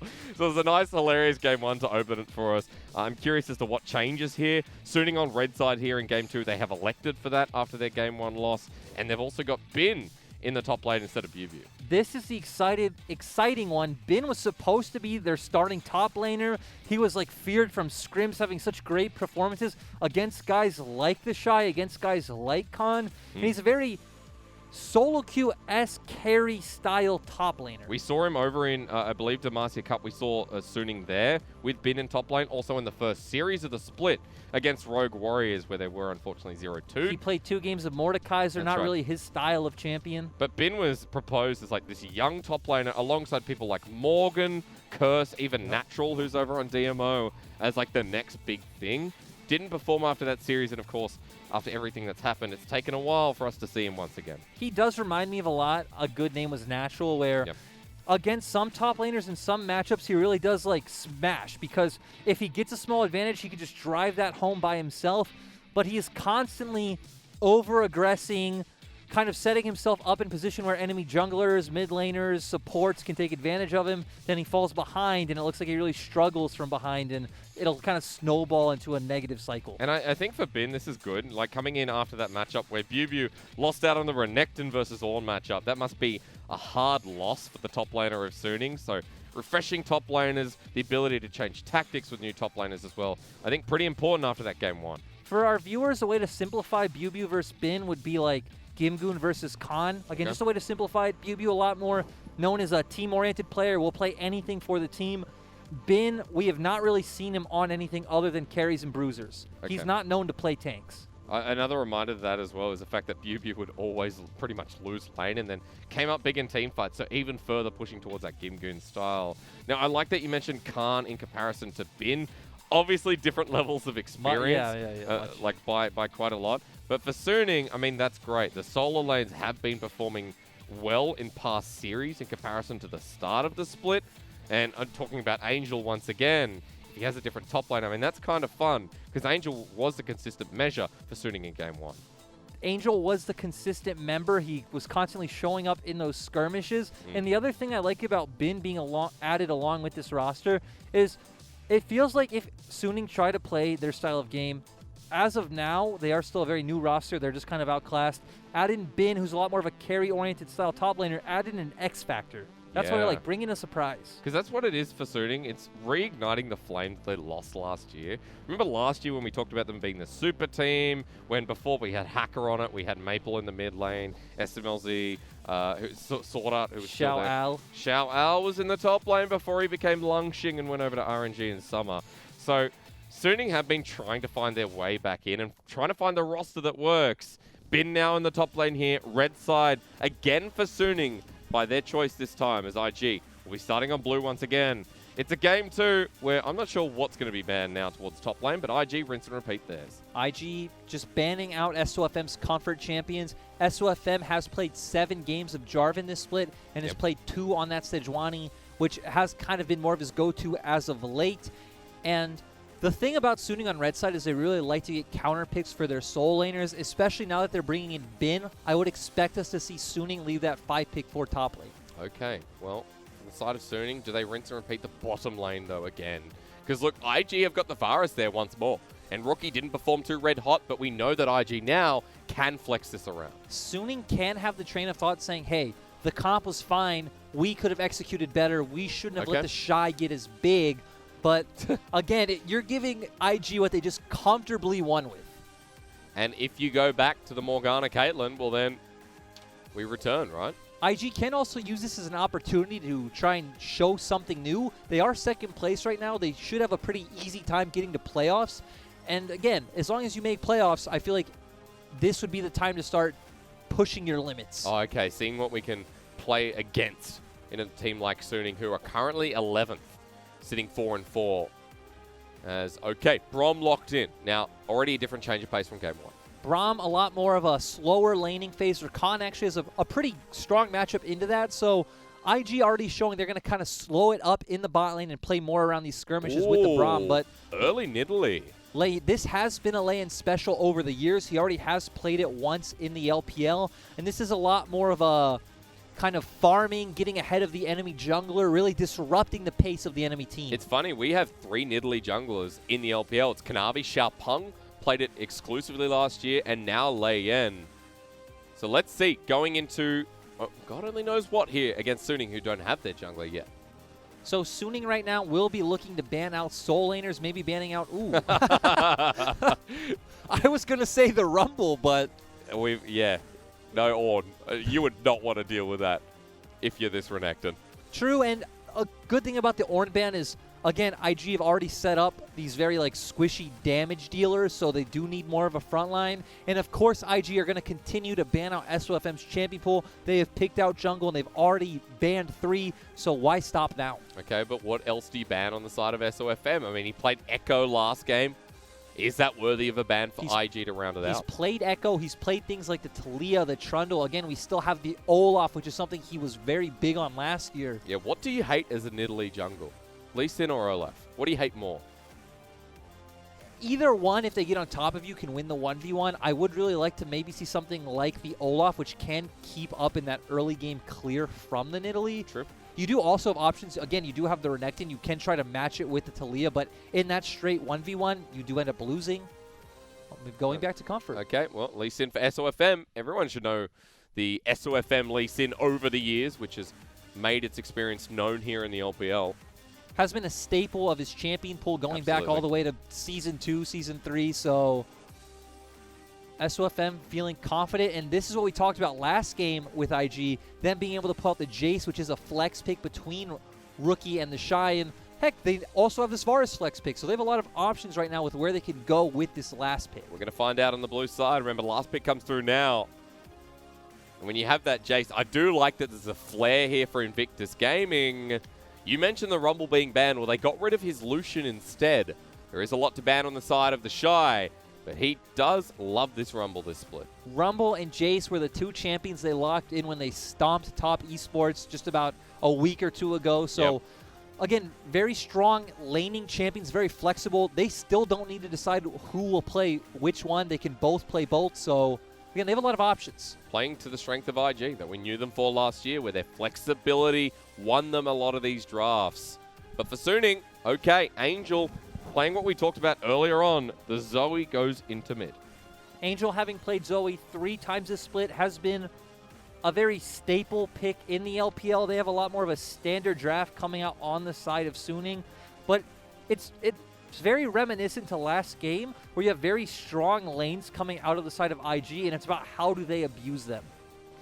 Because last game, if it was an expectation set up for this series, we know that top lane is very in favor of IG. And in this matchup here, Rumble versus the Renekton, I mean, this time it's like they gave the Shy a weapon, right?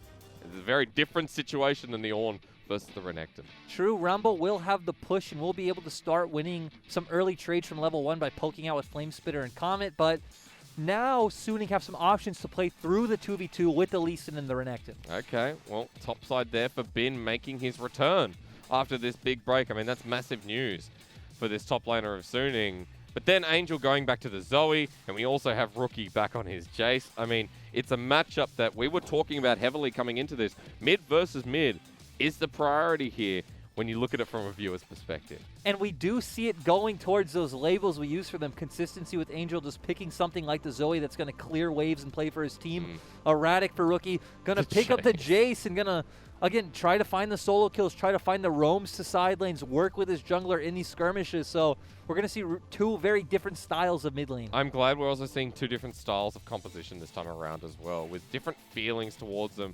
Lay-in on the Nidalee is big news, because this is a pick that we've seen gone horribly wrong or really dominate the early game in the LPL. This is a pick that's very hard to execute because, again, you're not a jungler like a Lee Sin or a Elise or Jarvan.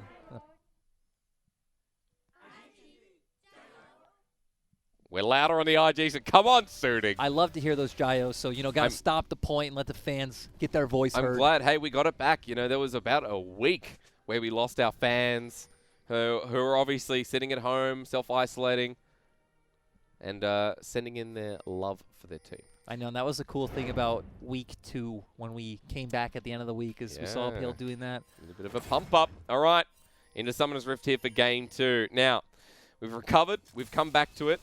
But I want to note as well, with the Jace in the mid lane, Puff has decided to go full Lethality Varus with the Comet in hand. Yep. Puff going towards the Lethality Varus. It is pretty good. Suning don't have like a really big, beefy front line. They only do have that Renekton coming out that will get a bit tanky. So you have a lot of options, and you are going more towards the poke comp. You do have Nidalee, Jace, and the Varus. The other cool thing to note is Rookie does like going Airy Jace in the mid lane. In mid, you typically see two options where it's either the Airy or the Conqueror. Conqueror a lot more for these extended skirmishes and teamfights later in the game. Airy a lot more focused on lane. Okay, Airy for Angel here as well, to be noted. And apart from that, lethal tempo on the bottom lane for Huan Fong, who's going to check this one himself. But Lei-Yan has been spotted on a ward, so no level 2 gank here to start off the game for IG. Going back to our point before, we were talking about the Nidalee. This is a hard champion to execute because you don't have any setup yourself. You are very much just full damage, also very squishy. So if you don't land your spears, you don't really have much of an impact in a fight. So it is very much a confidence pick. Ooh, Rookie hit 2 first in this mid lane, though. Look at that. Shock Blast combo connects.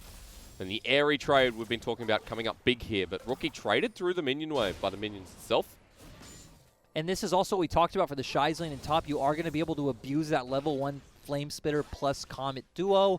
Is going to have pressure throughout this lane. And again, Lei-Yan gets to do what he wants. He has 2 of his solo laners winning, can just path up the top side and feel very comfortable in the state of this game. Full topside jungle to clear there as well, while on the bottom side, SOFM committing after clearing that bot.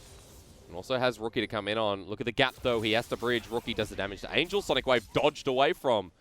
And although Rookie was bullied out towards the mid-game, the early game going like last time where Rookie is dodging the 2v1. This is why Rookie is so great with these winning matchups, because he is so mechanically skilled at dodging these games. We saw him dodge the Sonic Wave. Lei-Yan was waiting in the wings regardless. Yeah. But going to the other side, it's always great to see how Angel and SOFM work together this split, because it felt like that synergy on Suning was really missing last year with Weiwei in the jungle. Yeah, and SOFM has just been consistent across the board, like Angel in a way. I'm going to pause because Lei-Yan towards this top side snuck in sneakily, but been here with the engager flash with the Sonic Wave and the resonating strike to connect. The cripple's there, but the spear lands onto SOFM. The turnaround in time, no. First blood goes over to Bin while Zoe comes up as well. And Lei-Yan 1 versus 3. He's dead too. Suning using teamwork to execute that play onto the Shine Lei-Yan. A really interesting mechanical play coming out from SOFM at first. Bin being very decisive, flashing in to secure that kill. And Angel surprising the 2 of us, turning out to be there and use that heal to save him. It's amazing how the shove-in wave that we were just watching on camera from SOFM had that ripple effect at the top side as Rookie says, okay, I'll take in the bottom lane. It's double flash from the bottom lane duo as the piercing arrow secures the first kill for IG. This was just a very disrespectful back placing from the side of Suning. We saw Angel go up to top. Rookie pushed out the wave mid, disappeared on the mini-map. Suning should realize the possibility that Rookie can head towards bot side. First kill goes over to the bottom lane while 2 kills traded in the top side. And I guess a welcome back for Bin here as we'll see how this first blood came about. Just the Shy abusing his matchup, using that Flame Spitter and combo. Good flash Q coming out from SOFM. Looks like he was saving to see if he could get him in range of that execution damage. Then here, Angel massively surprising us with that heal. And SOFM just really on point with these skill shots. Angel as well with the Sleepy Trouble Bubble. Yeah. Somehow. I love that the heal comes through as well. It was actually Angel's summoners that he used in that trade too. So with the first couple of kills going across the board, Bin, Angel, both expended their summoner spells, and teleport is now going to be used by Bin here. So nothing available for these solo lanes. Wave was in a very awkward position for Suning, so the Shy was able to force it under tower, making Bin use TP and making sure he doesn't fall too far behind. Right now being about 8 to 10 CS down, depending on what the wave state is. Yep, as you'd expect. I mean, the Shy winning lane once again against a different top laner, even after the trade came through. Rookie doing the same, but only 10 CS lead here over Angel. But remember, Angel got that assist as well, so meaningful gold on the side of Suning in this early game. And we see Swordart right now leaving bot lane, making his roam towards mid, trying to abuse some of those mistakes we saw from Rookie last game. Bin looking for the all-in, though. Look at the size of the minion wave, too. The Shy overheats, and he's out of it. Good pressure coming out from SOFM as well, making sure he's here in conjunction with the pressure from Bin. Ooh, he face checks the brush. Was that the right idea? SOFM looking to go in. The flash over the wall. A mistake made by Suning's jungler as the one-on-one in the mid lane comes through. Angel is going to be shock blasted here as the equalizer in the top lane. We're still watching Rookie though, because Angel now has to dodge this next blast. But it's point blank, and he's dead too, alongside with Bin in the top lane. It's all gone topsy-turvy for Suning. Suning just completely miscoordinating that play. SOFM wanting to go in while Bin's trying to push in his wave and come around from the opposite side of the tower. Does end up with SOFM getting picked off before Bin can get there, and leaves Angel in a really awkward position where he feels like, do I cover for my team? Do I stay mid? If I cover for my team, this guy can kill me. Still goes to cover for his team, and guess what? It ain't the same as last time, yeah. Rookie kills him, so... And that's the first kill for Rookie this game, plus he has the CS lead. Now SOFM trying to get something through mid. Rookie doesn't have enough mana. SOFM won't be able to get the Sonic Wave through the minion wave, so instead goes for the invade. So at least they're able to push the IG jungler back, but he's still going to be ahead, and Leian's still looking to contest. This game also a lot more competitive than we saw in Game 1 when IG just had those hard winning lanes. The lanes aren't as drastic this time around, and Suning are finding a lot of options to play around with this Lee Sin. Because SOFM has been really aggressive here in the early game. Now going for the red buff invade, but the blast code taken. Leian will pick up his red buff, and he still has that level advantage over SOFM. Suning starting this dragon, having first move from mid and bot lane. Couple bubble lands, so Angel does have himself a challenging smite, and Leian gets challenged, but Chains of Corruption for the counter engage. Southwind flash forward. The heal comes through, but Rookie has now cornered them off. They're on the wrong side of Summoner's Rift. Sword Art will die along with his jungler, and it's just going so wrong. Bin going in for the engage as he thought the Shy was going to overheat. The Dominus there. As meanwhile, a double kill goes over. Bin, I don't know. Dominus is still there, but I think the Shy's going to follow this up. I think that Flame Spitter might turn you to a crisp. And we're looking top because the fight bottoms over, and IG won it. Suning at first having a beautiful chain CC landing onto Leian, making us think they'd come out on top, but they all separated from Huanfeng, and they're all just trapped between the remaining members of IG. Of course, Rookie just coming off a back with full health, Puff being full health as well with that serrated Dirk, which is very easy for them to kind of sandwich Suning and pick up another few kills. And we're seeing decisiveness from the bottom side of the map as well, where Puff goes, I can take this play, flashes forward into it. And we're going to see it here where Angel was like, I got the pick, I got the jungler, and Suning did have him. Angel abusing the vision, landing Sleepy Trouble Bubble, deleting them. But as we said, right now IG are full HP. Rookie coming off a base, also full HP. Southwind being able to protect Puff. and Huanfeng being left to tank the dragon by himself, and that's pretty much all their consistent damage missing. And he just walks back to lane. He's like, I'm not dealing with this, guys. What the heck is going on? Because again, let's come back to the story we kind of put for this one. While we did talk a lot about Angel versus Rookie, we also mentioned that Suning, in a way, sometimes do feel like a very sloppy IG. And we got a nice taste of it there with the 3 kills going down bot. We did. These teams are very similar in the sense that they continuously will push forward and not really back down from a fight. Yep. We do typically see IG come out on top because of the players they have. But again, Suning have very similar star power in people like Sword Art, people like... Yeah, that's a flash forward. Angel is ticking down the Ignite. And that is a confidence play from the world champion mid laner. We built up Angel this game to be comparable to Rookie, but Rookie is still showing him, hey, I am a world champion. I'm in a class of my own. Even though we've called him erratic, that's the point where you say erratic, good.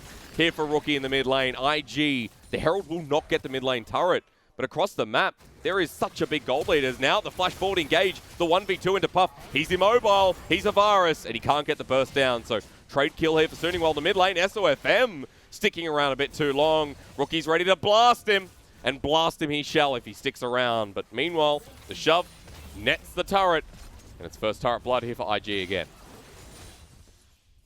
Southwind started making his way towards the mid lane, which left Puff vulnerable to that all-in from Suning's bot lane. So Suning did find a pick, which is pretty good, but... This is you. Yeah, here we see it. Just, ooh, amazing decisive flash coming out from Rookie. We didn't expect it. Angel didn't expect it. And just so much damage coming out from the Jace. He called it a confidence play. That's what it was from Rookie, who now has his first item. But meanwhile on the top lane, Bin's like, I need to Dominus. There's 2 people here. Somebody help me. Using the Dominus, but gets out fine. The interesting thing to me is seeing Rookie rush this Executioner's Calling, because we don't really see much sustain coming out from the side of Suning. Angel does, of course, have the heal and can pick up things like the Redemption, but it's a pretty big question mark. Yeah. I agree with that one.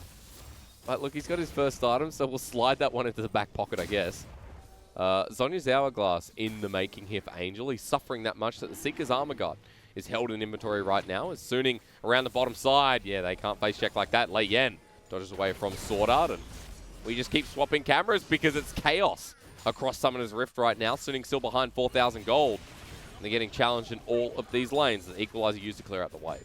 We're getting to a point where Rumble can't contest Renekton in this 1v1, and you pretty much will just be on wave clear duty. But it is the Shy, so we will see constant trading in the top lane. Spear lands onto Sword Art. He has to disappear. The piercing arrow would have killed him, but look at this. Southwind hits it backwards because he's like, I know you're going to die. And SOFM with the kick forward to flash away. Lei Yen pops his mighty head up as well, gets the stun, and that's a bit of poke from the wrong members of IG as Lei Yen will drop. Huanfeng is looking for his second kill of the game rather. As Southwind goes through, he goes golden. Rookie turns back around, and Chaos, their middle name apparently. Here the side of Rookie.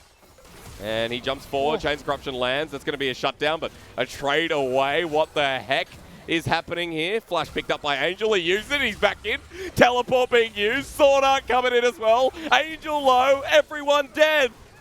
And that was the biggest IG play I've seen in a while. And what's going on in this game? We just are flashing back and forth, camera to camera. We see IG abusing their mid lane pressure from their matchup, going for this really deep dive onto Suning. Can you imagine that the Shy is the most calm member out of the whole team? I've never said that before. Let's have a look what happened top. Oh, no. Oh, no. Oh.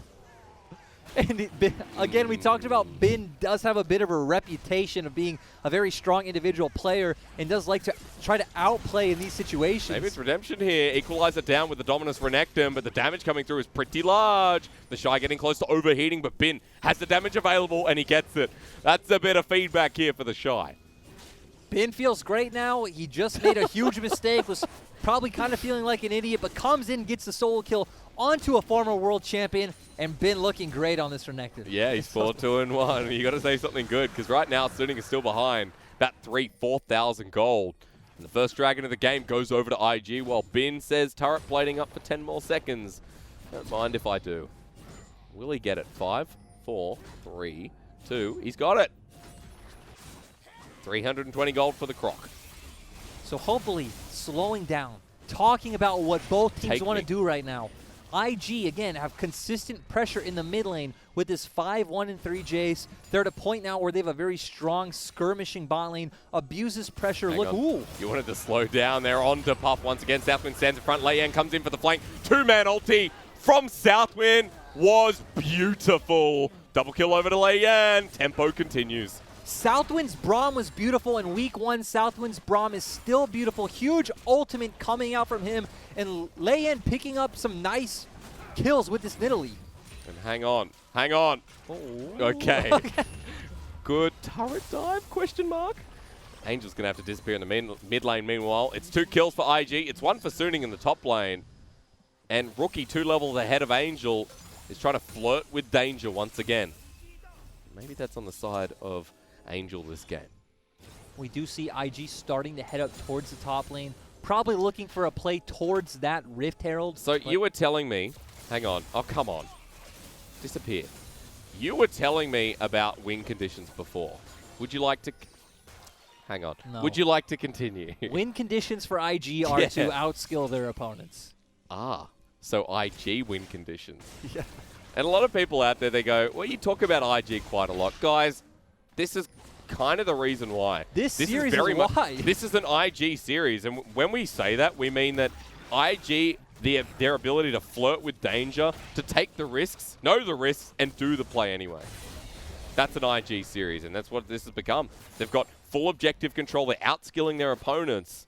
And Leyan actually having a pretty good showing on this Nidalee. Look at what Rookie's doing right now. What is this? The Shy's coming in. The solo lanes are coming in hot. Equalizer down. He still hasn't shown himself. Look, 1-5 sec. I'm safe.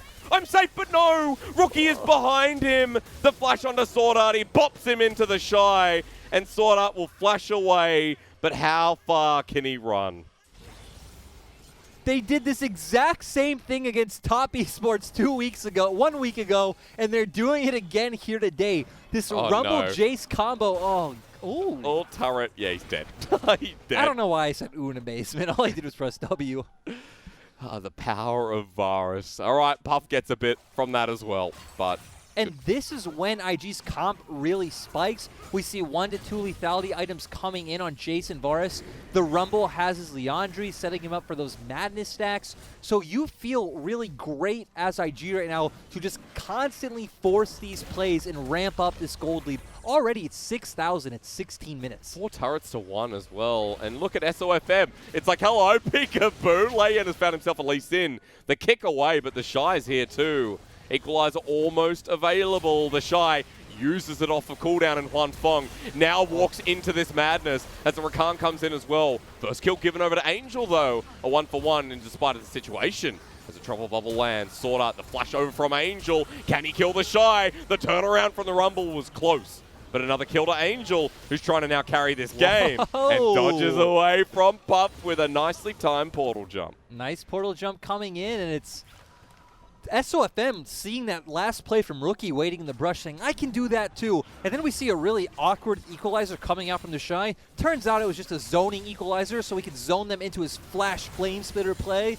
Did just end up to be a 1-for-1 though. Oh, actually 1-for-2 in the end, I think. The Shy died, and we also lost... yeah, the Shy died I think too. Leyan died at the start of that play too. Leyan died. So, hey, net Suning as our OP player was Rookie, and still is Rookie, actually. Night and day from Game 1 to Game 2, I think we can say here on this, Jace. This really exemplifies Rookie, the Shy, and IG's playstyle as a whole, where when they get ahead, it works so much they can just stomp through these games, and when it doesn't work, like against E-Star, you make one mistake and keep your foot on the gas pedal, it just goes completely wrong. It does. 2 items here on the side of Rookie while we do a bit of check as well, but Colonel says no. Colonel says it's time to look at stats once again. Now, if anyone's wondering what this is the chance, the odds that Colonel says that X team will win. Colonel saying 72%. And I trust KFC with my chicken, but this game ain't over just yet. Because Suning, even though 5k goal behind, looking for plays, SOFM is getting burnt though. The overheating Rumble doesn't have much to play with, and the Shy walks into the face of death, but not in a good way. The Shy just walking somewhere where he really shouldn't. We don't see any members of Suning on the map right now, and Zoe is pushing the top lane. Walks into the jungle, 3 members are there, but IG are getting so much on the opposite side of the map. And they push fast. They push fast with this Jace and this accelerated Varus. Is an open inhibitor now, waiting for This them. is just like game 1. We saw this exact play, just with Rift Herald before. And Suning slow to work and move around it. And SOFM tried to go in with the help of the support there. The exhaust goes down onto Rookie. And Suning just have to back away. Well, rather IG. That was really confusing. We see Suning just completely give up their bot lane, decide, hey, we found the Shy? he wants to be near Dragon. Or no, maybe, he wants to get a pick on the Huanfeng. Of course, sorry. 29 kills. How dare I think it's objective control. The Shy working into a choke. You think it's objective control in an IG game? No way, I'm sorry. What a stupid thing for me to say. Cloud Rift, by the way. As my tongue decides to curl up into a ball. 20 minutes in. And the Shy, after the TP, now finally finds the ult he was looking for. Sword Art moves into it, and half health be the bottom lane of Suning. I also just want to highlight the Shy's build, which it actually isn't showing right now. Nah, because we got beer. But there we go. We see Leandri's, we see a needlessly large rod, Seeker's Arm Guard, and an amplifying tome. Looks very undecided on where he wants to go next. Does he want to go for the Zanyas? Does he maybe want to pick up an Oblivion Orb, go towards the Death Cap? But I know you're happy about this. Last time we saw the Shy on Rumble against E-Star, we saw first item Morellonomicon. It's not. It's right. It's not even about the Morello in this case. It's about that Leandri's just fits so well with Rumble's kit, and it's probably the strongest first item power spike you can get. As one of the best Rumbles in China here, I would agree with that. You didn't think? Yeah, no, I was talking about you. That's okay. I know you've been spamming that Rumble, and I know that Rookie's been doing the same here with the Jace. Do not face check against this team. IG will kill you. Well, not going to connect. Now, look on the side of IG, just waiting around this brush. They're pushing mid as a 5-man unit, and Puff says, I can do the same damage as a Zoe, and he's right. And look at that, equalizer, Angel burning and dead. Poke, poke, poke. IG, poke you dead. And Suning just looks so caught off guard. We saw SOFM waiting around the bot lane, expecting to pick someone off with Bin, but now he's... Peekaboo.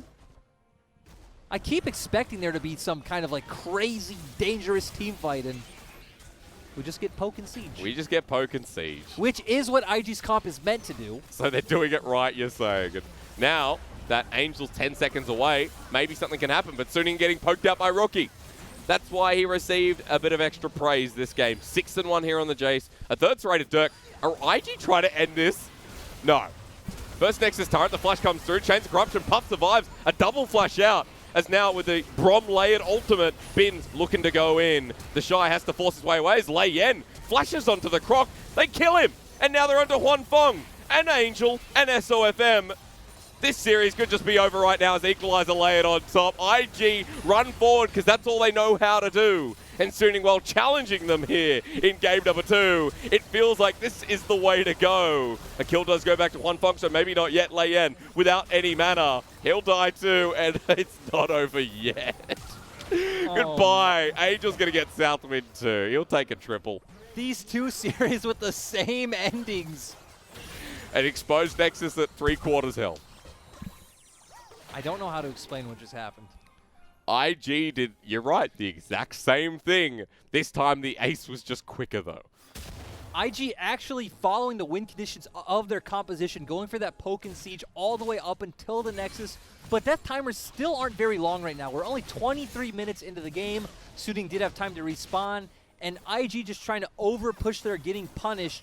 But still, Suning are so far behind they really can't get anything back on the map. No, they can't. All they can do is push these waves, and as you were mentioning, you know, for the side of IG, they're all back up and available now as well. And so we begin again. Still the 4K gold lead that we've seen this entire game with 41 kills in 23 minutes. And IG in front of the face of Baron say, let's go. IG should feel very confident in baiting this. They do have 2 inhibitors in mid and bot. And another interesting thing, we see the Shy went towards the Spellbinder on Rumble. With all the spells that are coming out on the side of IG, look, it's already stacked up to 15. This is not a build you typically see. This is not a build you really ever see. The Shy getting a bit more movement speed. Oh no. Okay. Well, Sword Art just wants to face danger. And that could just be game. IG, with the numbers advantage, let's walk mid again. Let's tango. IG walking mid, not really. The Shy not going to be able to use his Spellbinder. He's not going to get the 100 stacks before it looks like the game's going to end. But he's got 45. He just used them. Fast Rumble coming at you. Equalizer. Whoa. Really nice down. Bin with the last play here as the Brom multi goes down on SOFM to get the flank, but not successful. Angel gets poked out as well. And with the damage that comes through, IG have just been playing around. The Shy's still going to die, but in front of the Nexus, now it's just time to hit it away. Bin with the defense duty as Lei jumps in, and that'll be all she wrote from IG and Suning. IG just having a very, not even just IG-like game, but just a very definition of Invictus Gaming series coming out, drafting those winning lane matchups, really abusing them to the best of their ability. That game, too, just Rookie having such a beautiful performance on the Jace. Rookie had a really good game. Good recovery from game number 1 where he's caught out constantly.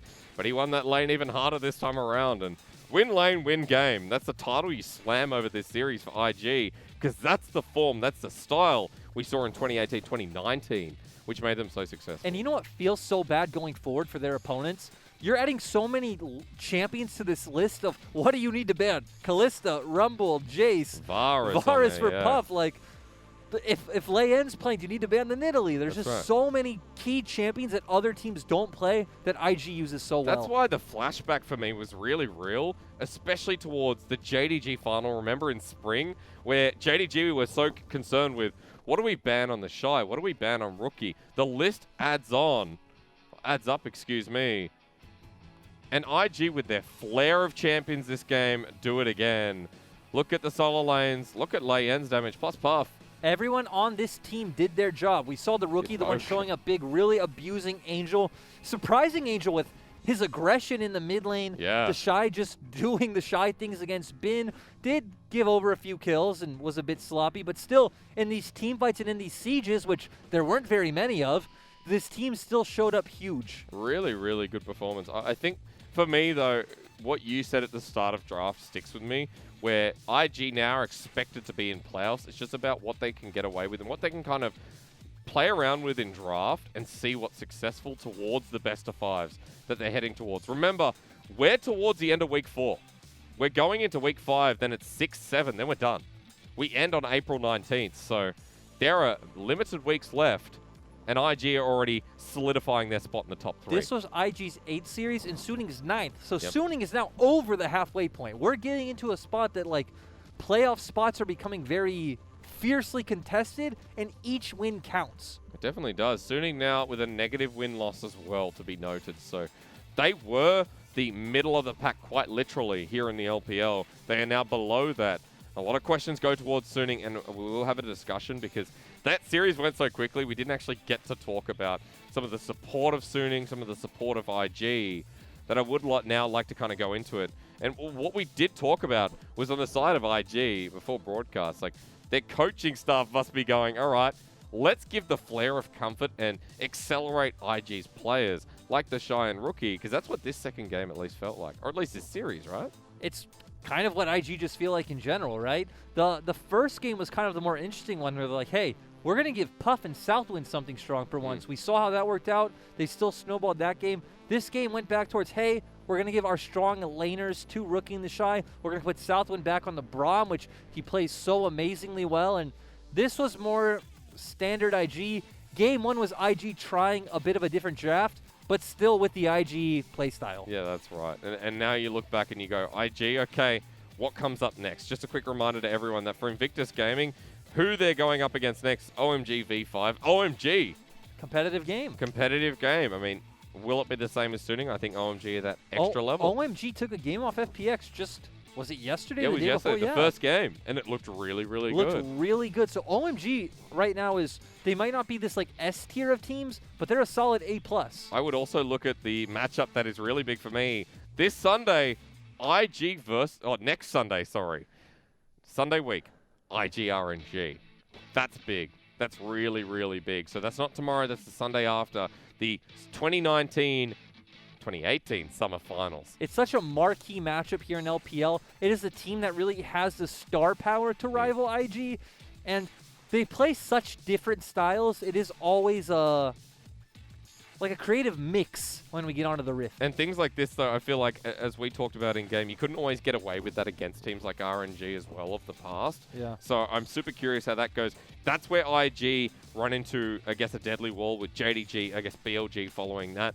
For Suning, quick discussion because JDG is their next matchup. And Suning, if we want to talk about them making playoffs, JDG a must-win, OMG, Top Esports, DMO. It does get harder from here as well, and there are some really tough opponents that are standing in their way.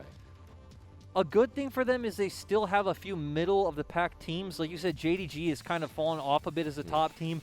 They do have teams like OMG, DMO, Top Esports, even though they're looking much better, aren't really in the same classification as like an IG or an eStars, right? So you have some winnable matchups ahead of you. You are still sitting about in the middle of the pack, and you can still, like, you're feeling pretty decent about getting a playoff spot. It's not guaranteed for you it's looking like for IG, but with 4 wins, you're feeling much better than teams, right? Like LGD, DMO, BLG. So there's still a lot of hope there for Suning. And we saw, especially that game 1, we saw that breath of fresh air from Suning, how they can play around with the draft. And in this series, when you're going up against people like Rookie, it is really, really hard for Suning to put on a performance. I think this game was super hard as Rookie was like, hey, if they're going to be looking towards the top side, if those double kills come through, I'm just going to look to accelerate my own lane and bottom side. That was the big play coming out from mid lane when we did see it. Angel just looked so caught off guard by that Rookie flash, really abusing it.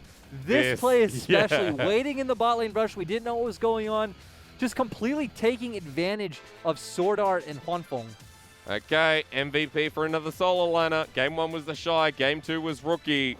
And I have to say, props to Leiyan as well for that second game, and props to Leiyan this series. It's weird that we're talking about the jungler here when we're looking at our MVP for game number 2, but I think it was a big part to Rookie. Success through the early game as well. The thing is, the fans know about Rookie. They know about the Shy. They know this story. They know why they're successful. And they know Puff and Southwind now in a different light. But when it comes to Ning and Leiyan, the sense they really got from them last split was like, oh, neither of these junglers are working out very well. They keep swapping in and out. What are we doing? Until Worlds, where Ning did look much better. Yeah. But so it's really refreshing to see both of them get a new chance and kind of show some new life, and both of them work out in this roster. It's super hard when you have someone in to fill a world champion jungler. You're always looked at as a substitute, right? Like Duke was a great example. Even though he was a world champion, he was a great example against the Shy last year especially. However, that's it for today. I get to come on for one series. It was a super quick series. But a bit of a recap for you if you missed out. If you were elsewhere, then here's what happened. This is how we started off the day. And Mr. Corby, I know in that second series, you went through a bit of a slug with BLG and WE. It was a bit of a slug. It was nice to see BLG break their curse. Kind of disappointing from the side of WE, seeing them kind of get away from the things that were making them successful in recent weeks. So kind of some good and bad there. And then, I mean, the first series of the day was the first series. And yeah, that was the first series. This one was extremely fun, though. Yeah, this series, I love the IG Suning series. I'd look back on this, even as a 2-0, it's much like the E-Star series for me, where the more dominant team has just given flair into the matchup. And IG and Suning will be one to look back on here after today. But tomorrow, remember, the English broadcast continues. E-Stars versus DMO, it's blue on blue, where OMG and Top Esports after. That'll be a good matchup, followed by, we just get the Pinnacle, RNG, EDG. A historical matchup of the ages. We've seen these teams battle it out for the championship time and time again. RNG and EDG as well. I'm not sure the roster we're going to get on EDG or RNG tomorrow, but there will be updates, of course. So either way, it's going to be an exciting one. And I think looking forward here now, just a quick touch back onto today. Our top of the pack looks really good once again in yet another LPL split. Our top of the pack looks so strong. I guess it is kind of a byproduct of having so many teams and so many players. But even the kind of upper middle of the pack looks very good. Despite WE's loss today, WE have been looking strong. OMG is looking strong. Teams like Suning have so much individual talent, you just can't overlook a roster like this. And a lot of potential in the LPL with individual players. shining bright. However, for today, that is how we're going to end the show. Big thank you to Lyric, big thank you to Munchables and Dagda, who were with you before. That is it for now. We will be back tomorrow with more English broadcasting. It is bye for now, but not forever.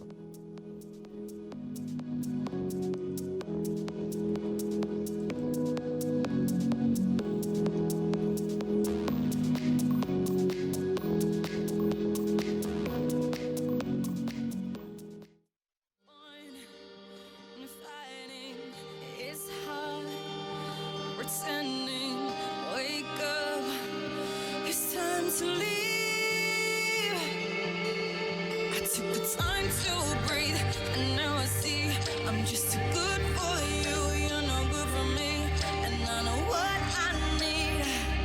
Someone set you free.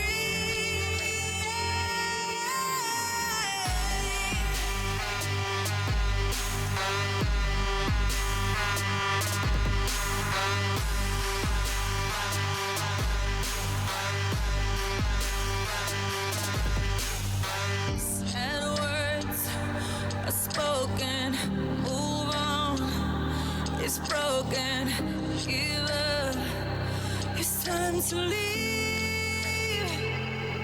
I took the time to breathe, and now I see I'm just too good for you. You're no good for me, and I know what I need. Someone set you free.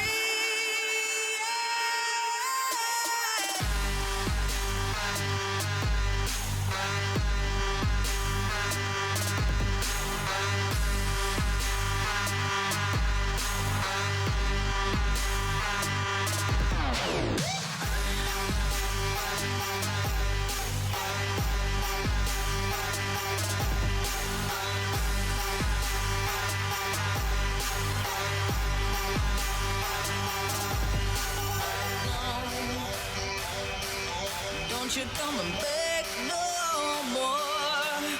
Oh no, 'cause I will never let you in.